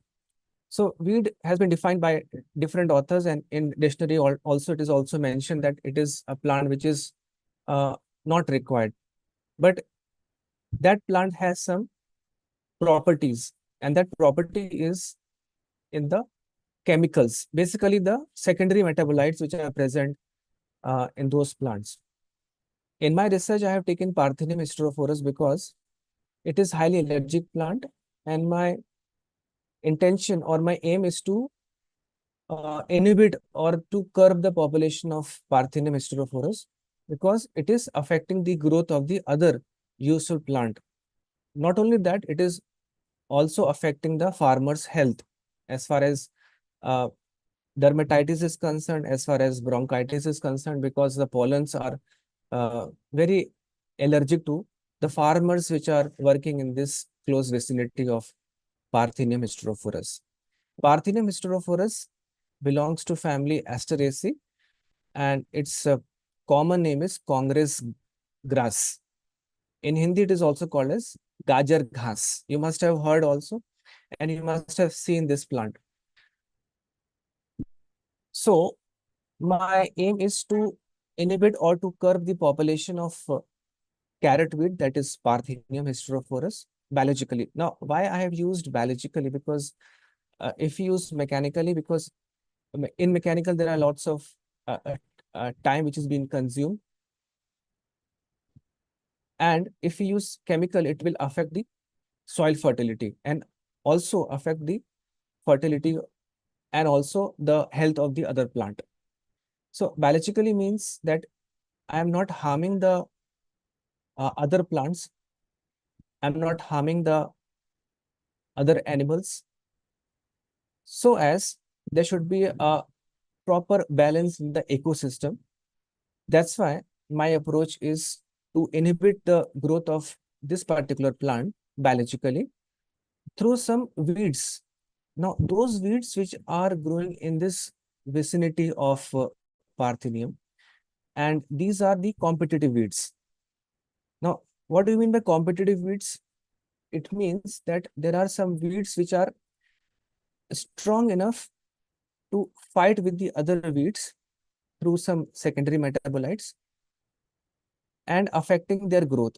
So before starting the practical, I have done some field survey. In that field survey, I have come to a conclusion that there are some plants which are inhibiting the growth of Parthenium plant, which is highly obnoxious, very, very dangerous to our dear farmers. So in order to protect, in order to save the environment, as well as to take care of our farmers, I have used biological means. That means there are some plants which are affecting the growth of Congress grass, that is Parthenium hysterophorus, through leachings. So those are called as competitive plants. and that is through allelopathic mode of action. Now, what is allelopathy? As you can see in this picture, that the center there is a source plant, and on the left and the right is the target plant. So the source plant is affecting by n number of means. It may be by leaching, it may be by exudation, or it may be by volatilization through the roots, as well as through the flowers, as well as through the leaves and the stems also. So if it is affecting, there are no chance for the growth of the target plant to flourish in its vicinity. So that is the mode, and that is called as allelopathy. This is the molecular structure of parthenin. I hope you all can see. Organizers, can you see this slide? Is it moving? Yes, sir. Yes. Yes, sir. Okay, okay.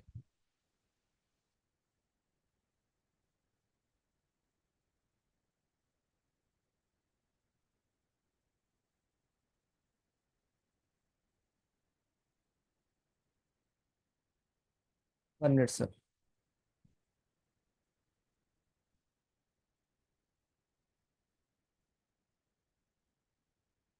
Sir, can you see the slide? Yes, sir. It is visible. Okay. So in my study, I have observed that although there are many chemicals in the plant, but there is a principal chemical, which we call it as a primary or the essential chemical. And in this particular plant, the essential or the active chemical or active phytoconstituent is an alkaloid, which is a sesquiterpene lactone, and that is called as parthenin. And it is very, very dangerous in the characterization of all these molecules. I have done some research, and I have come to certain point that I have observed that there are some plants which are having some active phytoconstituents. And in this particular plant, that is parthenium, there is one alkaloid which is a active phytoconstituent, which is called as parthenin, and it is a very, very dangerous chemical. These are some of the pictures of the farmers in which you can see that those who are working in close vicinity with this particular weed have developed some blackening of the skin. You can see on the forehead, you can see on the cheeks, you can see on the forearms. If you can see the second farmer, this one, see the black patch completely covers the forearms. As well as in the first picture, you can see the complete face is being affected by the chemical of parthenium. Why? Because these farmers work in the field and they are continuously exposed to Parthenium strophoreus.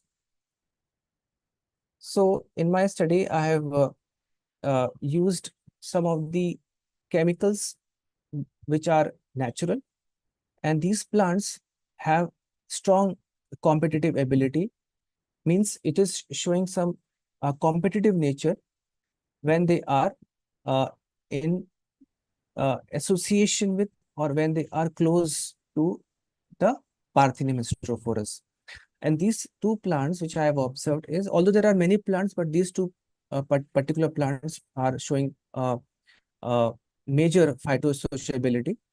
That is croton, and the other one is ricinus. So what I have done in my materials and method, I have taken the upper part of the shoot and the root tips of croton and ricinus. Then I have used the leaches of 100 grams of these shoot and the root tips, and they are being kept for 3 to 9 days so that the natural way of leaching should not get affected, and it is kept Yes, under sir. refrigeration. Hello. Yes, sir. Yes, sir. Please, time is over. Please conclude. Try to Yes, sir. conclude. Yes, yes, sir. So the aqueous leaches I have taken, and then I have filtered it in order to make 50. Estimation, nitrogen and protein content has also been observed simultaneously. In my result, I have observed that in the 3rd day and the 9th day shoot leachets of ricinus and the other plant, protein plant. In ricinus, that is the castor plant, is showing strong competitive ability, and it is affecting the growth of the Parthenium plant. That is, the germination percentage of Parthenium is only 3.46 at 100% concentration of castor plant. The germination velocity index as well as the speed of germination you can see in the 3rd day shoot leachets as well as the 9th day shoot leachets. In the 9th day shoot leachets, it is more because the leachets time is more. So it is expected that the chemicals exudation will be more after 9th day. So that all I got the result at 100% concentration. It is significant from each other. Whereas I've taken the root leachets and it is also showing the same result like that of the shoot leachets. The root leachets of castor plant at 100% concentration of the 9th day is showing strong competitive ability as compared to the 3rd day root leachets, and they are found to be significant at 5% level of significance. The chlorophyll A, B, total chlorophyll, nitrogen and protein content has also been found to be significant, and it is more in case of Ricinus communis, that is castor plant. So my conclusion is the biological method is one of the best method because it is not affecting the fertility of the soil, thereby maintaining the flora and fauna of the ecosystem. It is cost effective and it sustains the flora and fauna of the ecosystem. These are my some references, although there are many, but few are shown on this PPT. Yes. Any question answer? Any question from the audience? Audience, any question? Feel free to ask.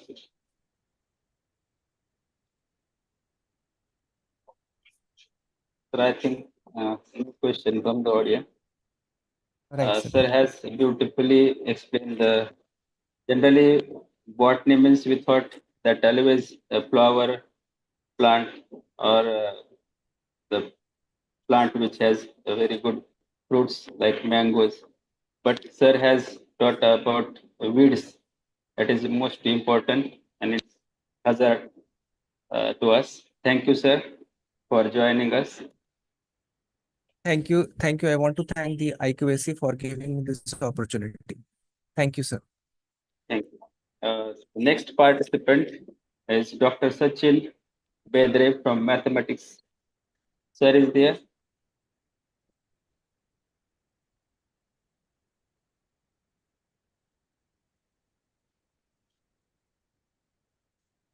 Bedre, sir.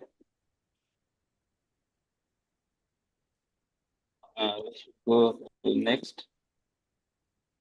Miss Megha Torpe, ma'am, from physics.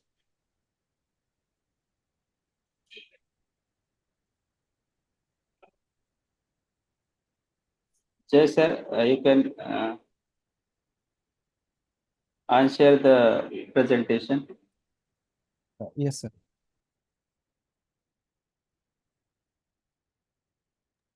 Miss Megha Torpe is there. Sir, will you give me 10 minutes? Okay, we will go ahead and then Yes, we can. yes, sir. Yes, thank you, sir. Okay.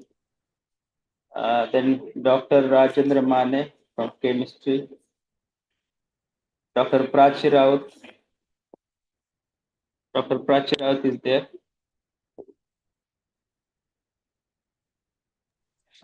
Yes, sir. Yes. Her friend is going to. I think her friend is going to present the paper. Okay, sir. No issue. Let us share the PowerPoint.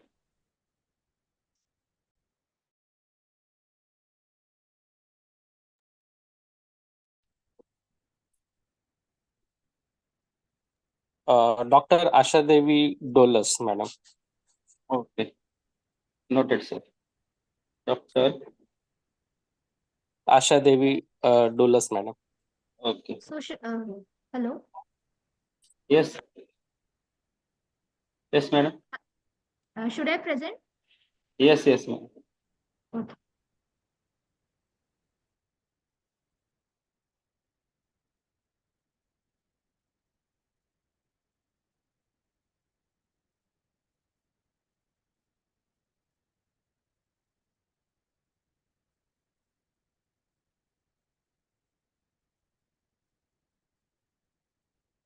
Is my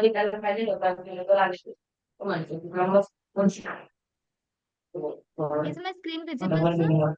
Yes, madam. Yes. Okay.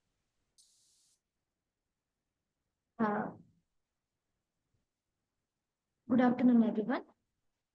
So myself, Asha Devi Dolas, from Karmavir Bhaurav Patil College.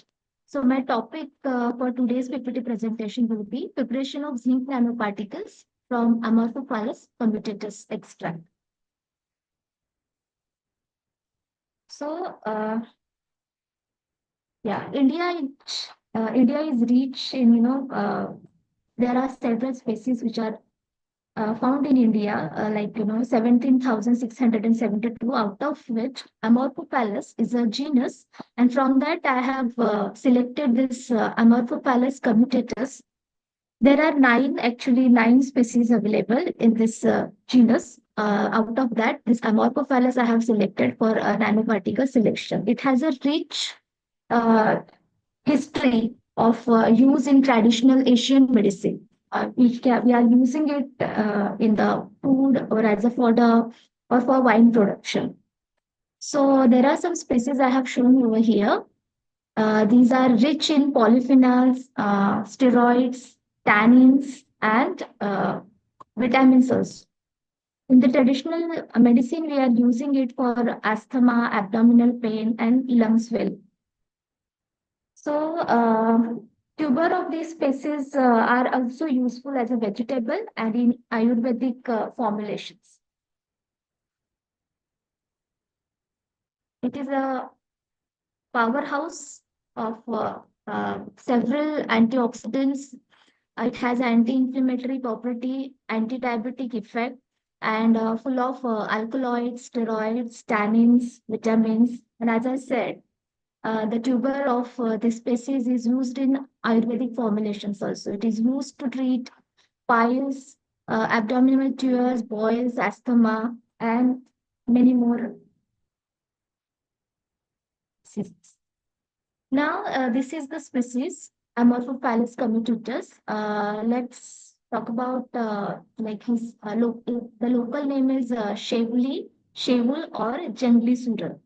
So as it belongs to family Araceae, its propagation is tuber, mainly available in rainy season, means May end to August first week. So mostly available in forest area or roadside area. Now we have, sorry.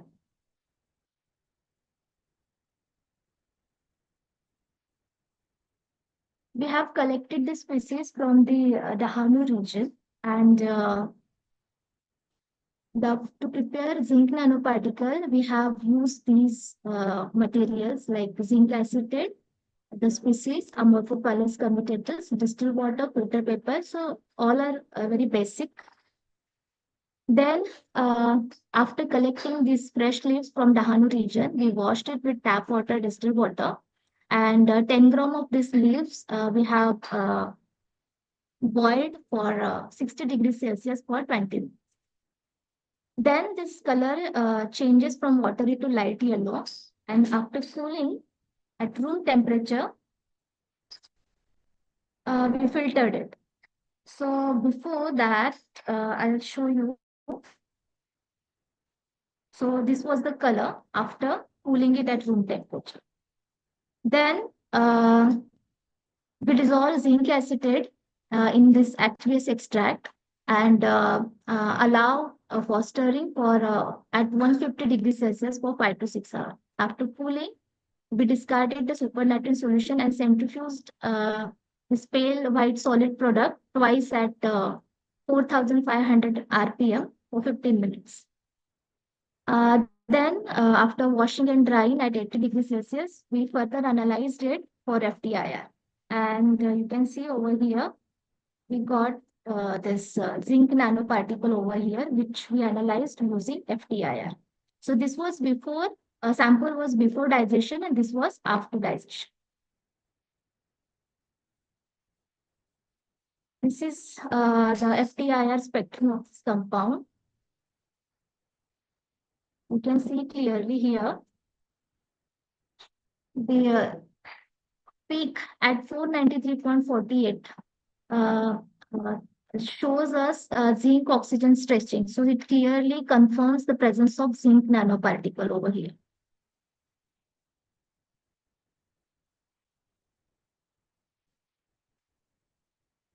And from this, we concluded that zinc nanoparticles, the amorphophallus comitatus, which is a very valuable plant, from that, by using a simple method, we can prepare zinc nanoparticles. And the method which we have used over here is very simple, eco-friendly, and cost-effective. These are the references.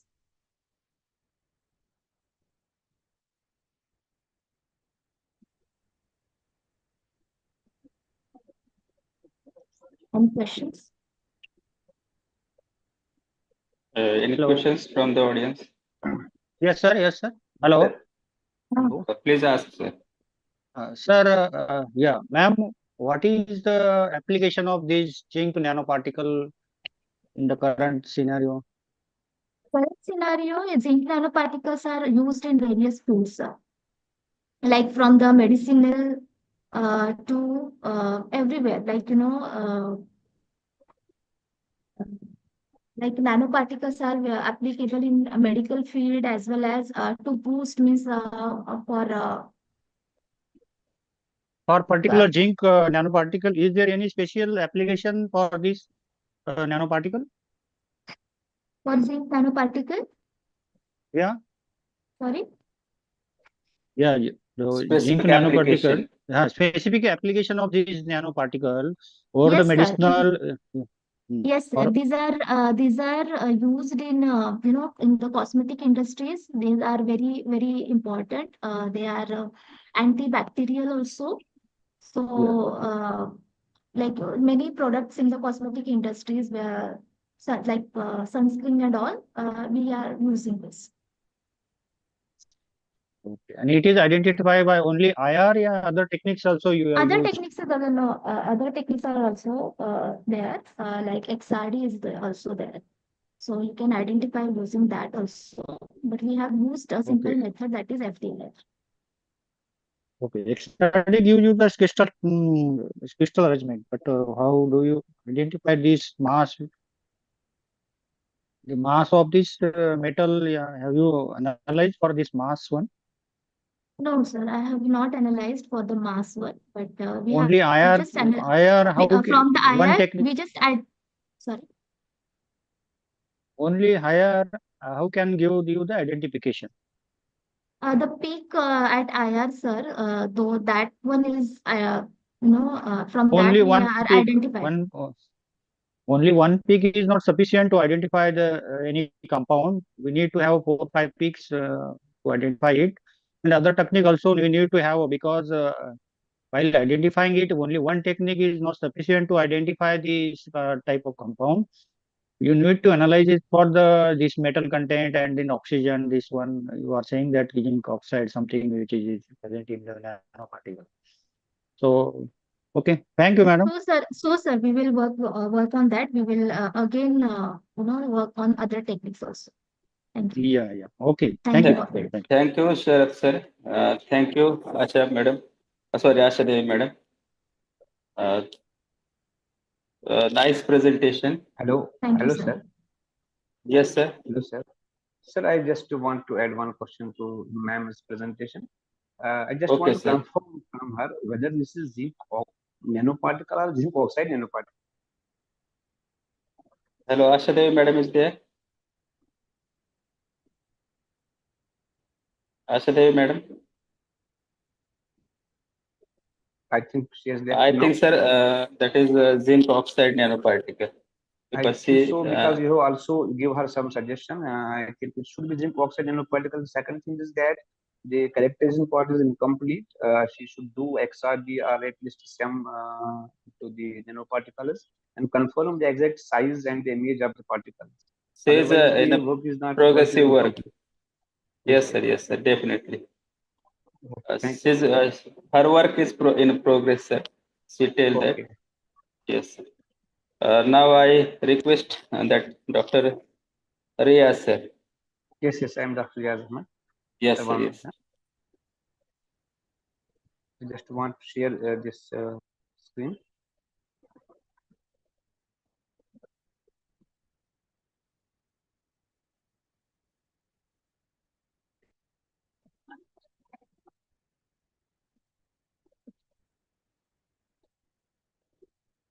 Sir, can you see my slides, sir? Yes, Yes, sir. Yes, yes. It is visible to all, sir. Yes. Thank you. Good afternoon, everybody. And first of all, I thank for organizing the meeting and the SCS College for giving this opportunity. Myself, Dr. Riaz Ahmed Dar from Maharashtra College, Mumbai. And today I just want to present my topic, that is trimetallic nanoporous composite of cobalt oxide, silver, and copper oxide for performance evaluation of electrochemical supercapacitors. So let me tell about supercapacitors. These are basically energy storage devices which are very popular for their energy storage because they are having fast charging discharging rates, and they have very high power characteristics, and their life cycle is very high. If we compare the supercapacitors with the other conventional source of energy like batteries, fuel cells, and these conventional supercapacitors, you can see here the supercapacitors are having very high power density, but their energy density is very low. So our aim is to try to increase the energy density of these supercapacitors. Maybe they may overpower the batteries. When we talk about the applications of the supercapacitors, these energy storage devices are very popular and are used in many applications. For example, they are used as power source in UPS, as a supplementary energy sources in hybrid electric vehicles, computers. They are used as lightweight power sources in small aircrafts. Even they are also used as as energy storage devices in handheld devices like your mobile phone, watch, etc. So let us see the types of supercapacitors based on the mechanism of the energy storage. The supercapacitors are two types mainly. One is electrical double layer supercapacitor, another is pseudo supercapacitor. Electrical double layer supercapacitor is their supercapacitor which stores energy by means of electrical double layer formation at the electrolyte interface. And pseudocapacitors, these store energy by means of electron transfer. That is Faraday type of electron transfer. And third is the hybrid supercapacitors, which contain the composite type of material in which both electrical double layer formation is formed, along with there is Faraday type of the reaction also. So by means of electrical double layer formation as well as Faraday type of reaction, they may store energy. Now the problem is with the supercapacitors is that generally the supercapacitors are based on the materials like carbon-based materials and metal oxides. They are having very low capacitance and their electrical conductivity is also very low. And graphene-based supercapacitors, they have low stability also because they undergo stacking, and graphene sheets they degrade. And using conducting polymers also, they also undergo swelling and also shrinkage during cyclic performance. That is why there is the problem. So we can have hybrid type of supercapacitors where we can use composite type of material, which may include carbon-based material, carbon nanotube, graphene, etc., along with the other materials like carbon, metal oxides or metal nanoparticles like that, or polymers. The recently used materials in supercapacitors are graphene-based materials. This carbon-based materials are graphene, fluorine is there, single wall carbon nanotube is there, multi-wall carbon nanotube is there, diamond is there, and other metal oxides, porous various types of the microporous materials are there. Conducting polymers are there. These are the materials which are recently used in the supercapacitors. So, what is the motivation of my work? In this work, what we tried to form a composite material in which we used the trimetallic composite material, which is the cobalt oxide, silver, along with copper oxide material. So it's a tri-metallic composite material. Because our aim is to increase the rate kinetics, that means electron rate kinetics, which will improve the performance of the supercapacitors. Along with that, the effective surface area will be increased, which will be exposed to the surface, and there will be efficient electrical double formation on the surface. And on the other hand, the transitional metal oxides, they are having multiple variable oxidation status. So accordingly, there will be Faraday type of electron transfer, which may be added to the part, that is the electron transfer kinetic state will increase along with that. So here is the scheme for the synthesis of cobalt oxide silver and cobalt oxide silver copper oxide materials using soul gel method. And here you can see the cobalt oxide along with the surfactant Triton X100. It was heated and stirred for 30 minutes, and after that, the silver nanoparticle was added to it, and then copper oxide was added along with this the surfactant.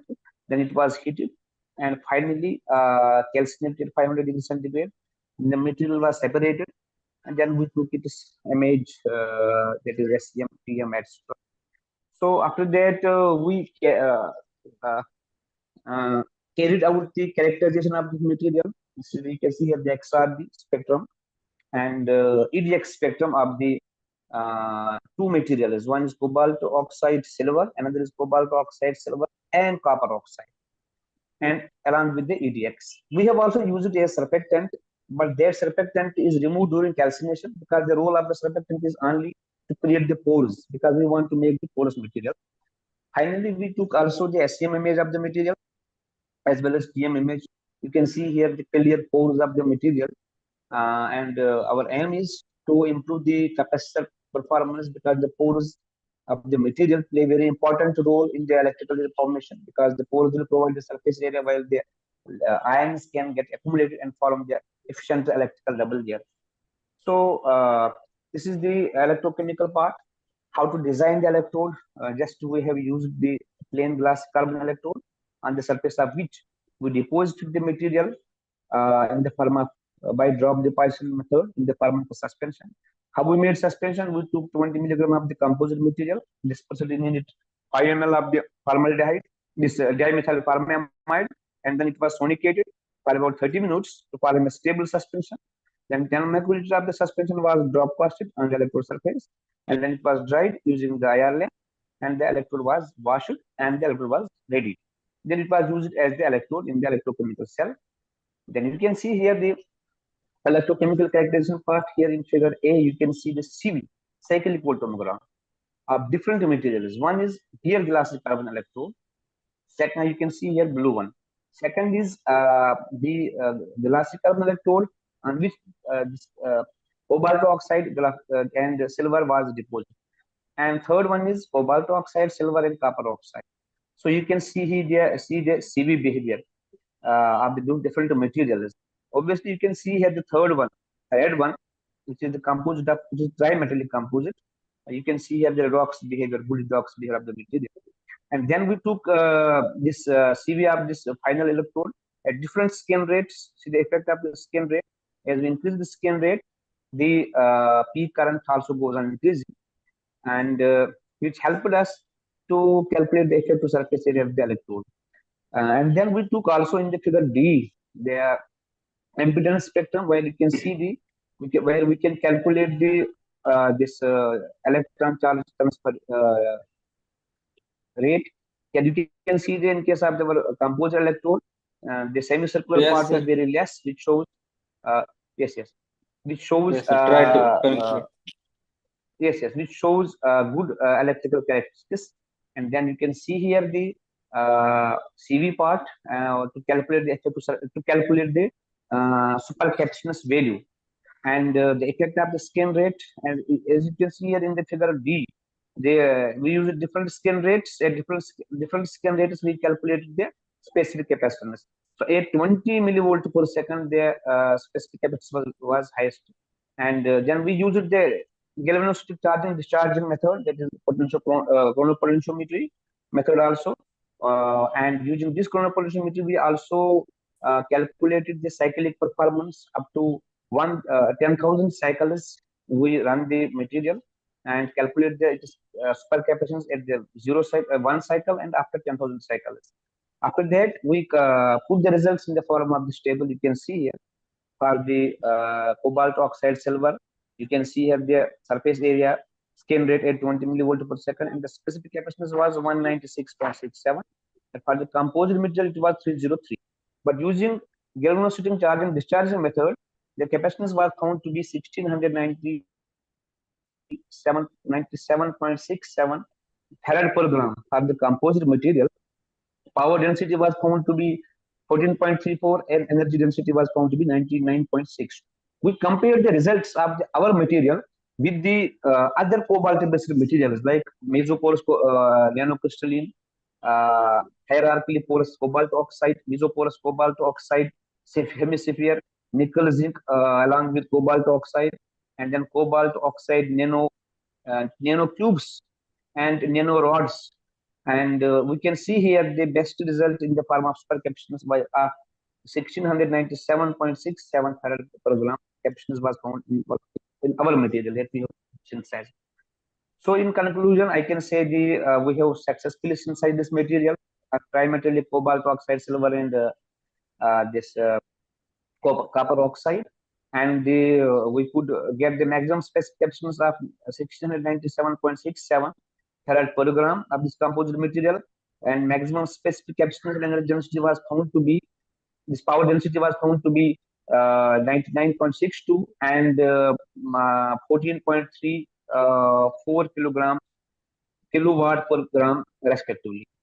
And using galvanostic charging discharging, the efficiency, that is cycling performance, the capacitor retained the 92.8% capacitance after 10,000 cycles. So this shows the stability of the electrode. So thank you very much for giving this opportunity and for patiently listening to my presentation. Thank you very much. Thank you, Dr. Yasser. You have taken about 10 to 12 minutes. I request all the participants, we have very less time, so we have to start our lecture function at 4:30. So please try to conclude within 5 or 6 minutes. Now I ask, onto the request, I invite Ansari Mariam for the next presentation. Then we take the presentation of Megha Turpemya. Yes, sir, I'm sharing the screen. Yes, sir. Okay.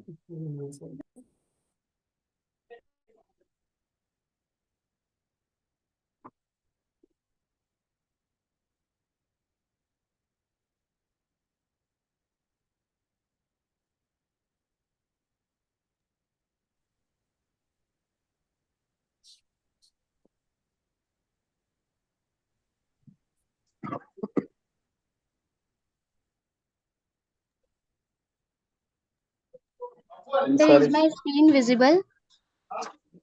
Yes, yes. Maske sir, hello. Yes, sir. No, madam. Yes, No. sir.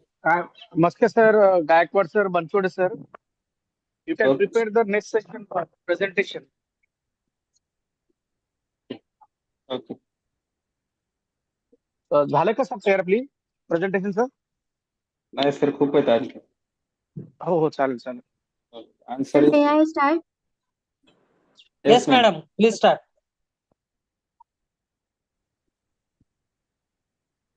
Okay.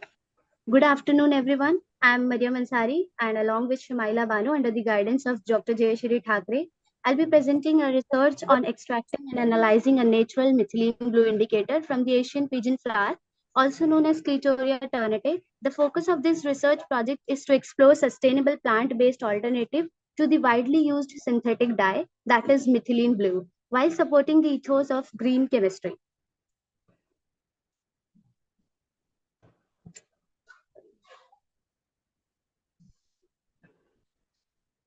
Slide is it visible? Happened, sir? No, sir. No, sir. Please share your Please. screen. PPTs, madam.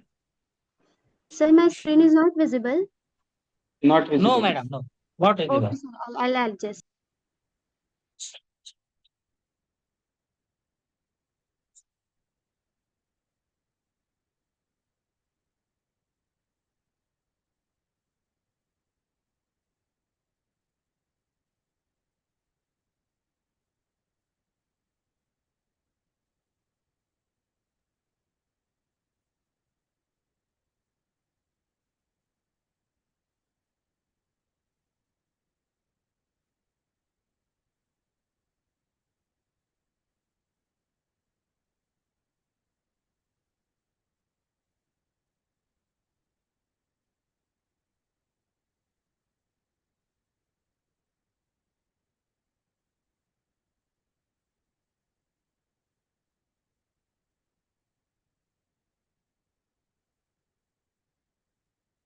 Please share your PowerPoint presentation.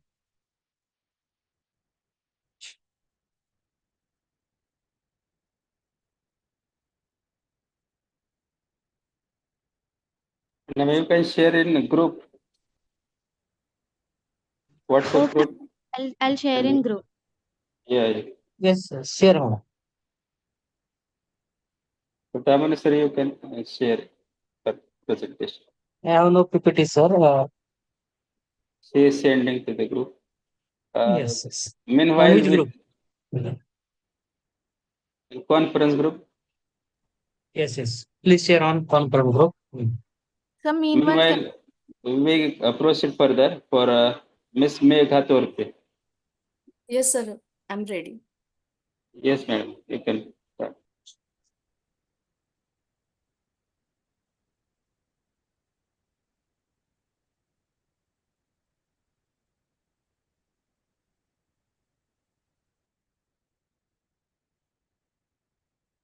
Is it visible, sir? Yes, madam. Yes, madam. Yes. Thank you, sir. Myself, Megha Torpe, research scholar from Department of Physics, working under the guidance of Dr. Professor Kailash Jagdev, DSPM KB Pendarkar College, Dombivli.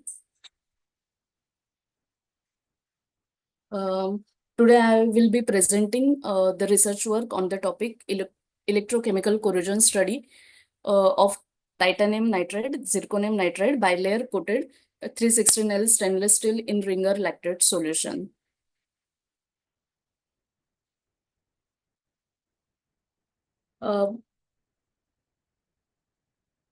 This presentation contains the following points: objectives, 316L stainless steel in biomedical applications, challenges like corrosion, metal ion release, biocompatibility concern, and need for surface enhancement. I will move on next slide. In this research work, our aim is to improve the corrosion resistance and surface properties of 316L stainless steel. And so, for this, we applied titanium nitride and zirconium nitride bilayer coatings on the 316L stainless steel by using cathodic arc PVD technique. We then investigated the performance of these coatings by studying their structure, surface appearance, and electrochemical behavior through the different characterization methods. First, I would like to talk about 316L stainless steel. It is one of the most commonly used biomaterial. Due to its good strength and corrosion resistance and excellent biocompatibility, it is widely used in implants. But it has some disadvantage too, though it is widely used in implants, but it has some challenges like leaching of nickel and chromium ions. these ions are also harmful for human bodies as they are producing carcinogenic effect and toxicity also. When implants are exposed to the body for a long time, they can develop problems like corrosion and the release of metal particles. To fix these issues, better coatings and surface treatments are used to make implants more corrosion resistant and safer. Already these challenges I have introduced. Corrosion is one of the important challenge which we are facing in implants, and as well as ion leaching also. Just to overcome these problems, we are using surface modification techniques. This is the need where we are working on corrosion resistance and this ion leaching, how we can minimize this effect, and how we can extend the life of biomaterial. Here I have just shown about corrosion phenomenon. As the corrosion in implants can be dangerous as it leads to pitting and surface degradation. In this slide, I've just discussed about some types of corrosion. One by one, I will be discussing this. Pitting corrosion. Pitting corrosion creates small deep holes on the implant surface. These pits grow quickly, causing potential failure of the implants. Here you can see this kind of pits which we are getting in implants. Then next one is crevice corrosion. Crevice corrosion occurs in tight spaces like under screws or at implant joints. In these tight spaces, less oxygen causes the damage in protective layer. And here you can see screws and these plates. Next one is galvanic corrosion. This type of corrosion happens when two different metals touch in the body's fluid. One metal corrodes faster. You can see in this diagram, titanium screw is getting fitted in a stainless steel plate, and one metal will be getting corrosion effect faster. Next one is fretting corrosion. In this fretting corrosion, when two metals are getting in contact and it will be in motion. This motion breaks the protective layer, exposing fresh metal to body fluids, causing the corrosion. Now I will talk about material and methodology. In this research work, we have taken substrate 316L stainless steel. For coating, we have used material titanium nitride and zirconium nitride materials. And for coating, we have used cathodic arc physical vapor deposition method. For this, we have kept a temperature 200 degrees Celsius, and deposition time it has taken 30 minutes. And this coating we have checked at different bias voltages, minus 50 volt, minus 200 volt, minus 350 volt, and minus 500 volt. Here just I have shown a PVD process. That process is very simple. Just I will tell in brief. The process happens inside a vacuum chamber. The coating material titanium nitride and zirconium nitride is vaporized by cathodic arc. Vaporized atom travel through the vacuum and deposit onto the heated stainless steel which forms a hard and protective thin layer. And after this, we have used a few techniques. After this coating, we have used different characterization techniques to understand the surface quality, structure, and corrosion behavior. Here I have shown characterization techniques. X-ray diffraction technique that is used to find out phase composition of the coating. Then EDEX we have used, that is energy dispersive X-ray analysis, which determines surface elemental composition. And we have also taken same analysis, which is scanning electron microscopy. It is done to observe surface morphology, coating quality, and defects. Then for corrosion, we have done electrochemical testing, which is used to find out corrosion rate. And finally, we have done with ICPAES, inductively coupled plasma atomic emission spectroscopy, which is used to find out ion leaching. We have taken we have dissolved this our material for 32 weeks and then readings we have taken. Here just I will talk about XRD. Here you can see in this pattern we are looking at how the crystal structure of TIN and ZRN bilayer coating changes when we carry different bias voltages during deposition. At minus 200 volt, you can see here PQRS, these codes we have used. Q means minus 200 volt. Purposely, I am focusing on this because we have got good result at minus 200 volt substrate bias voltage. At this voltage, we got 111 peak, which is dominant, and it is ideal because this orientation has better corrosion resistance. You can see in this XRD, 200 peak is also visible. It is there, but it is there, but it has it is just showing our coating is added without too much stress. And here, Mega Madam, yes, sir. please correct me. Sorry. Time is over. Please conclude. Okay. Sorry, sir. In this index, we have just composition of our coatings, ZR and TI. Then this is same analysis. You can say these droplets, and here also minus 200 volt is showing good result. Then ICPS, just sample is dissolved in ringer lactate solution for 32 weeks, and then we observe unleaching. Here you can see the result for the Q. After 32 week also unleaching is not detected.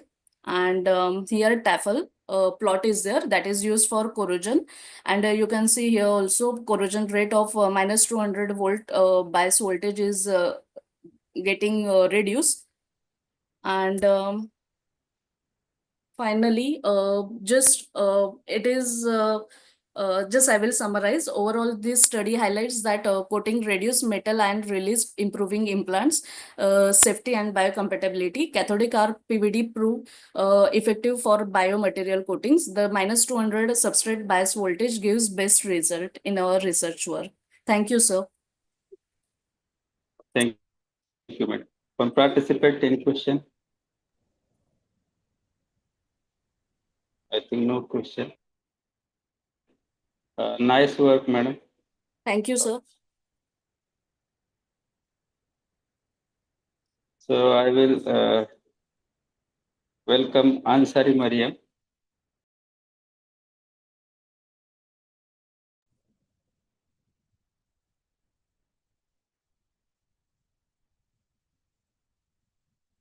Sir, may I start?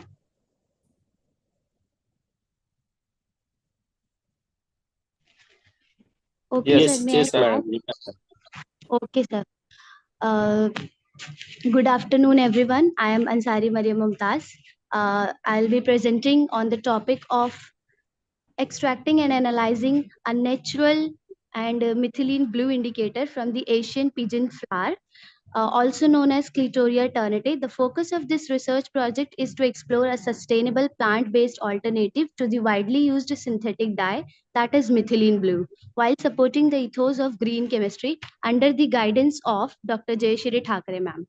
So the next is our abstract. The inspiration behind this research lies in two modern scientific priorities. First is sustainability, and the another one is safer chemical alternatives. We explored the pigment-rich petals of Clitoria ternate, extracted its bioactive compounds using a simple solvent method, and analyzed their spectroscopic behavior. And interestingly, these natural pigments exhibit redox-sensitive and pH-dependent properties, like the synthetic methylene blue. So through the spectrophotometric analysis, we confirmed their stability and distinct absorbance, and our results open up the possibilities for using plant-based indicators in laboratories, diagnostics, and even in educational kits. Next slide, please. Yes, synthesis of methylene blue from Asian pigeon flower. So it was a simple process, that the natural extraction process is remarkably simple, obviously. So cost effective and eco-conscious. We collected fresh Clitoria ternate flowers, and the petals were homogenized into a paste using mortar and pestle. Then we added distilled water and filtered the mixture to get a rich blue extract. Then, to protect the extract from degradation, it was stored in amber-colored bottles at 4 degrees Celsius. And this method requires no harmful solvents, generates no toxic waste, and it is accessible for even in low resources settings. Now, here is a commercial synthesis of methylene blue by electrochemical method. It is a multi-step process. The synthetic process of methylene blue involves a 6-step in electrochemical reaction, starting from aromatic precursor. Uh, and here we can see that first step is oxidation. The initial compound is oxidized to form a radical cation intermediate, and this step begins the activation of the molecule. Then second is nucleophilic attack, a hydrosulfide ion. As you can see in this, that hydrosulfide ion attacks this intermediate and creating a new sulfur containing compound. Then proton elimination, the molecule loses a proton, which stabilizes this intermediate. Then second oxidation is this intermediate undergoes another round of oxidation to further activate it. Then cyclization happens. The molecule folds into a ring structure. This step is crucial for forming the final di backbone actually. Then final rearrangement happens, in which the last intermediate rearranges into methylene blue, the deep blue dye we know. The entire process is so the entire process is conducted under the controlled electrochemical conditions, and requires acidic media, strong oxidants and stabilizers. Unlike this multi-step chemical heavy process, a natural extraction uses simple solvent and ambient conditions, making it to more eco-friendly and accessible. Then we have chemical composition of Asian pigeon flower theory, which we have got from research papers. So it's in short, the Clitoria ternata, that is Asian blue pigeon flower, is rich in anthocyanins, especially a group called ternatins. So these anthocyanins are flavonoids pigments responsible for the flower's vibrant blue color. So they show pH independent behavior, turning pink or purple in acidic conditions and blue in neutral or alkaline pH. They are not just visually striking. They also undergo reversible redox reactions, just like methylene blue, making them perfect candidates for pH indicators and redox dye, or even biosensor. Then we did a comparative analysis of commercially synthesized and naturally extracted, which we have made methylene blue. Till yet we have done three analysis: pH, conductivity, and absorbance. Next slide, please. In pH analysis, we observed that naturally extracted methylene blue maintained a neutral pH of around 7, that is ideal for biological applications, as you can see in the right side. And synthetic methylene blue had a slightly acidic pH, typically 4 to 6, due to the stabilizers and preservatives. Then we had conductivity. So the comparative analysis of conductivity, natural sample showed low conductivity, that is 0.61 microsiemen, suggested fewer free ions and less interference. So next slide, please. and synthetic version had higher conductivity due to the added salt and full ionization, and natural one may contain organic compounds, but the synthetic version is pure. Then we had done absorbance of methylene blue using the spectrophotometer. A spectroscopic analysis showed that absorbance peak at 620 to 650 nanometer for natural extract compared to 580 nanometer for synthetic dye. At a high absorbance value of 1.72 was noted, indicating the strong chromophoric activity in the extract. Next slide, please.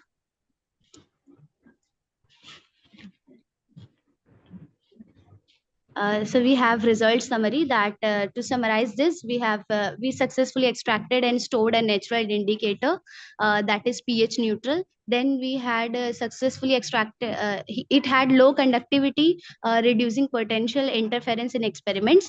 Then last, the extract showed a distinct absorbance peak at 620 nanometer, validating its functionality as an indicator. Then next slide, please. Future directions we have, then what we are going to do in future analysis. So this the normal all the study is just a stepping stone. We aim to continue with FTIR analysis to confirm functional groups in the extract. Then we will do purity testing through TLC and chromatography techniques, and titration based test to major redox properties without instruments, that is non-instrumental titration, and exploring its application in food sciences and biological labs and pH monitoring system. Then we have conclusion. So in conclusion, Clitoria ternate, that is Asian pigeon flower, offers more than just aesthetic beauty. I can say it provides us with a sustainable, biocompatible, and effective alternative to synthetic dyes like methylene blue. Its extraction is simple, and its properties are promising, and its potential applications are broad actually. So by replacing chemical indicators with plant-based ones, we not only reduce lab toxicity and cost, but also contribute meaningfully to green chemistry initiatives. Then references.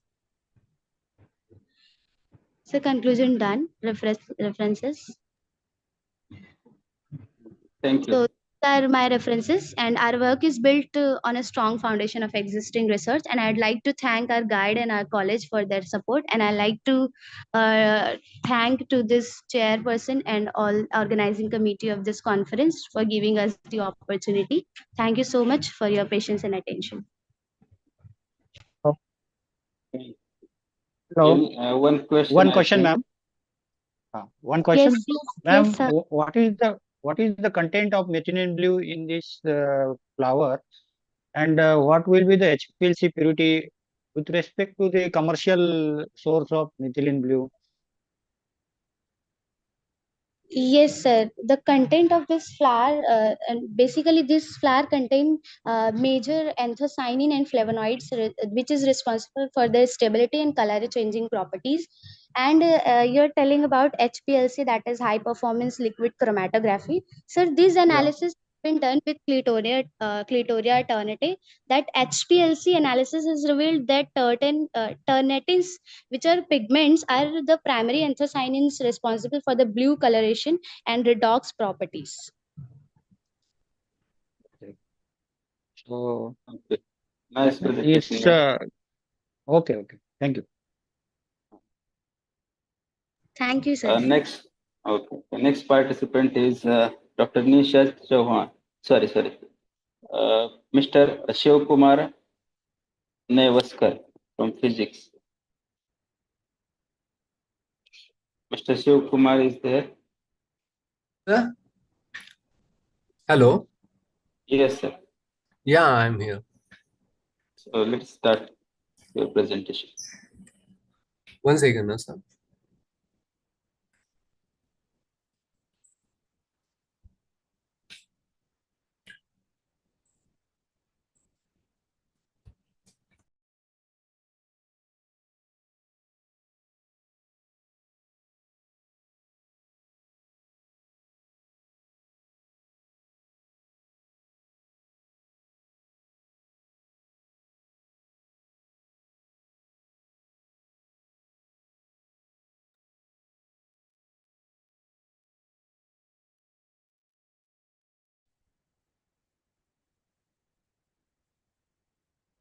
Sir, please share. Okay. It is visible, sir. Unmute yourself. Video करो video on first. Hello, sir. Okay, sir. Start. Yeah.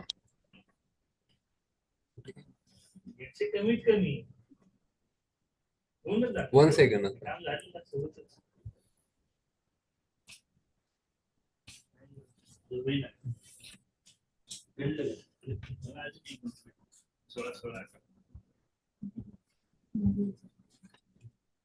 It's slideshow. I'm visible. Yes, your screen is visible. Make it slideshow if possible. Otherwise, run like this one.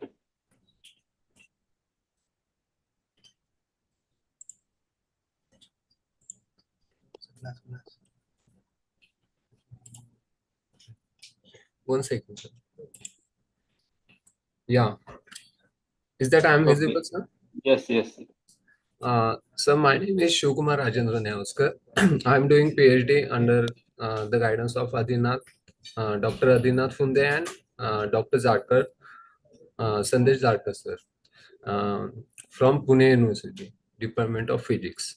So today's my paper presentation topic is highly capacitive MNS TIC asymmetric supercapacitor. So this is my outline of my project, paper. Introduction, synthesis, synthesis of MNS, characterization, electrochemical, CV, aqueous. For the device, we have taken electrochemical also, CV, aqueous plot, galvanostatic charge discharge, power density and energy density analysis, and then finally conclusion.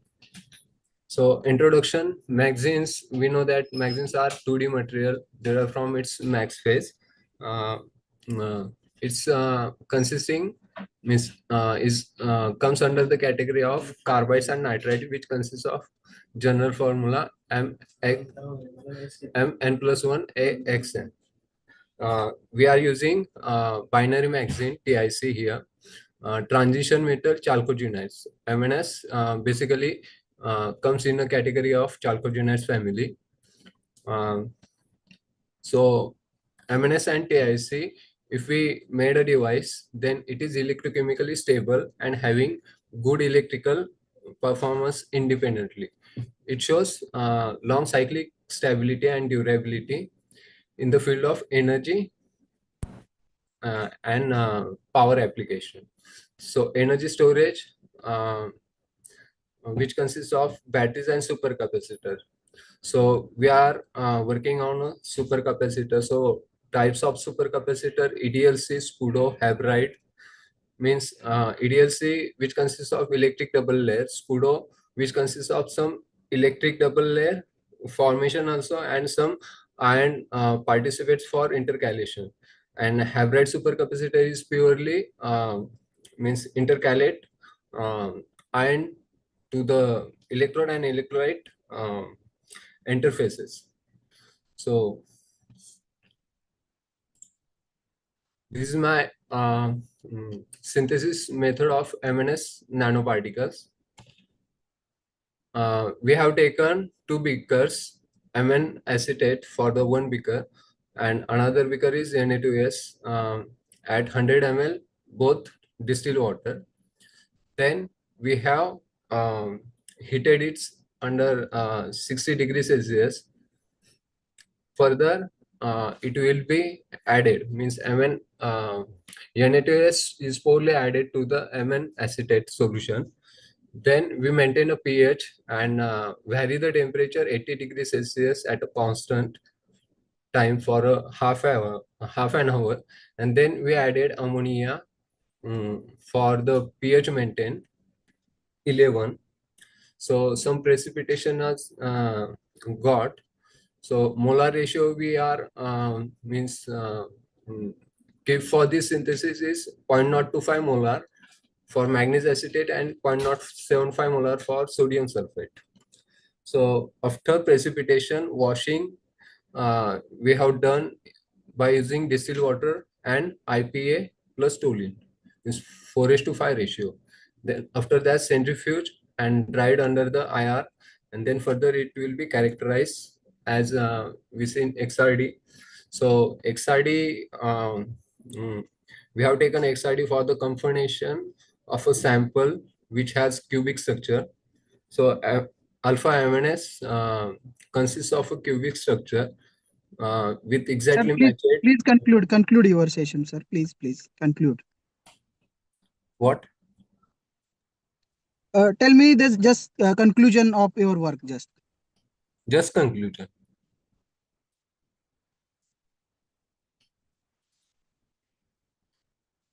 So my conclusion is that for this paper, we have got higher power density as we seen here, the table.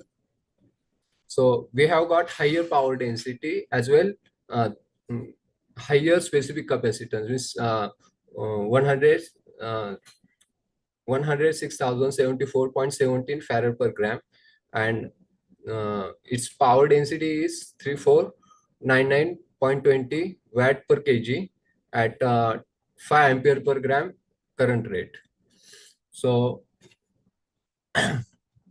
for this, we have this graph of galvanostatic charge discharge, which consists of higher specific capacitance 1674.17 farad per gram and at 0.25 ampere per gram current density. And so this is an aqueous plot. It consists of less resistance 3.96 for the device of MNS-TIC. Its series resistance is 3.96 and RCT, charge transfer resistance, is 9.9 ohm for the before cycling, and TIC MNS after cycling 3.93 ohm. Its RCT value and RS value and RCT value is 10, means it is less degradation observed. This is cyclic voltammetry of asymmetric device MNS-TIC, which consists of a voltage window 0 to 1.4 volt, and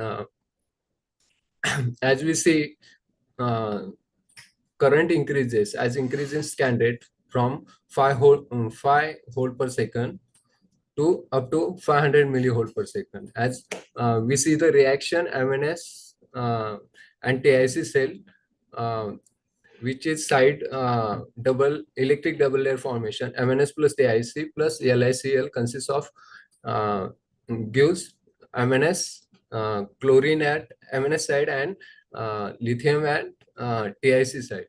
The intercalation is also observed by the anode electrode TIC and hello.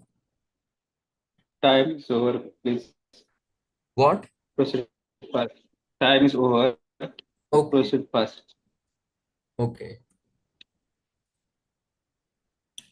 This is my conclusion, as I Yes, sir. already discussed. Any questions, sir? Okay. So from audience, any questions? Shiv Kumar sir. Thank you, sir. Okay. I think no questions, sir. Thank you. A great work. Okay, thank you, sir.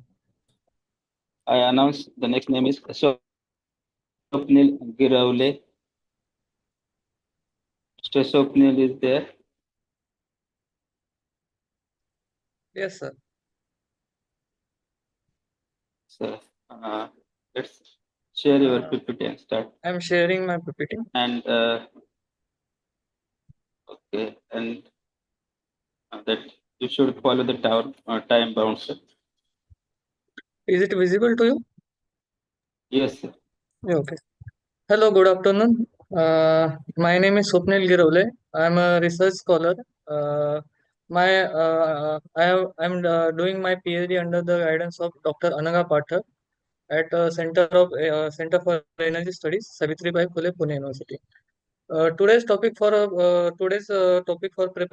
presentation is study and synthesis of metal organic framework as a electron material for high performance aluminum sulfur batteries.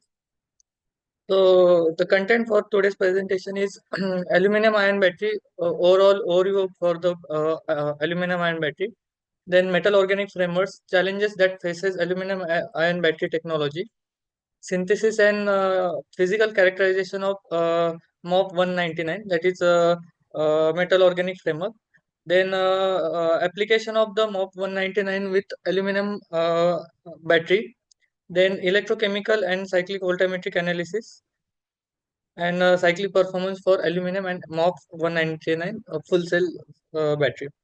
So the objective for this study is synthesis and characterization of metal organic frameworks, then development of electrode material for aluminum sulfur batteries, enhancing performance of the aluminum sulfur batteries, and addressing the key limitation of the aluminum batteries, that is surface passivation. So we majorly work on the surface passivation of the aluminum electrode in the batteries, and improving energy density for the aluminum based batteries, aluminum sulfur batteries also, and aluminum ion batteries also. So basically we are all of us aware of lithium and sodium ion batteries. Those are monovalent batteries. The monovalent batteries are those who produces one electron per ion generated.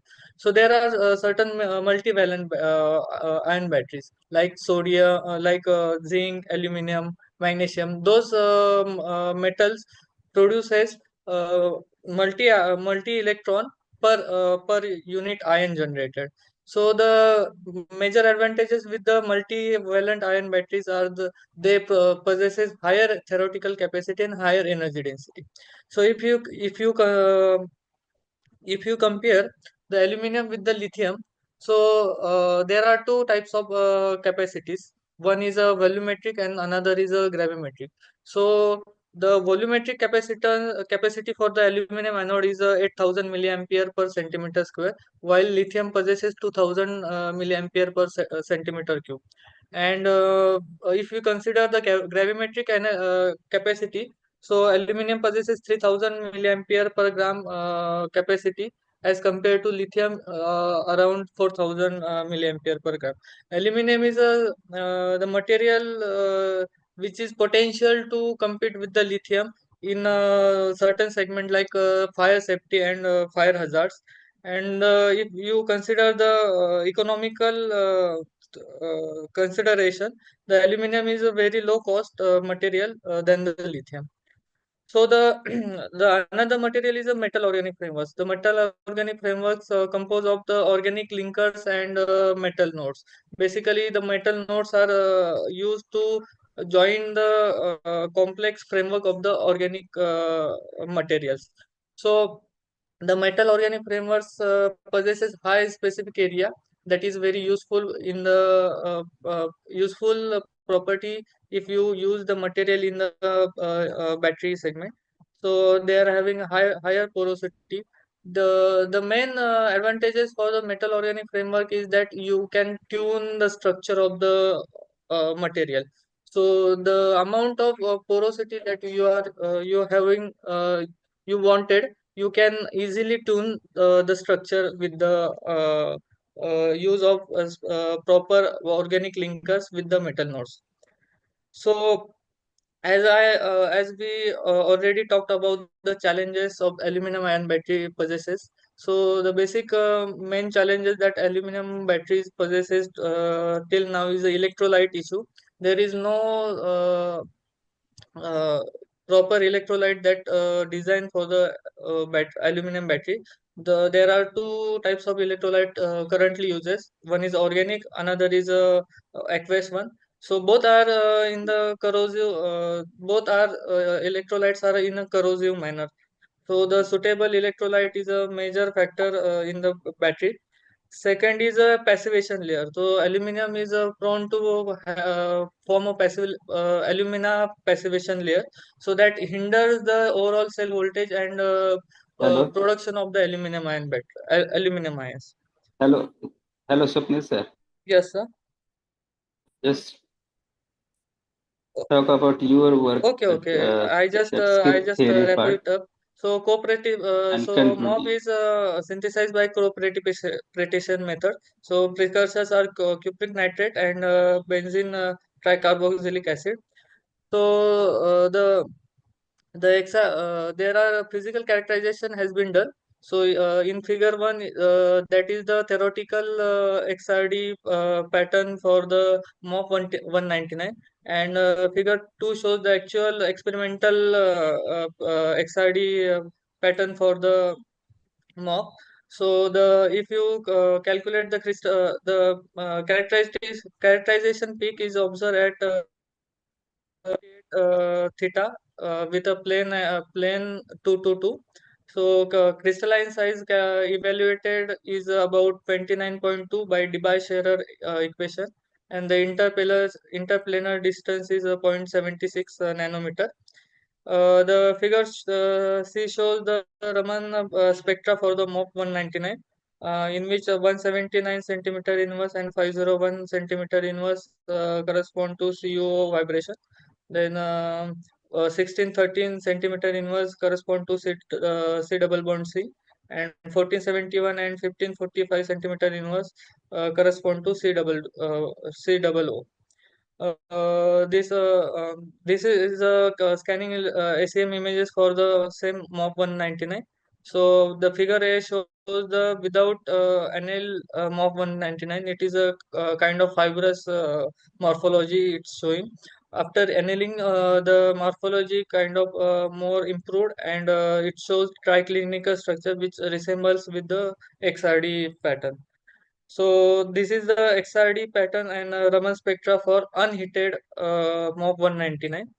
Then this is a pouch cell assembly for aluminum ion battery. So where MOP 199 is used as a cathode material, and aluminum used as a anode material. So this is a cyclic voltammetric curve where figure A shows the single electrode analysis for MOP 199 with a VOC of 0.16, and figure 2 shows the full cell cyclic voltammetry for full cell aluminum 199 MOP 199, where you can see the oxidation peak at 1.56 volt.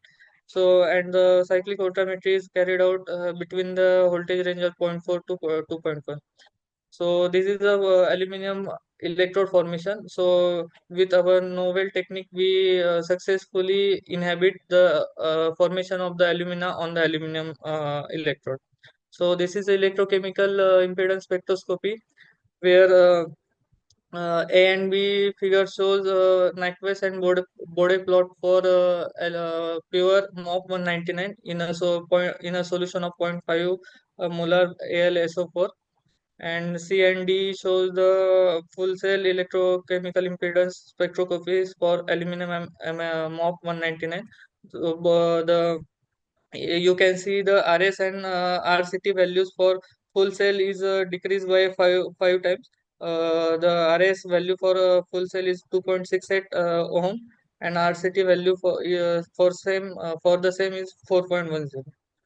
So this is a charge discharge analysis carried out for aluminum battery. So initial capacity is found to be 146 milliampere per gram within a voltage range of 0.45 to 2 volt.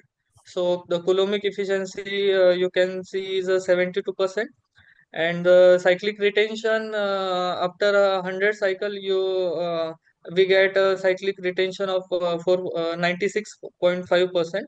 That is pretty cool for the ion batteries till now, and the coulombic efficiency is 72%. Uh, the conclusion is we can with this study we can successfully utilize the aqueous electrolyte for aluminum batteries. We have successfully achieved initial capacity of 146 milliampere per gram with a 96.5% retention after 100 cycles, and the method that we are using for synthesis is a cost effective one. The future scope is there are many advantages of aluminum batteries over lithium batteries. So the corrosion of current collector is a major issue that can be solved, and the aluminum is very prone to generation of the hydrogen that reduces the round trip efficiency. So that the areas that the future work can be done. Any questions? Okay. Okay, sir. Okay, thank you. Questions from the audience? Any question, audience? I think no questions, sir. Okay, thank you. Thank you, sir. Very nice presentation. Okay, thank you. And I request the next participant do it in time. We have a short period of time. The next participant is Mr. Mohanan Raj Pandari. Mohanan Raj. Hello, sir. Actually, he is my guide. I am going to present. Shall I? Okay, okay. Sorry, sir. What's your name? Karthik Khavre, sir. It is there. My Okay. my name is there in the list.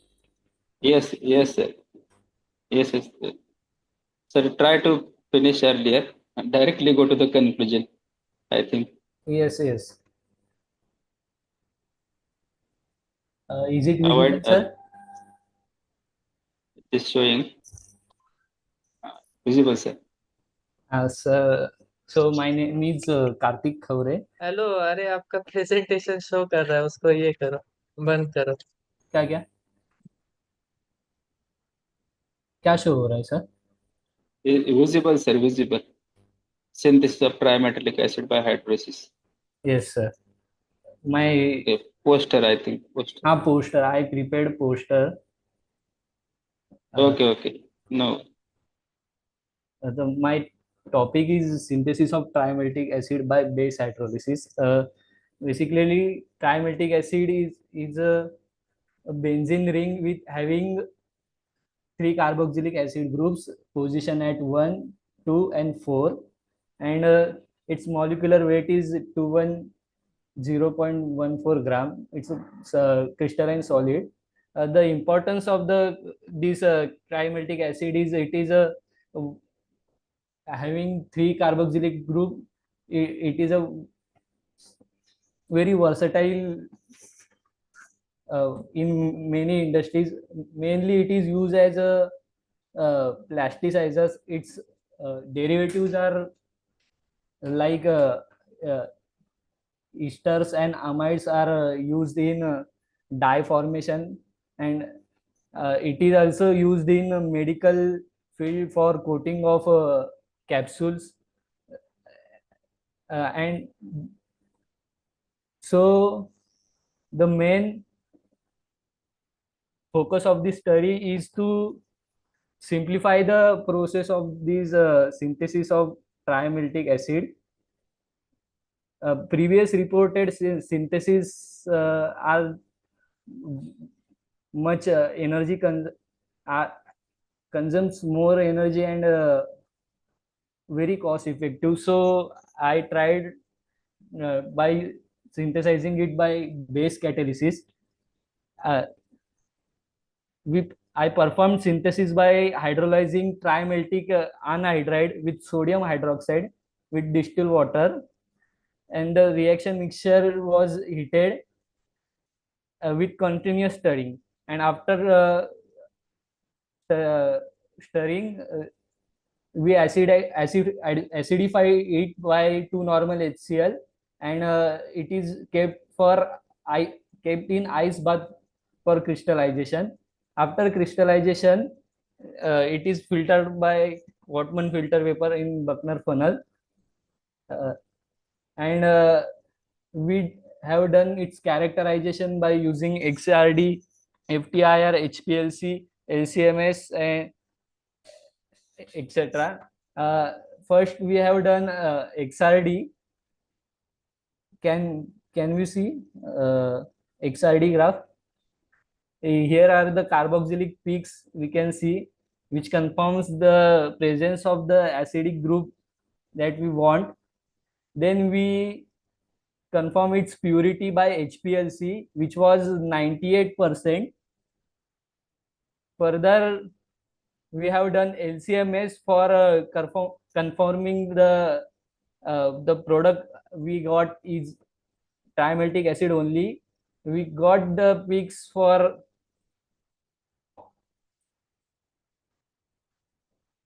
at 2110, and it's a fragmentation pattern at 166, 120, 175.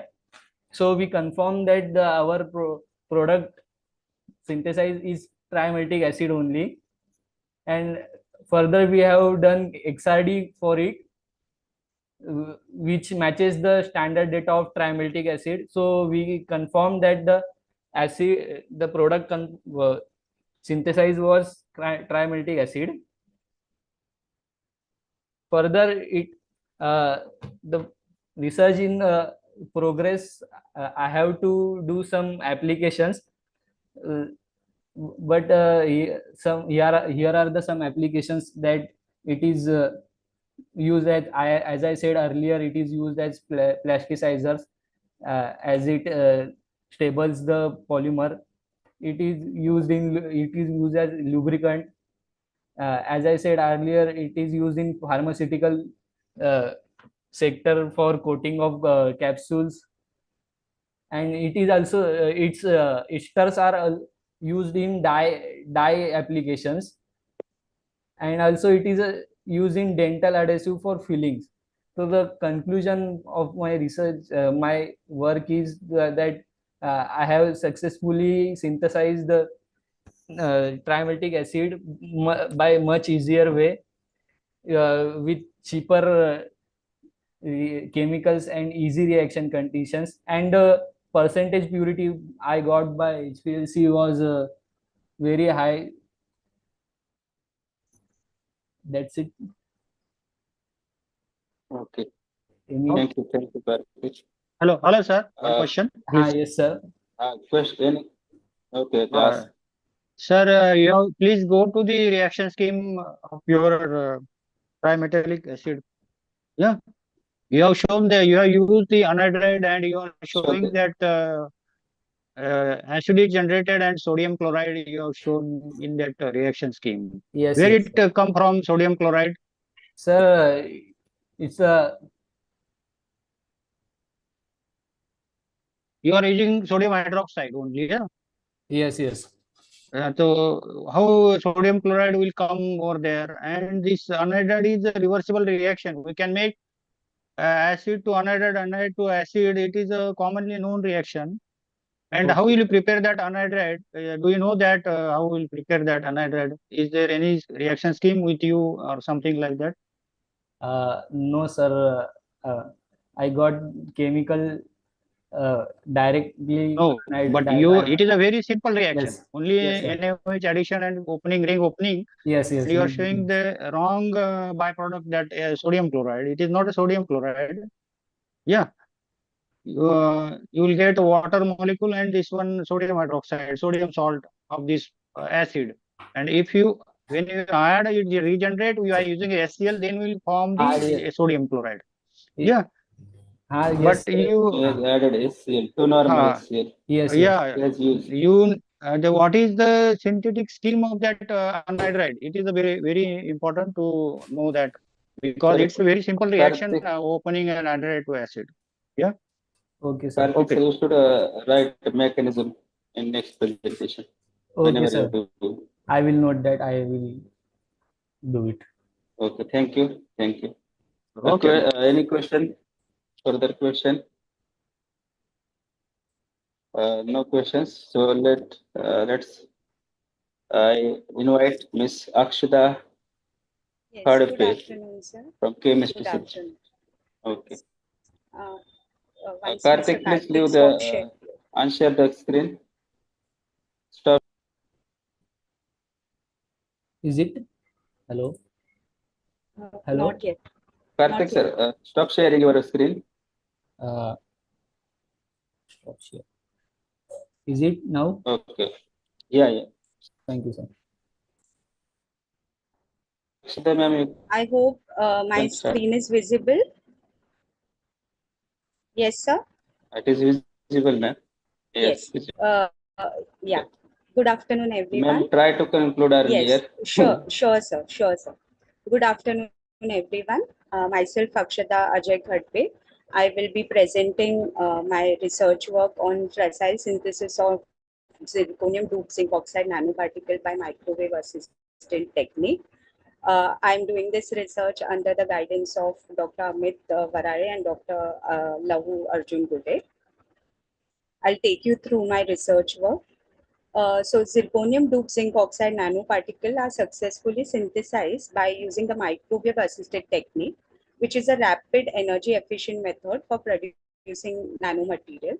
Now in this research, I have investigated the effect of various molar concentration of zirconium on structural and optical properties of resulting nanoparticle.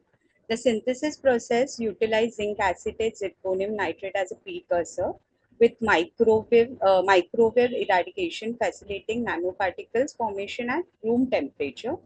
Now in this technique, present efficient scalable method for producing duped zinc oxide nanoparticle with enhanced properties. Giving you a brief idea of nanotechnology and its application, nanoscale dimension, where nanotechnology involves extremely small object with dimension ranging from 1 to 100 micrometers applied across chemistry, biology, physics, material science, and engineering. Unique properties, nanoparticles exhibit unique physical, chemical, and green features not found in bulk material with small size and high surface to volume ratio. In medical application, this unique psychochemical properties provide sufficient opportunities for diagnostic agent and targeted drugs delivery system, benefiting for intrinsic pharmaceutical potential. Now, what are the advantages of zirconium duping in zinc oxide? Enhanced light absorption, which reduce the band gap, allow visible light absorption. Electron trapping, unoccupied d orbital trap excited electron. Reduce recombination, prevent electron hole pairing recombination. Reduce photocorrosion, improves the stability and durability. Microwave assisted synthesis technique, what are the importance of it? Penetrating dip irradiation allows for uniform heating throughout the material. Electric field distribution control enables precise energy delivery to reaction component. Rapid uniform heating significantly reduce reaction time compared to conventional method. Self-regulating reaction provide a better control over the synthesized process. Microwave technique is a recent addition to material processing method, offering an alternative strategy through which a new material characteristic could be achieved along with the economical advantages like low energy consumption, fast production times. This technique uses polyethylene glycol 300 as a capping agent to create a biocompatible material nanoparticles. The experimental synthesis process. So precursor, first are precursor preparation. Zinc acetate, dihydrate, and zirconium nitrate hexahydrate were dissolved in double distilled water with 2 to 3 ml of polyethylene glycol 300 added while vigorous stirring. The next step was precipitation and purification. 0.1 molar NaOH was added dropwise as 1 at 1 ml per minute with continuous stirring to promote complete precipitation. The sediments were centrifuged and washed 2 to 3 times with distilled water to eliminate impurities. Microwave treatment was given in the next step. The clean sediment was centrifuged with excess water and acetone before being microwave eradicated for 10 minutes at 800 watt in and off cycling mode, then cooled to the room temperature. Annealing process, the dry product was etched in controlled furnace at 200 degrees Celsius for 3 hours before characterization complete of this synthesized product. These are the characterized technique which I have conducted so far: XRD, SEM, EDAX, UV visible spectroscopy. Now here you can see XRD analysis, which confirm the hexagonal Wirth structure of zinc oxide matching the JCPDS card. Zirconium doping lead on to increase intensity of zinc oxide planes, indicating enhanced crystallinity. The lattice parameters increase monotony with a higher zirconium content attributes to the larger ionic radius of Zr4 compared to Zn2 plus. The average crystalline size of ZR ZnO nanomaterial was 30 nanometer, smaller than the size of pure ZnO, which is 70 nanometer, indicating the zirconium grouping reduced the particle size. Also, SEM image revealed tiny particles of zirconium dispersed on the hexagonal surface of ZnO. EDX analysis confirmed the presence of Zr zinc oxygen without any detectable impurities, thus verifying the purity of synthesized compound. Next was FTIR and UV visible spectroscopy result. In FTIR, spectra revealed typical peaks between 400 to 500 centimeter inverse, providing information about the stretching vibration of ZnO. The well-defined peak at around 500 supports the development of ZnO Zr4 loop ZnO particle. The bandwidth around 3200 to 3600 centimeter inverse attribute to the OH group of water, indicating water molecules absorbed on the nanocatalyst surface. No significant change in FTIR spectra between the doped and undoped samples suggests no chemical interaction between the metal dope and undoped ZnO. UV visible spectroscopy demonstrated a shift in absorption edge of Zr to ZnO, confirming the enhanced optical behavior due to Zr doping.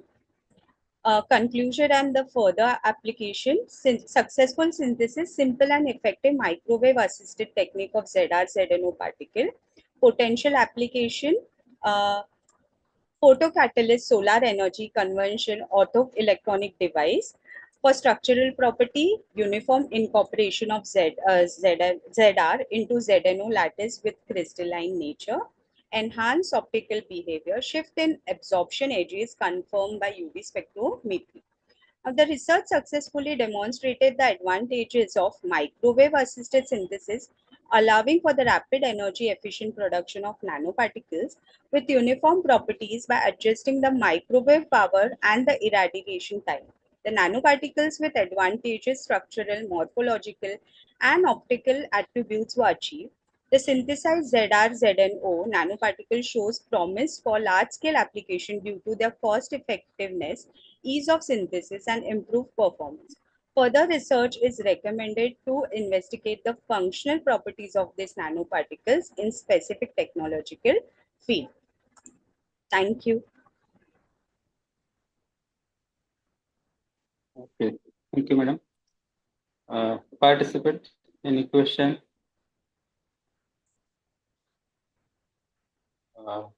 If there are no questions, so we proceed further. Thank you, sir. Okay, thank you. Dr. Parul Purada. Yes, sir. Okay. Let us start now. My presentation is visible, sir? Yes, madam. Yes, it is visible. So now may I Yes. start, sir? Yes, yes. Yeah, okay. A very good afternoon to one and all present over here. I'm Parul Khurana from Guru Nanak Khalsa College. And today I'm going to present my work as related to harnessing solar energy with polymer metal hybrid nanocomposites. This work is for the thin films for organic solar cells. Sir, just a minute. Yeah. So here, as we know, due to the rapid depletion of the fossil fuel and increase the demands of the clean energy at low cost without pollution, there are intense efforts going on in this direction to design and produce the cost-viable photovoltaic solar cells. Although the first, second, and third generation of solar cells are very expensive, and many researchers are focusing now their work on the achievement of the cost-effective and easily processable solar cells devices, because as we know, the solar energy is the eco-friendly. As I have mentioned in the slide, it is very eco-friendly as compared to the conventional resources. So we need to trap the abundant solar energy, which is also very harmless to the environment. So in this direction, we also have worked related to the fourth generation of organic solar cells where the organic polymer is incorporated with the inorganic nanoparticles. So here in this direction, we also have produced some kind of thin films. And here in our thin films, we have shown the effect of the gold nanoparticles incorporated with the copper phthalocyanine and the PSS films, which has proven the efficient plasmon resonator in the absorption of the solar spectrum. And these films were the solution processed thin films, which is actually mentioned in the many literature review that this type of films are likely to be very useful in the low cost options. So further here, we will show the effect of the gold nanoparticle concentration on the optical, structural, and the morphological and electrical properties of the thin films and the PSS. So here, our progress and the long-term planning is related to the incorporation of the different morphology of the nanomaterials. And it is proven in our results that it enhanced the working window range and produce the cost reduction options also. So here for this purpose, first we synthesize the gold nanoparticles. Here we synthesize gold nanoparticles using the microwave reactor at 490 watt. Auric chloride, oleamine, and the oleic acid were mixed almost in a 500 ml round bottom flask. And we procured all the chemicals from the Sigma Eldritch, and the time of reaction was about almost 5 minutes. And the temperature achieved around at 90 degrees centigrade. So at this temperature and time, we received the wine red color. And after washing with the hexamine ethanol in the 1:3 ratio, we achieved the gold nanoparticle approximate of the 15 nanometers. So further, these gold nanoparticles we incorporated in the copper phthalocyanine film. So this is the same image of the pure copper phthalocyanine films. And prior to the deposition of thin films, all these solutions were stirred in the magnetic stirrer or approximate for the 1 hour to make the homogeneous solutions. And further, we deposit these solutions on the ITU substrate for the further studies of the structural, morphological, and the optical properties. So this is the pure copper phthalocyanine film, and this is the copper phthalocyanine film with the 100 micro ml loading of the gold nanoparticles with the 200 micro ml and with the 300 micro ml. We have extended our work up to the 600 micro mls, but after 300 micro ml, we didn't receive the significant effect. So that is why we have shown results here up to only with the 4 thin films. So here, from this synthesized thin films, we had done the studies of the SPR absorption spectra, XRD, FTIR, and further with the conductivity studies also. So with all these studies, what we received that with the XRD studies, we can say copper phthalocyanine has the 3 structures, alpha, beta, and the gamma phase. Beta being the most stable structure and the crystalline nature of the CuPSC is not disturbed. Here we have only received the peak around at 2 theta is around 30.22 degree and 36.44 degree approximate, which is just showing the morphological structure of the gold nanoparticles approximate 111 and 200. So here this XRD pattern shows that copper phthalocyanine does not actually destroy its original structure. It is just a loading of the gold nanoparticles on the copper phthalocyanine films. And further, this studies is proven by the FTIR spectra, where there is no chemical shift as of now observed by loading the gold nanoparticles on the copper phthalocyanine films. But here the interesting result here we observed with the SPR absorption spectra. Here this is the pure, this is the peak of only the CuPSC, where there is no significant spectra. And this is the peak for the gold nanoparticles used as a reference at 560 degree. But when we incorporated with the S1, S2, and S3, S1 means 100 micro ml with the 200 micro ml and with the 300 micro ml, here we observe the significant enhanced absorption spectra. So here with these results, we can say it enhanced the absorption spectra progressively. Further, these studies is supported by the conductivity measurements. So here conductivity measurements are also given, and the systematic enhancements in the current is observed by increasing the concentration of the gold nanoparticles here with the 100 micro ml, 200 micro ml, and with the 300 micro ml. But here, we have fixed the area of contact and the thickness of the samples, and the maximum current, what we observed at the 300 micro ml is approximate 38 nanoampere. 38 nanoampere. So here we can say the crystalline CuPSC thin films could be obtained by a simple procedure, and the optical absorption in these films could be increased by incorporating the gold nanoparticles. This is our conclusion related to the CuPSC work.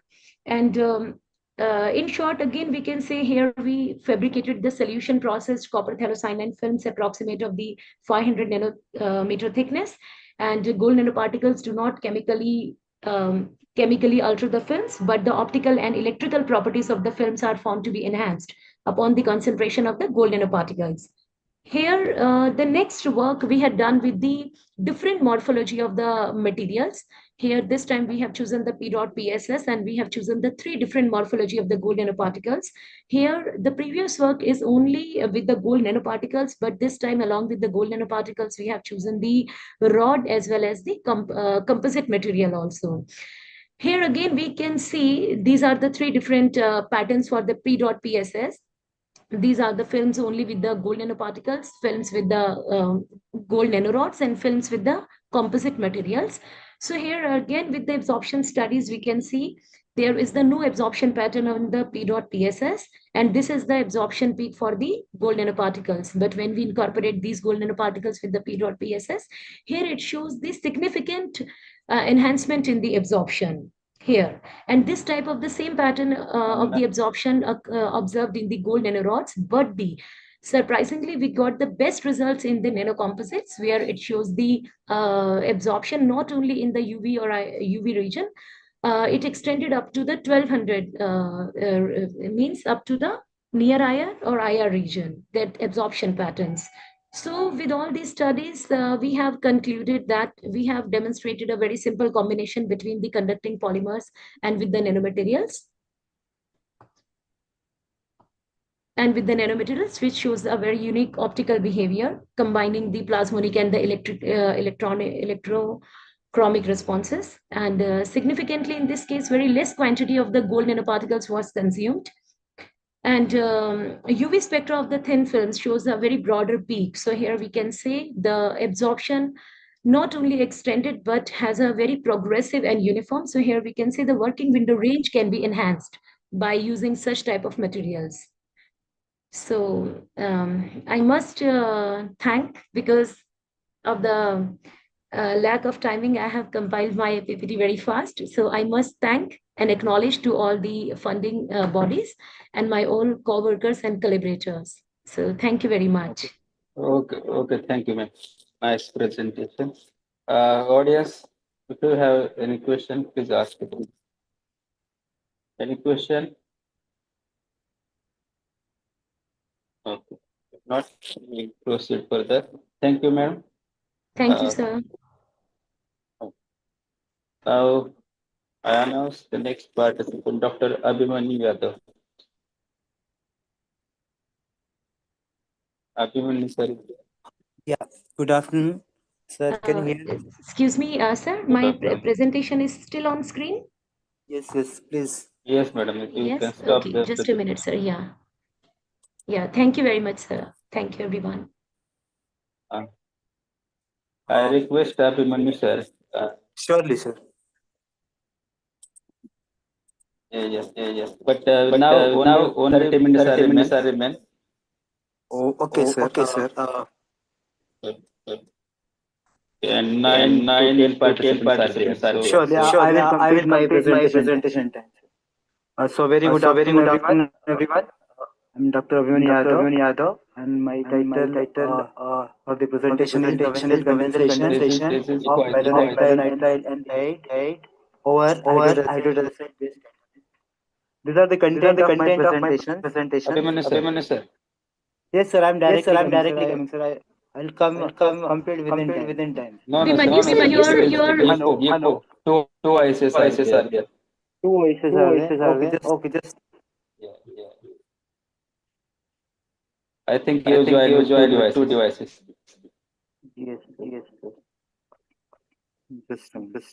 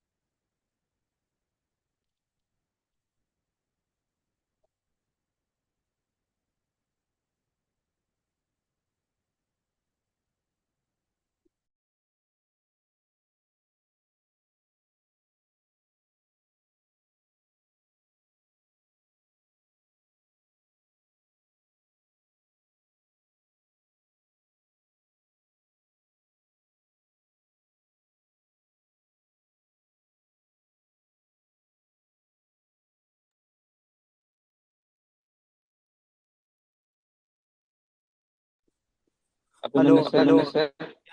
Can you hear me, sir?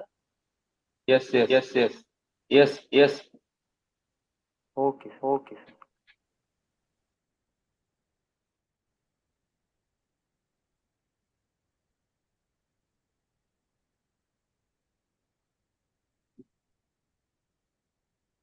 Okay, sir. Yes, sir, it is visible.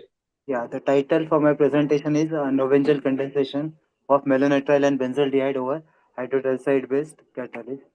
These are the content of my presentation. Novenzel condensation is a well-known organic reaction for forming a carbon-carbon bond. This compound are of great importance in the pharmaceutical industries and agrochemical and cosmetic industries.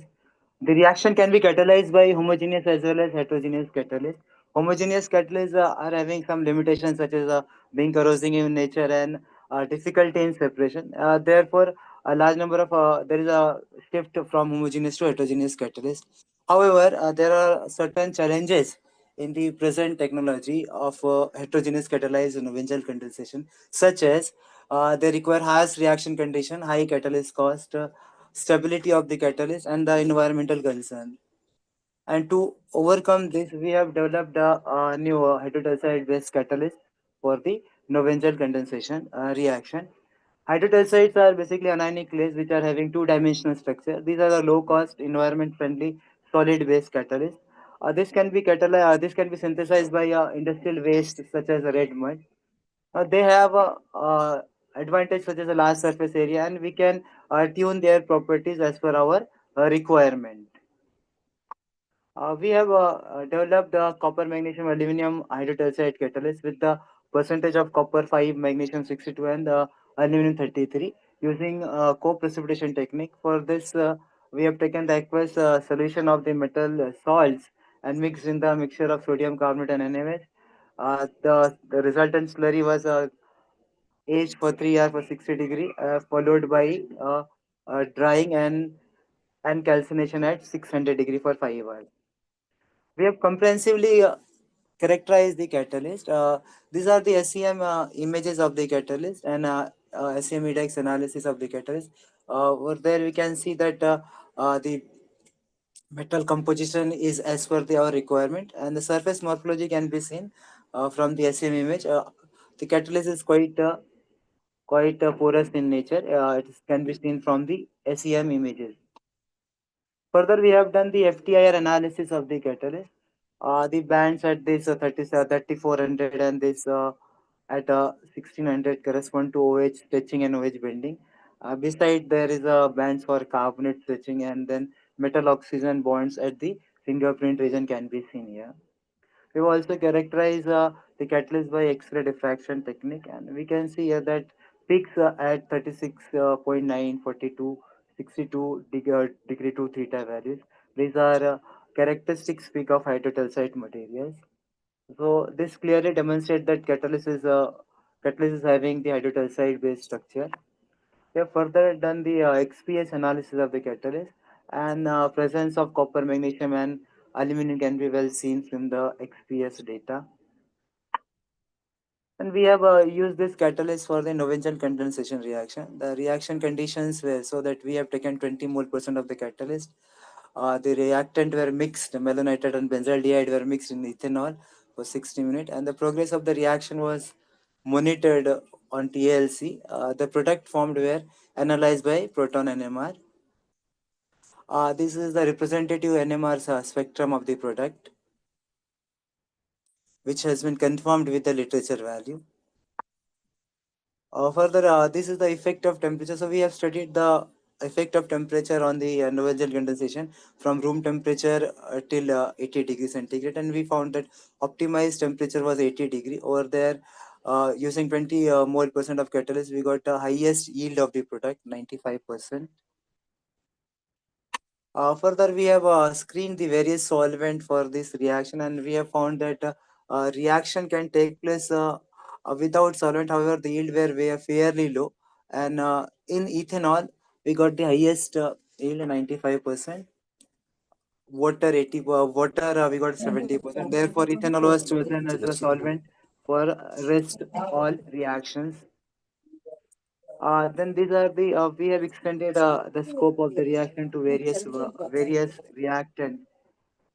We can see here that catalyst catalysts show very good results despite of being electron donating or electron withdrawing group on the benzyl. There is hardly any effect. For all this kind of substrate, the product yields were above 90%. Therefore, we can conclude that catalyst is highly stable and shows good activity for novel condensation. Further, we have seen that the durability of catalyst, and for this reaction, the catalyst after the reaction, catalysts were washed with ethanol, and then it was dried, and it was used for the next consecutive next cycle, successive cycle. And we found that the catalyst could perform well, and product yield was above 90% for 5 consecutive cycles. Further, further we compared our result. We compared our result with the literature. This is the comparison. We can see from this table that our catalyst has performed really well, and in comparison to the literature value, the product yields are significantly larger. And then we can conclude that this catalyst has a great efficiency for novel condensation reaction. Then finally, we summarize our work that we have developed a copper magnesium aluminum based hydrotenside catalyst, and we have studied its efficacy for novel condensation of benzaldehyde and malonitride.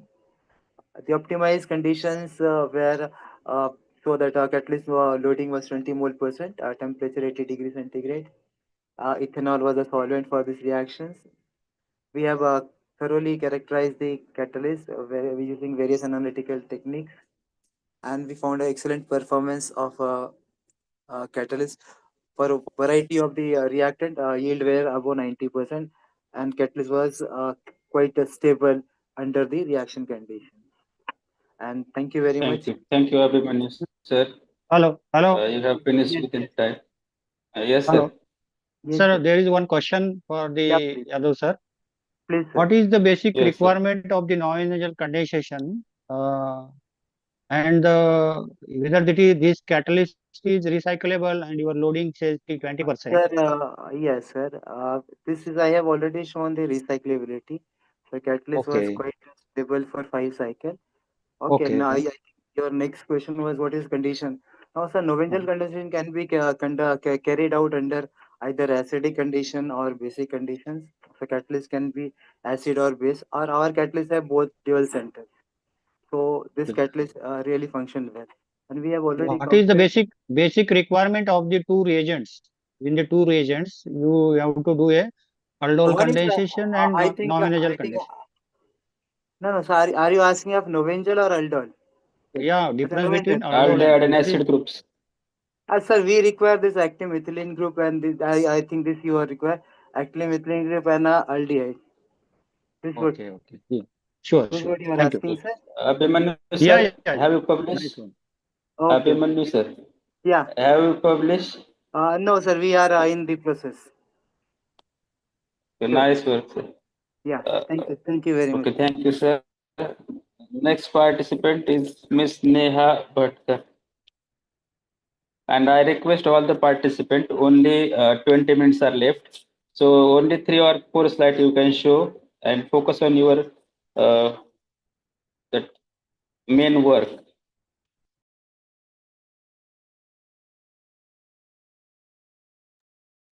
Miss Neha is there. Okay. Now we go to the next participant, Miss Kanika Saini. Yes, sir, I am here. Okay, let's start. Ma'am, just conclude within 2-3 slides. Sir, is my screen visible? It's showing. Visible. Sir, am I audible? Yes, you are visible and audible. Hello and good afternoon, everyone. I am Kanika Saini, research scholar under the guidance of Professor Smriti Sharma. And the topic of my presentation is radical scavenging action of polypeptide present in Telleromyces funiculosus, a computational study. Firstly, I would like to highlight oxidative stress. It generally occurs when there is an imbalance between the production of free radicals and antioxidants. Free radicals are basically unstable or reactive oxidant species, and the body's ability to neutralize these free radicals is through antioxidants. Nowadays, polyphenols have gained huge attention from researchers due to their role in medicinal chemistry. For our study, we have chosen two compounds, Talefin and N4-hydroxy-2-methoxyphenyl acetamide, that can be isolated from Telleromyces funiculosus. We have investigated their antioxidant activity both in the water and gas phase using these three mechanisms. Firstly, we have done the conformational and geometrical structural analysis of these compounds. These are the optimized structures. TF is non-planar, whereas AM is a planar molecule. Now, in order to understand the relationship between the molecular charge distribution and the structure of a molecule, it is very important to study its electronic charge distribution. The red color represents the electronic rich region, while the blue color denotes the electropositive region, which is more susceptible to radicals and nucleophiles, which means that there is high probability of hydrogen abstraction from these sites. Now, this is a HOMO and LUMO of these molecules in both the phases, which have been calculated from the optimized geometry. Here we have calculated the energy gap between HOMO and LUMO, which indicates that the reactivity of these molecules towards anti-radical potential. The molecule with the lower energy band gap is termed as soft molecule, that is highly reactive. Now, to get a better understanding of the reactivity and stability of any molecule, global descriptor characteristics are determined, such as chemical potential, chemical hardness, softness, electronegativity, and electrophilicity. The low electronegativity of these molecules suggests that they are effective donor molecules, especially AM, which possess less electronegativity than TF, which indicates that AM is a superior donor. Further, in order to gain an understanding of the antioxidant potential, it is very crucial to analyze the working mechanism of these molecules, which are based on various thermodynamic parameters such as bond dissociation enthalpy, ionization energy, proton dissociation enthalpy. For our study, we have focused on these three mechanisms. First is hydrogen atom transfer, then is single electron transfer followed by proton transfer, and sequential proton loss electron transfer. Now, while comparing both the molecules through HAT mechanism, we can see that the BDE values of TF is higher than AM, which may be due to intermolecular hydrogen bonding, which can enhance the stability of the radical. The lower BDE value suggests that the molecule can more readily donate hydrogen, thereby neutralizing free radicals more effectively. And for set PT mechanism, O13H has the lowest combined enthalpy, making it the most reactive. Also, the influence of the solvent significantly impact these enthalpy values, especially lowering the PDE values relative to those in the gas phase. Last but not the least, O13H shows the lowest split enthalpy, making it the most favorable site. The consistent trend across both the molecules and all OH groups suggests that the aqueous medium plays a critical role in lowering the energy barrier associated with both the electron and proton transfer processes. Out of the three mechanisms, HAT mechanism is the most prominent antioxidant pathway, as it involves the direct transfer of hydrogen atom, exhibiting lower BDE values as compared to the other two mechanisms. Now, for docking studies, we have chosen xanthine oxidase enzyme as it produces free radicals, which contribute to oxidative stress, and therefore our focus is to study these molecules as inhibitors of the exoenzyme, so that their antioxidant potential can be examined. And it is seen that both the ligands successfully interacted with the residues in the catalytic binding pocket of the exoprotein. Moving forward, the binding energy calculation is very important to correctly analyze the binding affinity of protein and ligand complexes. For this, several binding poses, protein-ligand interaction, and binding energy calculations were studied. The most acceptable binding pose is the one with the highest docking score. Among the two ligands, TF showed the strongest interaction with the exoenzyme.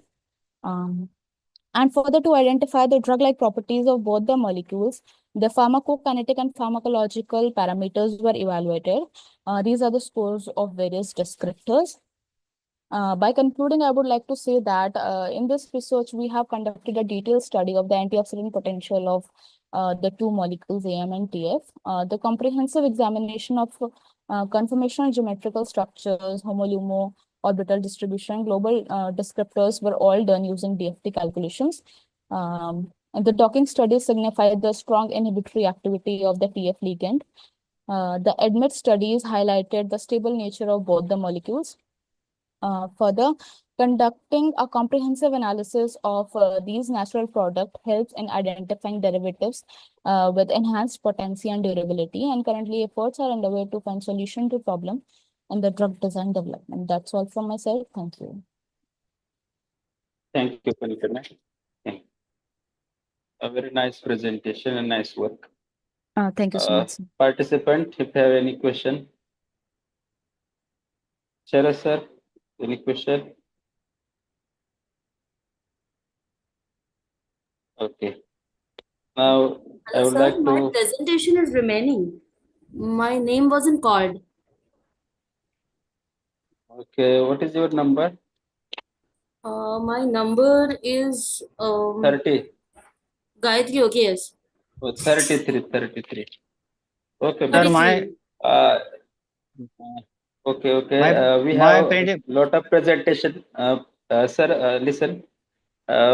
We have a lot of presentation from chemistry subject as well as Yeah. physics. Okay. Now I think time is only 15 minutes, so we should give the chance to the another subject. One is presentation from zoology department and one is from environmental science. Sir, it is okay, Sharat sir? So we give chance also for them. So I would Okay, like sir. now from zoology department, Dr. Tarkeshwar.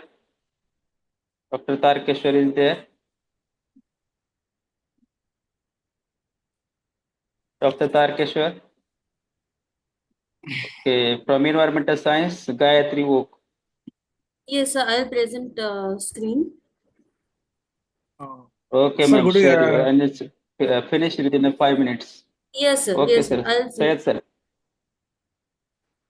sir, we are last session validity is on time, sir, 4:30. So we can arrange it between, sir. Yes, sir. Yes, sir.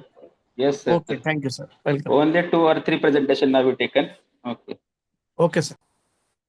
So my topic is assessment of plant diversity to describe ecotourism potential of sacred groves from Guhagar Taluka, Maharashtra, India. So several researchers so far have described the potential of sacred groves from ecotourism perspective from India as well as outside India. I'll just run fast through the slides so that I can come to the results and discussion as fast as possible. As we know, IUCN has also defined ecotourism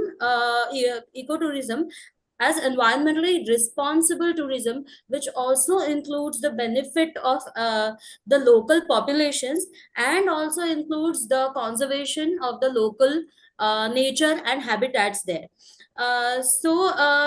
In India also, the potential of sacred groves from ecotourism perspective have been described by different researchers like Patel and Advayu in Valsad district of Gujarat.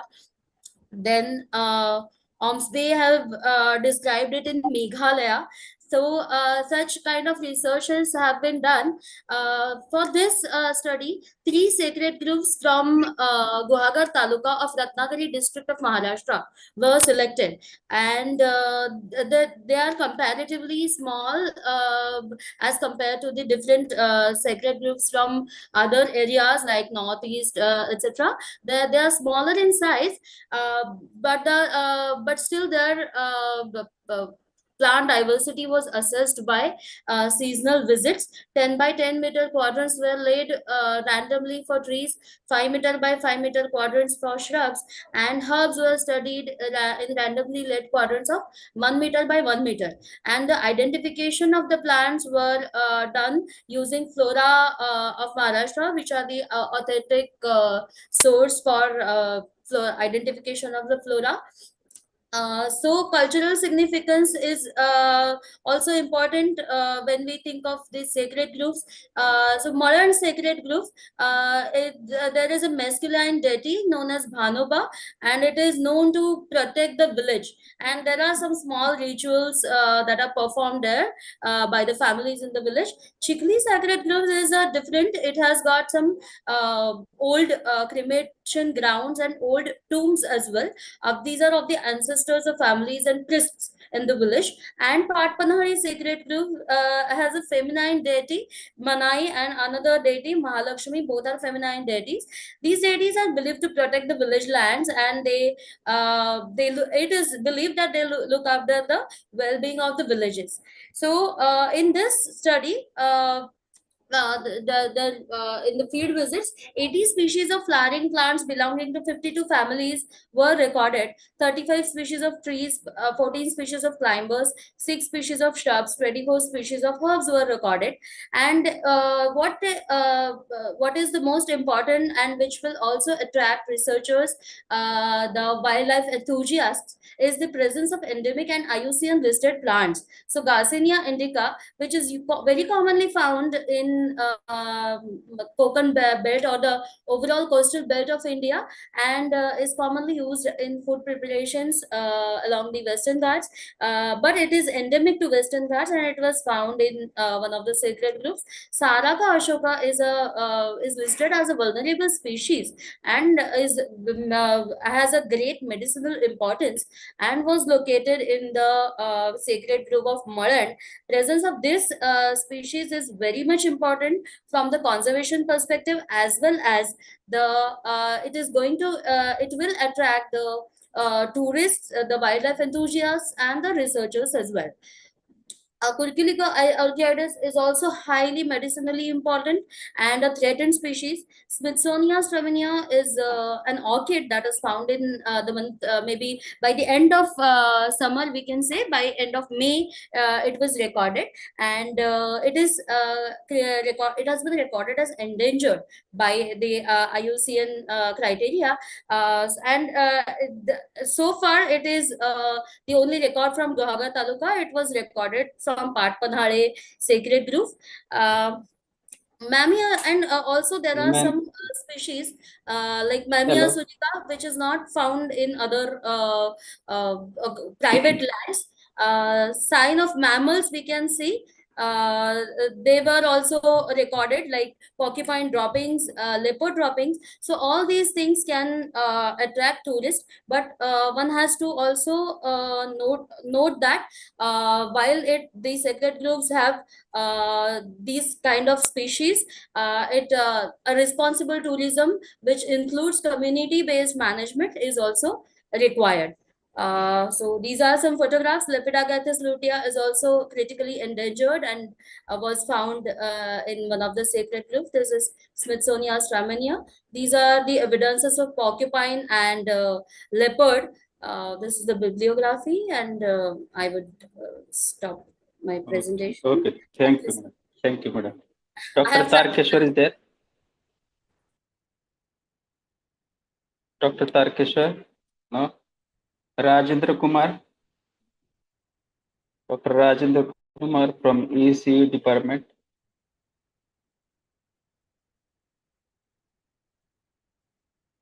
Saras sir?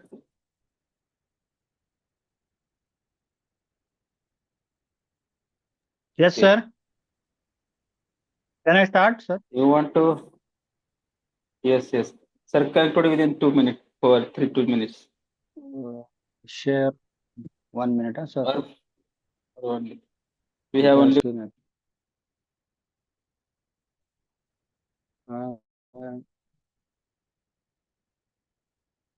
Sir, can you share from your side the slide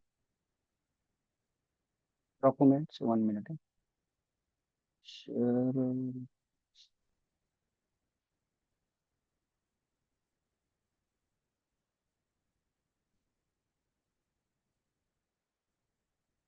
Is it visible, sir? Yes, sir. Huh? Yes. Yeah. First of all, I would like to thank ACS College one day Request for is that please conclude your session within three minutes because we have to yeah, yeah. start validate Yeah, also. yeah, yeah. My topic of presentation is a brief review on the synthesis of thiazole and its derivative and its biological activities. The content of the topic is introduction, synthetic methods of thiazole, biological application, then conclusion and references. First, upon the introduction, thiazole is a very old molecule and it's having a very wide range of biological applications, and it is disclosed by the Hans and Weber in 1887. And it contains the drug, the structure which contribute to the structure drug, the dasatinib and this type of the drugs. So it's first we will see the synthetic methods of the thiazole. These are the three synthetic methods, basic synthetic methods. First one is hand thiazole synthesis, which gives the thiazole. There's a different type of thiazoles. Second one is the Cook-Hilborn thiazole synthesis. It is a different type of synthesis, a substituted thiazole. We can prepare it. Then the third one is the Gabriel thiazole synthesis. It's also a very basic thiazole synthesis scheme. Then the biological application of thiazole compound. It is having a very wide range of biological activities. The drug which contribute to the thiazole moiety is the anti-cancer, the dasatinib API drug, which is used for the treatment of the blood cell cancer. Azaxibepilone, which is used for the treatment of the breast cancer, it is a semi-synthetic drug. It is a semi-synthetic drug. Half part is the naturally synthesized and half part is the synthesized by the classical synthesis. Then it's having an anti-inflammatory activity containing drug, the phenetrazole. It is an anti-inflammatory drug used for the treatment of the rheumatoid arthritis. Meloxicam, it is a drug which contains the thiazole moiety. It is also used for the anti-inflammatory treatment. Then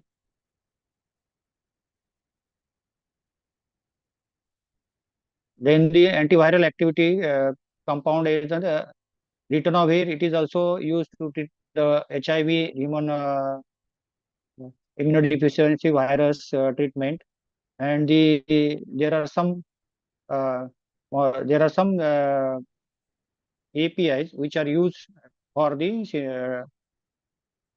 treatment of the treatment of the diseases which is originated from the thiazole compound. These are the some drugs which are used. Then finally, the conclusion: thiazole nucleus has a broad spectrum of pharmaceutical activities. Thiazole are easily synthesized by Hans, Cook, Hilben, and Gabriel thiazole synthesis method. The presence of thiazole being made in many drugs motivates chemists to design new thiazole scaffold. Thiazole nucleus exhibit an important role in finding new lead and drug for various diseases. These are some references which are not all included over here, but some are included over here. And then finally, thank you. Is any question from the audience, please?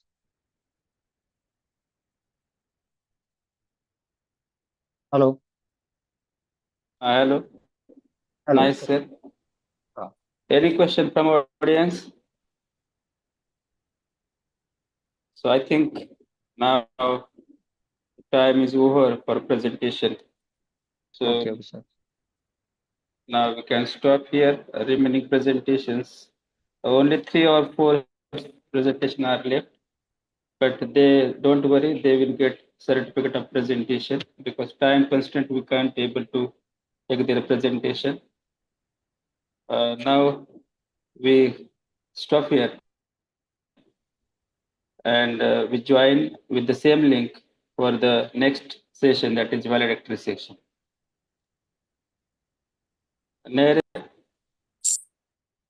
Sir, vote of thanks for this session.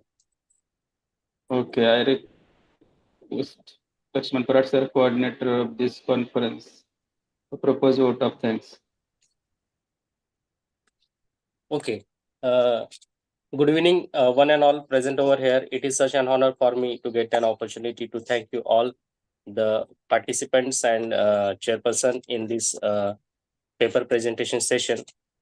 On behalf of organizing committee and as a coordinator of one-day multidisciplinary e-conference and Arts, Commerce, Science College Onde, Taluka Vikramgarh, District Palghar, State Maharashtra, India, I express my deepest gratitude towards chairperson of this event, Dr. P.D. Muske, co-convener of the conference. And I also thank to all the participants and paper presenters who present their papers in this event. Thank you.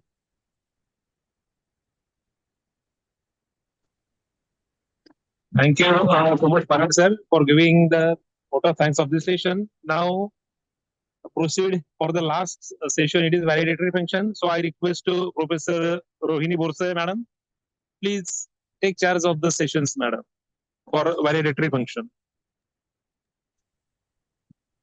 Thank you, sir. Am I audible? Yes, ma'am. Yes, madam. Yes, madam. Yes, you are audible, madam. You are audible. You are audible. Kamlesh sir has joined. I think he had not joined. Say, sir, please contact him. Sir, Yes, sir, please. Yes, sir. Yes, sir. I will. I was also called, sir. Sir के join आए. Okay, sir. They already joined. Yes. Okay. Hello and good afternoon, everyone. Now we are going to start our last session. It is validatory function. Keynote speaker for this function is Dr. Shrishel Kamble, Assistant Director, All India Council for Technical Education, New Delhi, India. I request Dr. Vishal Nikam, Head Department of Mathematics. Please give introduction of Dr. Shrishel Kamble, sir. Over to Dr. Vishal Nikam, sir. Thank you, ma'am. I am Dr. Vishal Nikam, and it is my great honor to introduce our chief guest for today's valedictory function, Dr. Shrishel Kamble, sir, currently serving as the Assistant Director at AICT, that is All India Council of Technical Education, New Delhi, India. Dr. Kamble, sir, is not only a distinguished academician and researcher, but also someone who shares a deep connection with us, because he has previously worked as a Class 1 gazetted officer with the government of Maharashtra and contributed significantly to the field of education in the tribal areas of Vikramgarh Tehsil in the Palghar district. This connection is especially meaningful because our own college is located in the Vikramgarh Tehsil, and Dr. Kamble sir is well known, aware the ground level realities, challenges, and efforts required to bring the quality education to this region. His insight and experience in this context make presence even more valuable to us.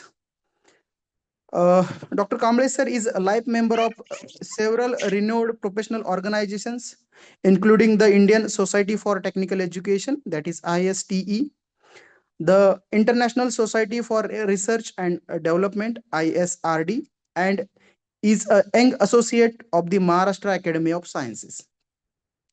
He has participated in 20 over professional trainings, workshops, and conferences, and also hold a certificate course in Russian language. With an impressive academic record, Dr. Kamble sir has published 35 international research papers and presented papers in 30 international conferences and authored 2 books with international publications. One of his research articles was ranked among top 25 most downloaded article on the Science Direct website. He also serves an editor and reviewer for the leading international journals under publishing giants such as Elsewhere, Springer, Hindawi, and many reputed publication houses.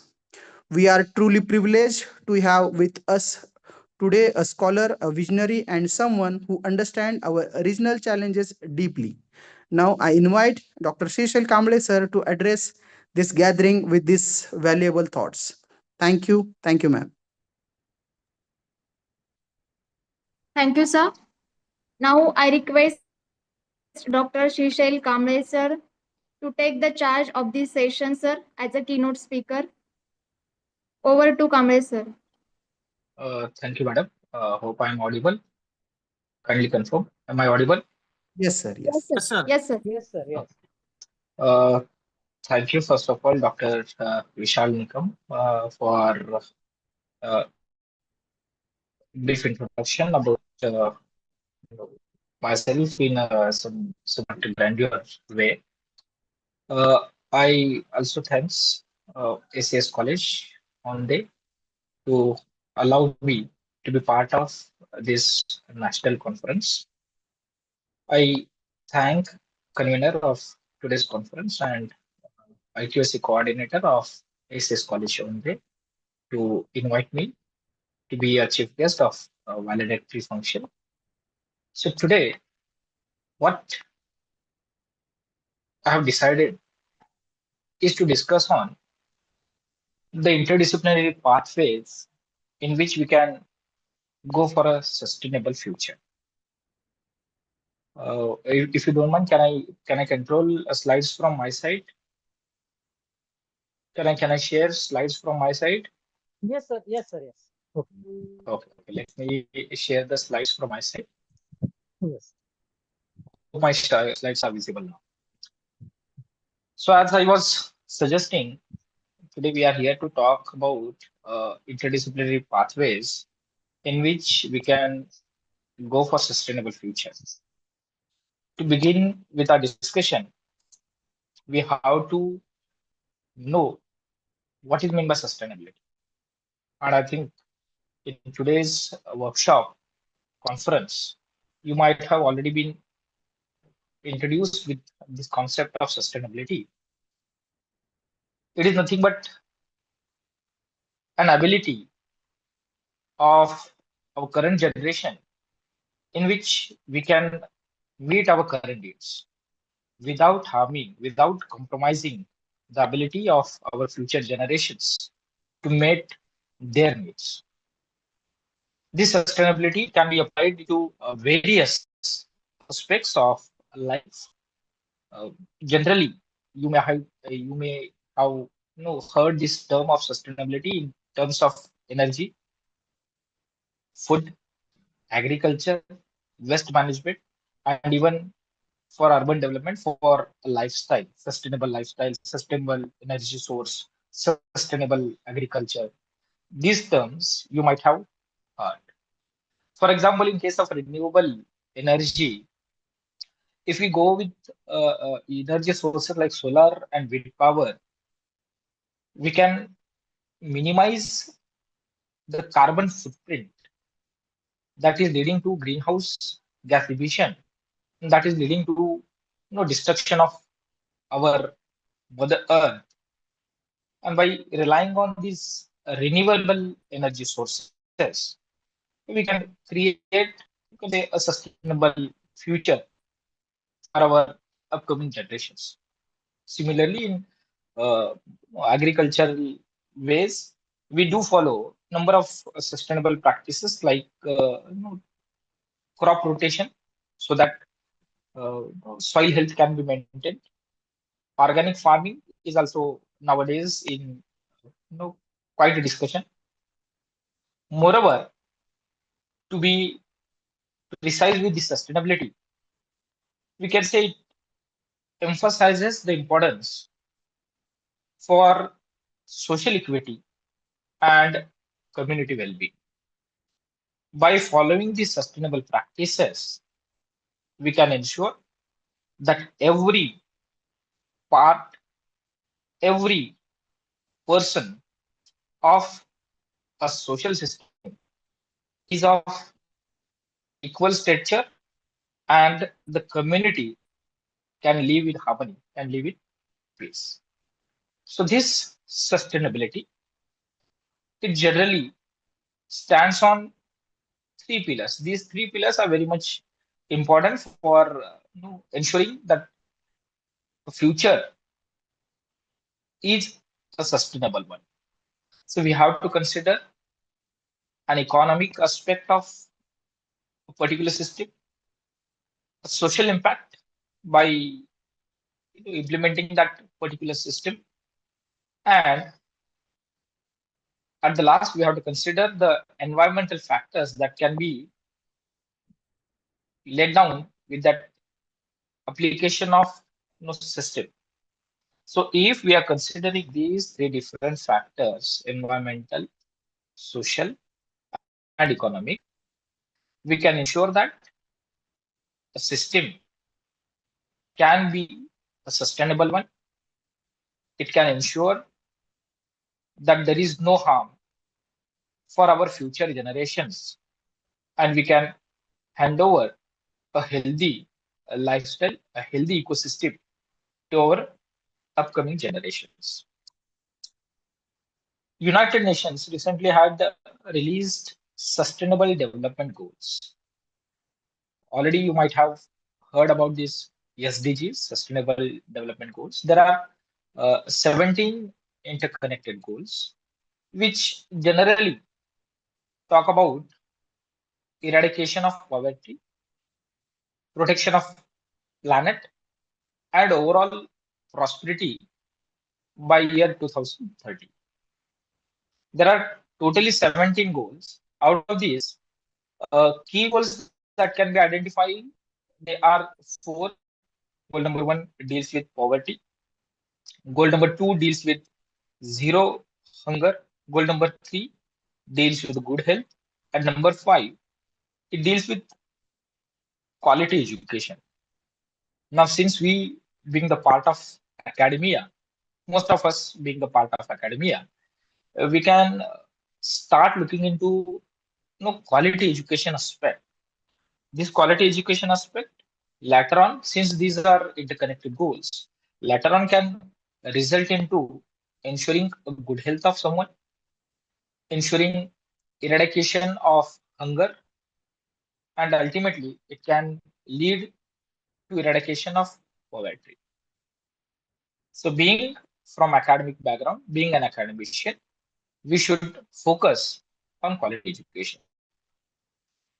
Now, since this conference is dealing with horizons in humanities and sciences, I thought of why not to discuss what are the basic sciences that can be used as a foundation for sustainable development. So basic sciences does include physics, chemistry, biology. See, science and technology together works into hand in hand, right? So we cannot actually differentiate between science and technology. However, to understand a natural process, we generally require core science subjects, basic science subjects like physics, chemistry, biology. Now, with the help of these basic sciences, we can develop sustainable technologies. For development of sustainable technologies, what is required is a huge data set.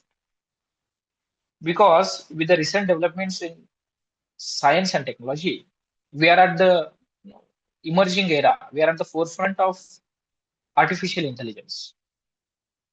An intelligence which is far more capable than human intelligence. So with the help of a data set, we can now control complex situations like weather. We can create a system that can affect health of large number of people. We can create a system that is an energy efficient. So here, what I'm proposing is we have to use basic sciences as a foundation for data collection. And these basic sciences, it can be fed into artificial intelligent systems, which can be then worked on climates, weather predictions, ecosystems, or even it can help to control a pandemic that are imminent in near future also. Recently, we had gone through a very worst nightmare, a pandemic. We had gone through COVID-19, and we cannot deny that it will not be repeated in the near future.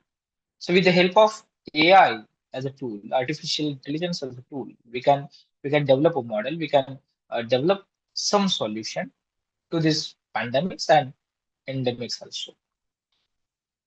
So emerging areas, if we are talking about the basic sciences, that can be roughly identified into green chemistry, renewable materials, sources, then biotechnology for health as well as sustainable agriculture.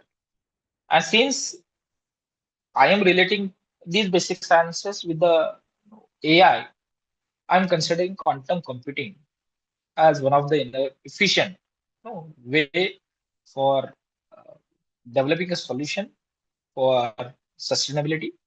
And use of quantum computer is itself an energy efficient solution. Right now, there is large focus of government of India onto this quantum computing and AI related activities. Government is actually have launched a national quantum computing mission. Then there is AI mission, national AI mission, which are looking into development of supercomputers, which are looking into development of AI laboratories across different academic institutions, research institutions. See, by developing these laboratories, by developing these ecosystems, what we are targeting? We are targeting to create a harmonious relationship between humans and natural world. We are ensuring, we are trying to ensure, actually, not ensure, we are trying to ensure that both of us, that nature as well as human, we can thrive for number of generations to come, that we will not be harming each other, we will not be uh, creating destructions for growth of each other. So Vasudhaiva Kutumbakam is what the concept deeply rooted in Indian culture. So by looking into these emerging areas, we are thinking for this Vasudhaiva Kutumbakam direction. We are trying to ensure that both of us, human as well as a natural world, we can thrive for generations to come. Now, since the institution itself, it is Arts, Commerce, Science College, right? And the theme of conference is also for horizons in humanities as well as sciences. So it is very pertinent to mention that we have to maintain this interdisciplinary synergy. Now, how to look into this interdisciplinary aspect of humanities and sciences? See, there is very thin line between these discipline, these faculties. We cannot nowadays differentiate between use of humanities such as art, literature, philosophy, ethics from the use of science and technology. You might have used AI innovations for yourself as an end user, but at the same time, we we have ethically decided that the AI has to be used for positive construct only. So similarly, by considering our ethical responsibility, moral responsibility, we have to use AI for sustainable development, for environmental monitoring. And that is why a community driven science and technology related initiatives are required. See, this artificial intelligence, it has actually merged the boundaries between creative fields of humanities and science and technology. Most of us might have recently used Ghibli art, and we may have created our pictures, selfies into Ghibli arts with the help of AI. So there is one part Ghibli art which is a form of humanities, form of art, applied art, and it is being now generated with the help of science and technology. So this artificial intelligence, it has actually merged the boundaries between humanities and sciences. So there is a need of R that this AI framework, it has to be developed in such a way that it has to be used in ethical ways only. There is a need of R where ethical courses or ethics related courses for AI implementation are to be involved into our curriculum. Being a part of academics, that is what my focus is, that we should try to involve, we should try to guide our students into the ethical use of AI. So how artificial intelligence, how sciences can be used with humanities. Here are a few of the examples. First part that is very well known, that is big data.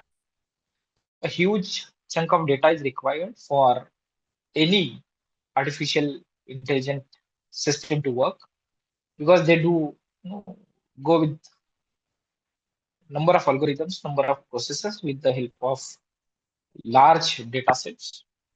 So from humanities aspect, from science aspect, basic science aspect, let us say, it is our responsibility to create a good, accurate, large amount of a data. A data set has to be authenticated one. So being a researcher, being an academician, being a student, it is our responsibility to generate and authenticate data to validate our data, because in future, no matter what you are publishing, no matter what you are working on, the research paper or the data, it will be fed into AI in somehow, in some manner, and AI will be using your research article, your data set as one of the points while interpreting some result. So it is our moral responsibility, it is what our ethical responsibility to work on creating and authenticate massive data. Now, with the help of these AIs, what we can do is we can create a different prediction models. Maybe we can create a model for predicting climate changes. We can create a model for disaster management. We can predict what natural disaster is about to come and how to tackle it with the help of AI. See, nowadays in India, we are having so many smart cities.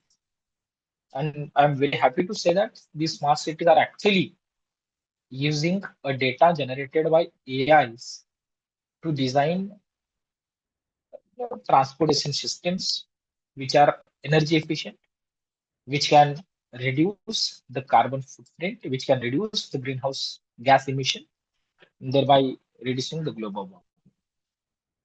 Few more examples that we can thought of is the sustainable agriculture. With the help of AI, we can optimize what type of resources can be used, how to increase a crop yield. See, altogether, ultimately, with the help of this artificial intelligence, which is far greater than human intelligence, we can increase the crop yield and thereby reducing the world hunger and thereby targeting the sustainable development goal number 4. So social good can also be brought out with the help of AI. AI nowadays is generally being used for education. It is being used for creating programs of gender equalities. You might have already used Chat GPT, maybe Copilot, for development of maybe your project proposal, dissertation, some research work, some written material. So that is how the artificial intelligence is merging the different areas of humanities and science into one. If we are discussing about the humanities, how the parts, how the different branches of humanities are interrelated with this AI. AI can be used to preserve, to analyze the visual and cultural data. Right? Being a machine language, it can be free of biases. It can be free of negative ethics, provided you are creating an authenticated, validated data. Nowadays, we are using AI for creating a narratives, for creating different reels, different videos. So storytelling, it has been quite impressive nowadays with the help of AI. And the last point that AI is generally impacting, it is in terms of linguistic and philosophy. I'm using the words like AI, artificial intelligence, chat GPT, but basically they are large language models, LLMs. So they are using whatever conversation, whatever written material we do have available on this vast ocean of internet to generate their results, to create their output data. So this linguistic, it is playing a crucial role in AI generation. So it is our ethical responsibility to create good data, to create authentic data, so that AI can be used for sustainable development, for sustainable growth. So from academic point of view, being into academic fraternity, what we can decide is a future direction. Is that the need of our is to reform curriculum so that AI can be included into all type of syllabi. It has to be integrated very minutely with a current education system.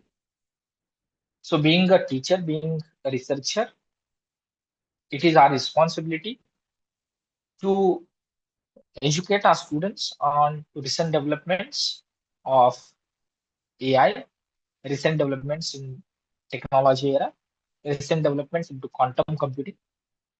We have to create a collaborative research platforms.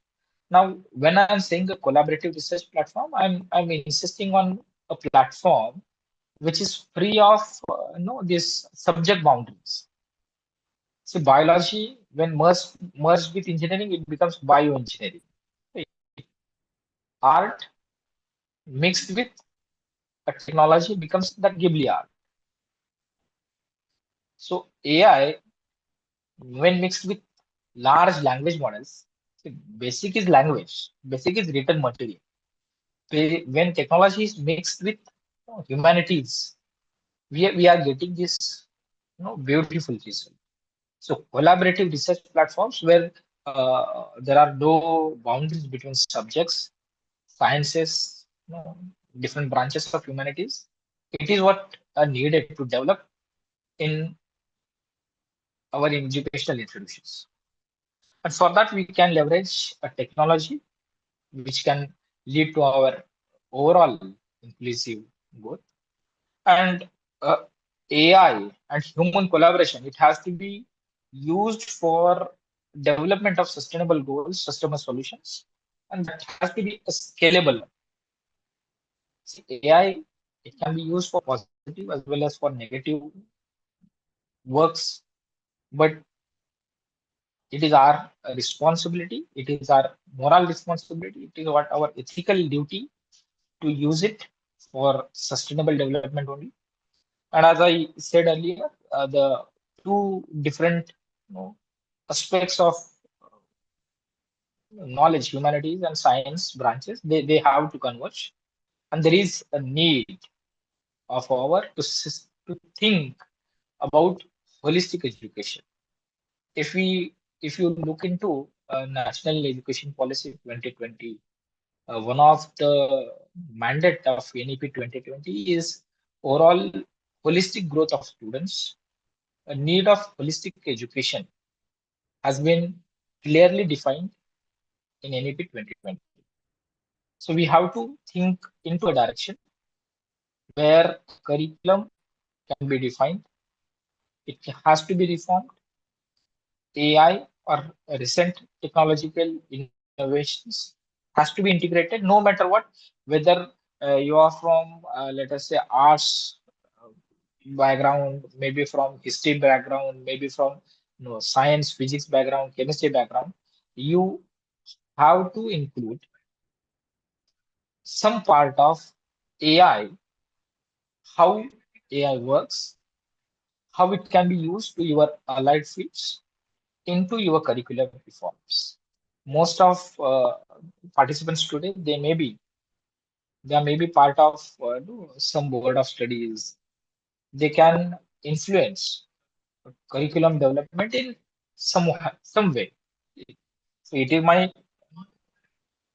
earnest urge to all of the participants over here that you have to educate your students onto recent developments in artificial intelligence, in technology, how it can be used in history, how it can be used in geography, how it can be used in agriculture, how it can be used in physics, chemistry, biology. It has to be informed to the students. So with this short urge from my side, I would like to thank all of the participants and ACS College only for giving me this opportunity to interact with you. If there are any questions, I would like to answer them. Thank you. Is there any questions from participants?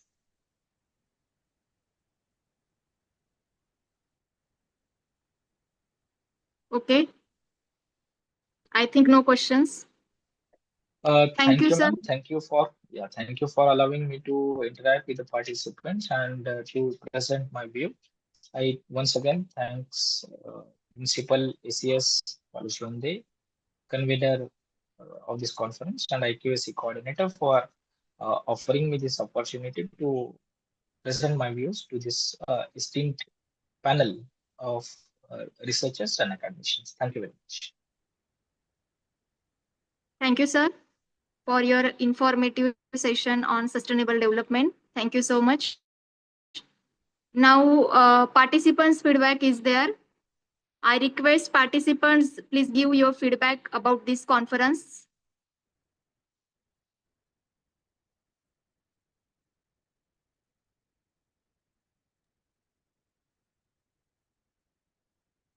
Those who wants to give their feedback, please unmute.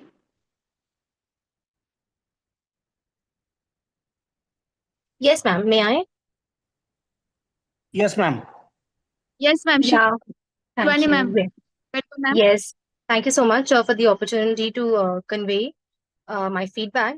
I found the session, the track in which I was presenting, it was definitely a very good experience because the detailed way in which the panelists, the ones who were the evaluators for that particular session, the ones who were chairing the session, they gave a very detailed overview of my presentation. They gave those pointers.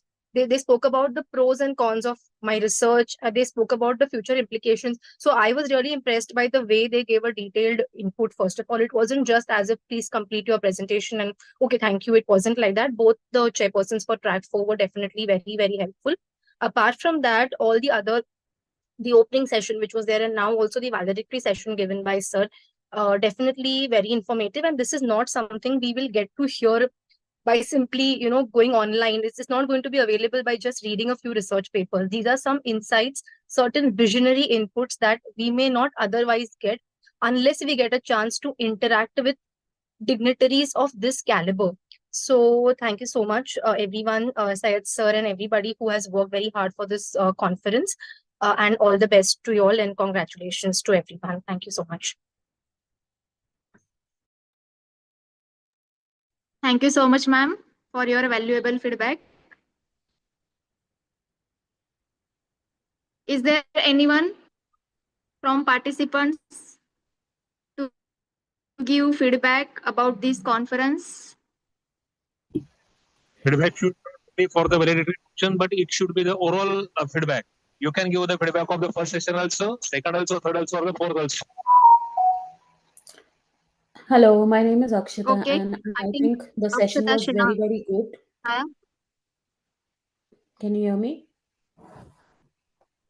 Yes, yes, ma'am. Yeah. Thank you for this Welcome. opportunity. It was very well organized. In the past 3 weeks, this is the third paper that I've presented. I wouldn't take names of the college, but then if I compare, this was very well organized, very well, even informative as well. Like all the communication through the WhatsApp group also was very good. So all the best and thank you. Thank you, ma'am, for your valuable feedback.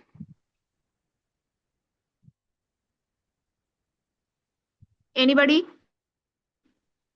from participants feedback Hello. about this conference? Hello. Yes, sir. Yes. Yes, sir. Hello. Sharad, sir. Yes, sir. Yeah. Welcome, sir. It was a very nice conference that in the morning also that Dr. Riyaj Ahmad sir from Iran gave the very nice session on the diabetes disease of sensory, and then the Dr. Veena Das madam gave the very uh, informative session on the concrete printing layer technology, and then Dr. Dinesh Sawant also gave the very informative information about the chemistry catalytic amidation reactions, and then Dr. DM Sakpal also gave the very informative session to us that photochemical cells. And then throughout the presentation, it was well managed by the coordinators and all over the ACS college organizer, and it was really a nice session for us, and really give us the input to the us also. And lastly, the Dr. Kamble sir has given a very nice session on the sustainable this one, and so really it will be a additional part to us that we will take something from this, and in future we will uh, really give the best to the our country and nation. That's a thanks to ma'am. Thank you, sir, Thank you much, sir. for your valuable feedback about our conference. Now we will proceed. Now I request Dr. Syed Junaid, IQAC coordinator, for report reading of this conference. Over to Dr. Syed Junaid, sir. Hello, madam. Thank you, Professor. Thank you. Hello, madam. Hello, Yes, yes. sir. Dr. Shishikant Magade Yes, sir sir. ಅಂತೀವನ? Yeah, Dr. sure, sir. Shishikant Magade sir. Okay, Tell me, okay. sir. I request Shashikant Magade sir to give feedback about this conference. Over to Shashikant sir. Thank you very much. Please give your feedback. Am I audible? Yes, sir. Yes, sir. Yes, sir. Thank you very much. First of all, I congratulate the IQC committee and all the organizing committee of this seminar conference of this SCS college only. And I really congratulate our honorable principal sir, Panangale sir, who is my friend, and Sayyid Junaid sir, and all the committee members, as well as the trustee and management of the college, who encourages the entire team to organize such a beautiful and wonderful conference today. I really grateful to keynote address by Srishal Kamble sir, who focuses on sustainable development and AI technology, really. And so, again, I am very thankful to all the committee members. Uh, Today's topic was very interesting and beautiful, that the new horizons in humanities and science. Uh, Really, there are some new horizons in the humanities, that is the digital humanities, which explores the intersection of technology and humanities, including digital literature, new media, and digital culture. And it investigates how digital technology affects human life and society, bringing together the diverse voices from cultures, ages, and backgrounds.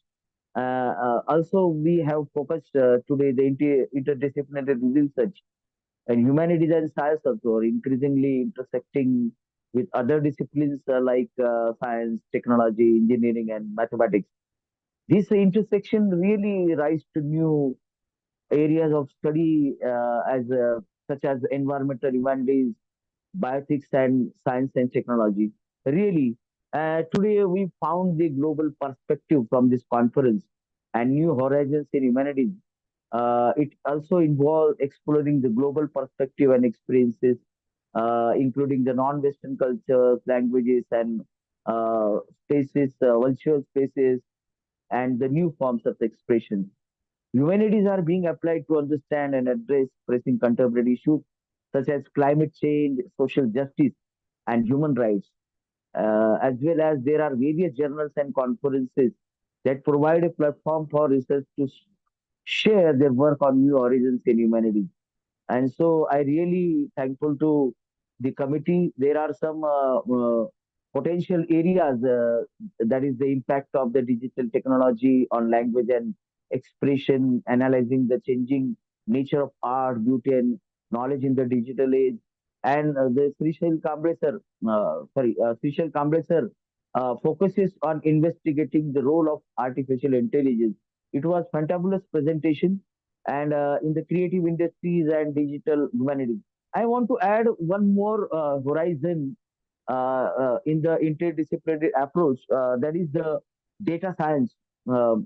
Somebody has to present the paper on this new horizon, that is the data science and data analytics, which is really which has much more potential to for the creativity of the researcher, as well as to collect the data and to analyze the data. And so this will create employability also. This will create new avenues and new aspects and attitudes for the data analytics and research. And so really, I will conclude my opinion about this. But really, thank you, Pandangle sir and Junaid sir, for inviting me to share something. Really, I have attended today's inaugural session and the two presentations by the person who was from Oman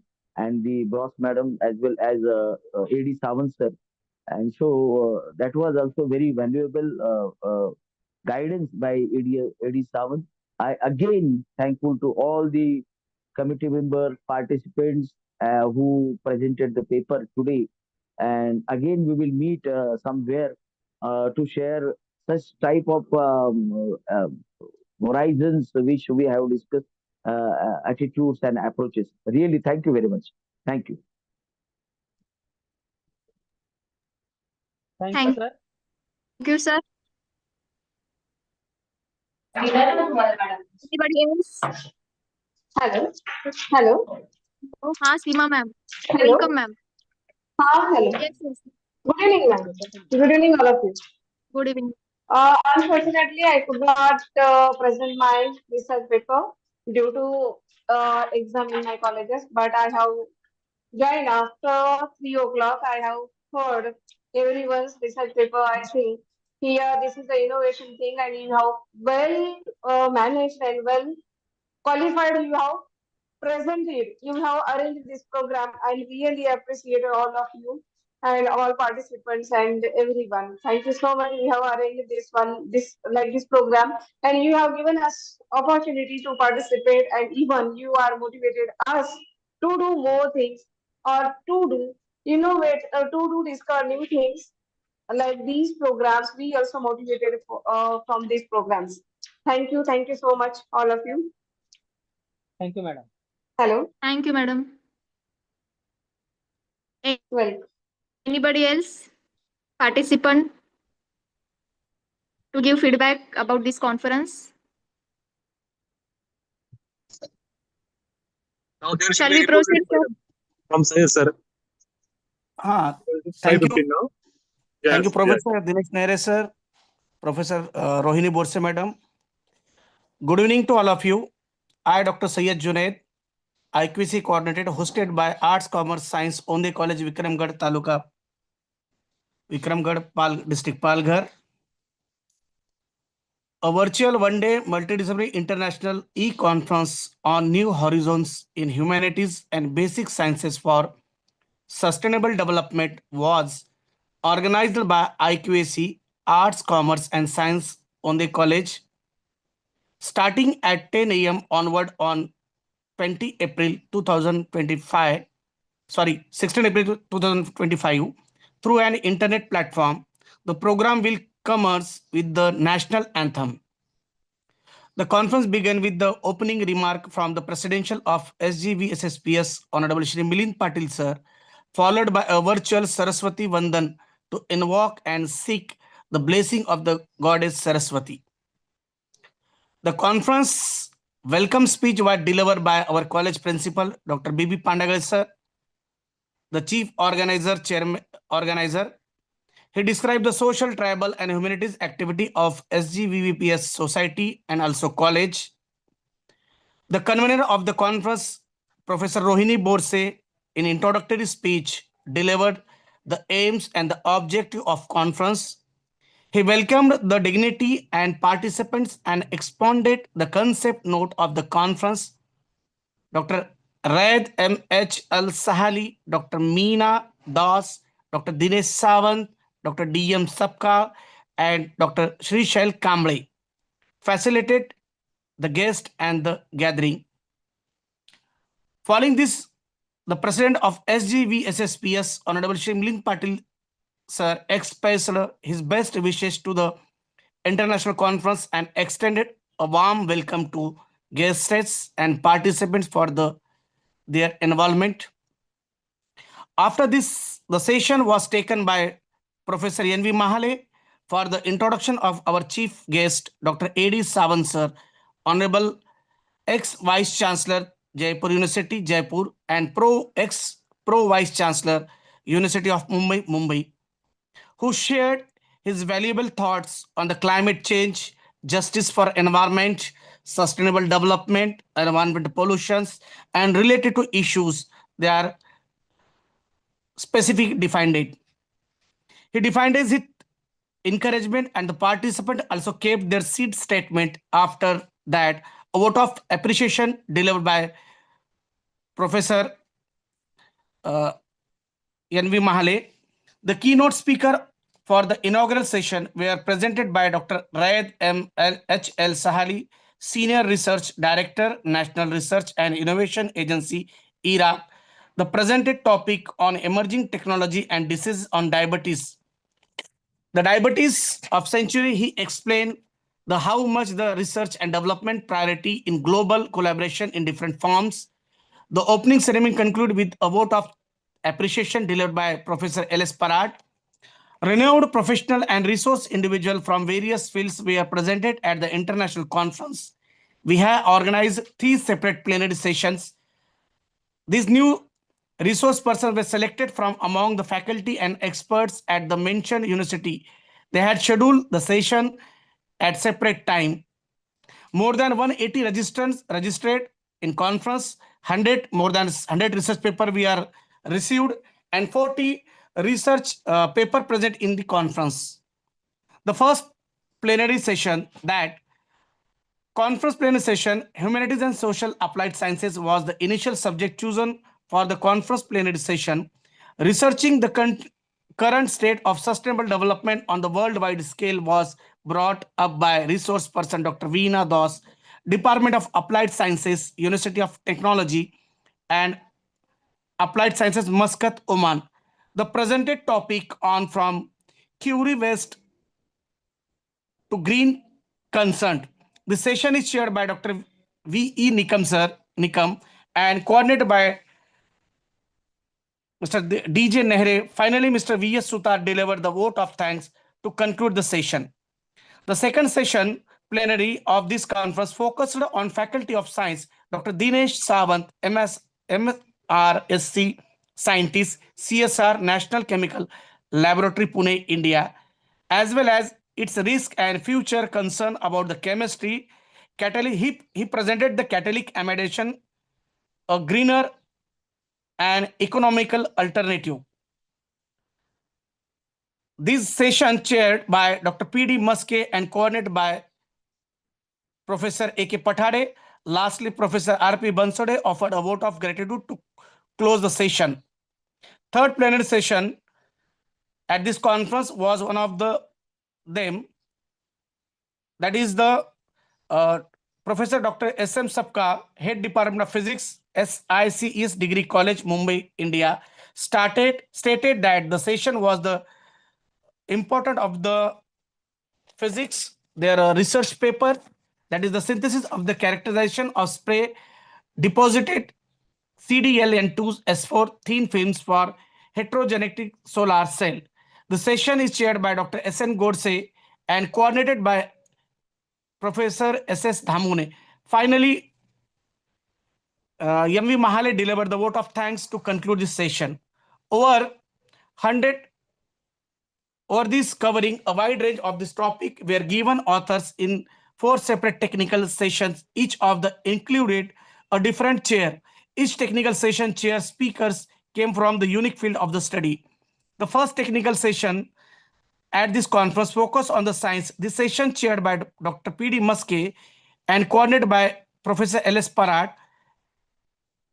More than 20 research papers were delivered by teachers and the research students. Finally, Professor L.S. Parat delivered the vote of thanks to conclude this session. The second technical session, social sciences. This session is being coordinated by Professor A.K. Pathade and chaired by Dr. C.S. Gaikwad. There are more than 10 research papers delivered by professor and the students. Lastly, Professor Nanabhau Thackeray offered a vote of gratitude, close the session. The third technical session, that is the commerce and management, Dr. B.S. Bansode chairing this session and Professor Nanabhau Thackeray are coordinating its faculty and research student gave more than 10 papers. Lastly, Professor Nanabhau Thackeray offered a vote of gratitude to close the session. In this 3 sessions, we are selected some best of the research paper presented in different faculty, that's arts, commerce, science. The science faculty, the number 1 is Dr. Abhinav Yadav, second Dr. Kanika Saini, and third is Dr. Parul Kurana. In arts faculty, Mrs. Sarthak Pednikar, and commerce and management, that is first is Dr. Shivani Naik and Mrs. Akshata Shenai. The validity session marked the end of one-day international conference. In his farewell speech, Dr. Vishal Nikam welcomed everyone and introduced the chief guest of Dr. Shishal Kamble, preside the Exploring Interdisciplinary Pathway for Sustainable Future. The conference organized for selecting timely and pertinent topic for the day presentation, discussion, and debates. He demonstrated why research into the idea of soft states and their interconnection is crucial. Additionally, he emphasized the need of the expressing. The session concluded with the conference note presented by IQC coordinator Dr. Syed Junaid of the event organizer. Especially thanks to our participants, they give feedback and he's expressed the views of the conference. Dr. Shivani Naik, Akshada Shenoy, Dr. Sharat, Dr. Magade, Dr. Seema Kosti, and so many others. At the end of the day, the participants had created an immense academic experiences, and the conference co-convener, Dr. P.D. Muske, congratulate and thanked them all. Dr. P.D. Muske will end the session with a vote of thanks. Thank you, sir.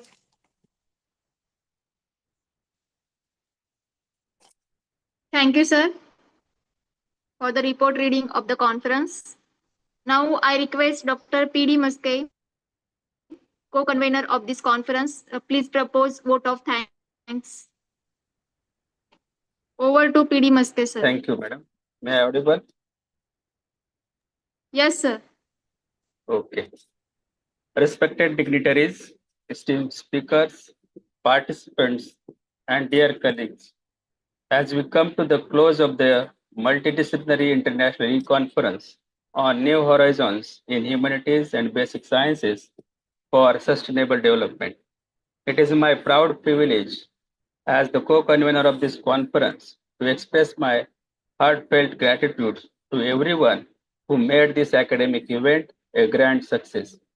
My heartfelt appreciation goes to our inaugurator, Honorable Sri M.V. Patil, Sir, and Chief Guest, Dr. A.D. Sawant, Sir, for blessing the inaugural session with their words of encouragement and vision. We extend our profound thanks to our advisory committee, whose wisdom and guidance were instrumental in shaping this event.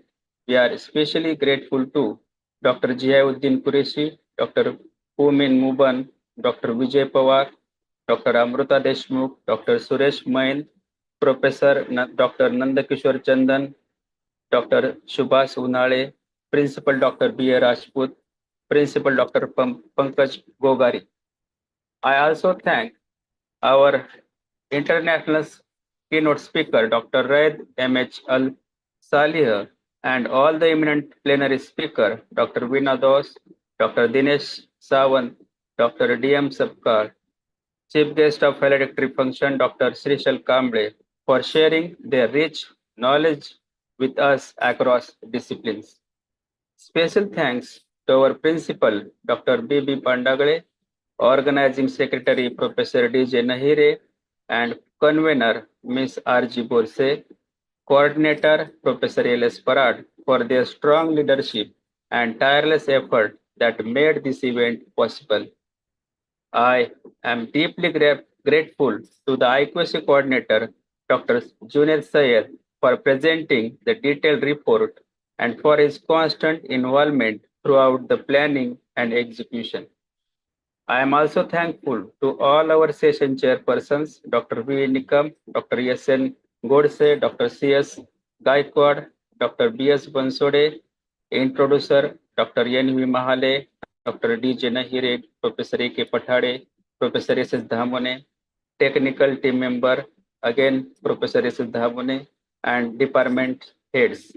Your coordination ensure the smooth flow of every session. I am very much thankful to the paper presenter, research scholars, and participants. Thank you for your enthusiastic participation, valuable contribution, and active engagement. Thank you very much. And some of the participants given feedback, that is Dr. Shivani Naik, Dr. Akshita Shonai, Dr. Sharas Sonaone, Dr. Shashikant Magade, Dr. Shima Kosti. I am also very much thankful to them also. Last but certainly not least, I thank the entire organizing committee members are Professor A.K. Pathade, Dr. C.S. Gaikwad, Professor R.P. Bansode, Professor S. Dhamone, Professor V.S. Sutar, and back-end support team who work restlessly to ensure the session of this event. I am also thankful to the non-teaching staff of our college. Let us carry forward the insights gained here and continue to collaborate for sustainable academic and social progress. Thank you all once again. Thank you. Thank you, sir. I request to all participants, please submit your feedback by filling feedback form. The link of feedback form is given in the chat box as well as on the WhatsApp group. It is compulsory to all to fill the feedback form. And with the prior permission of President of this international conference, I hereby declare that today's conference is over. Thank you, everyone. Jai Hind, Jai Maharashtra. Thank you, everyone. Thank you so Thank much. you. Thank you. Thank you, Thank you. everyone. Thank you all. Please fill up the feedback form, which is given, the link is given in the chat box as well as on the WhatsApp group also. It is compulsory. Please note it. Thank you, sir. Because tomorrow the link will be not there. So today only you have to fill up the feedback form.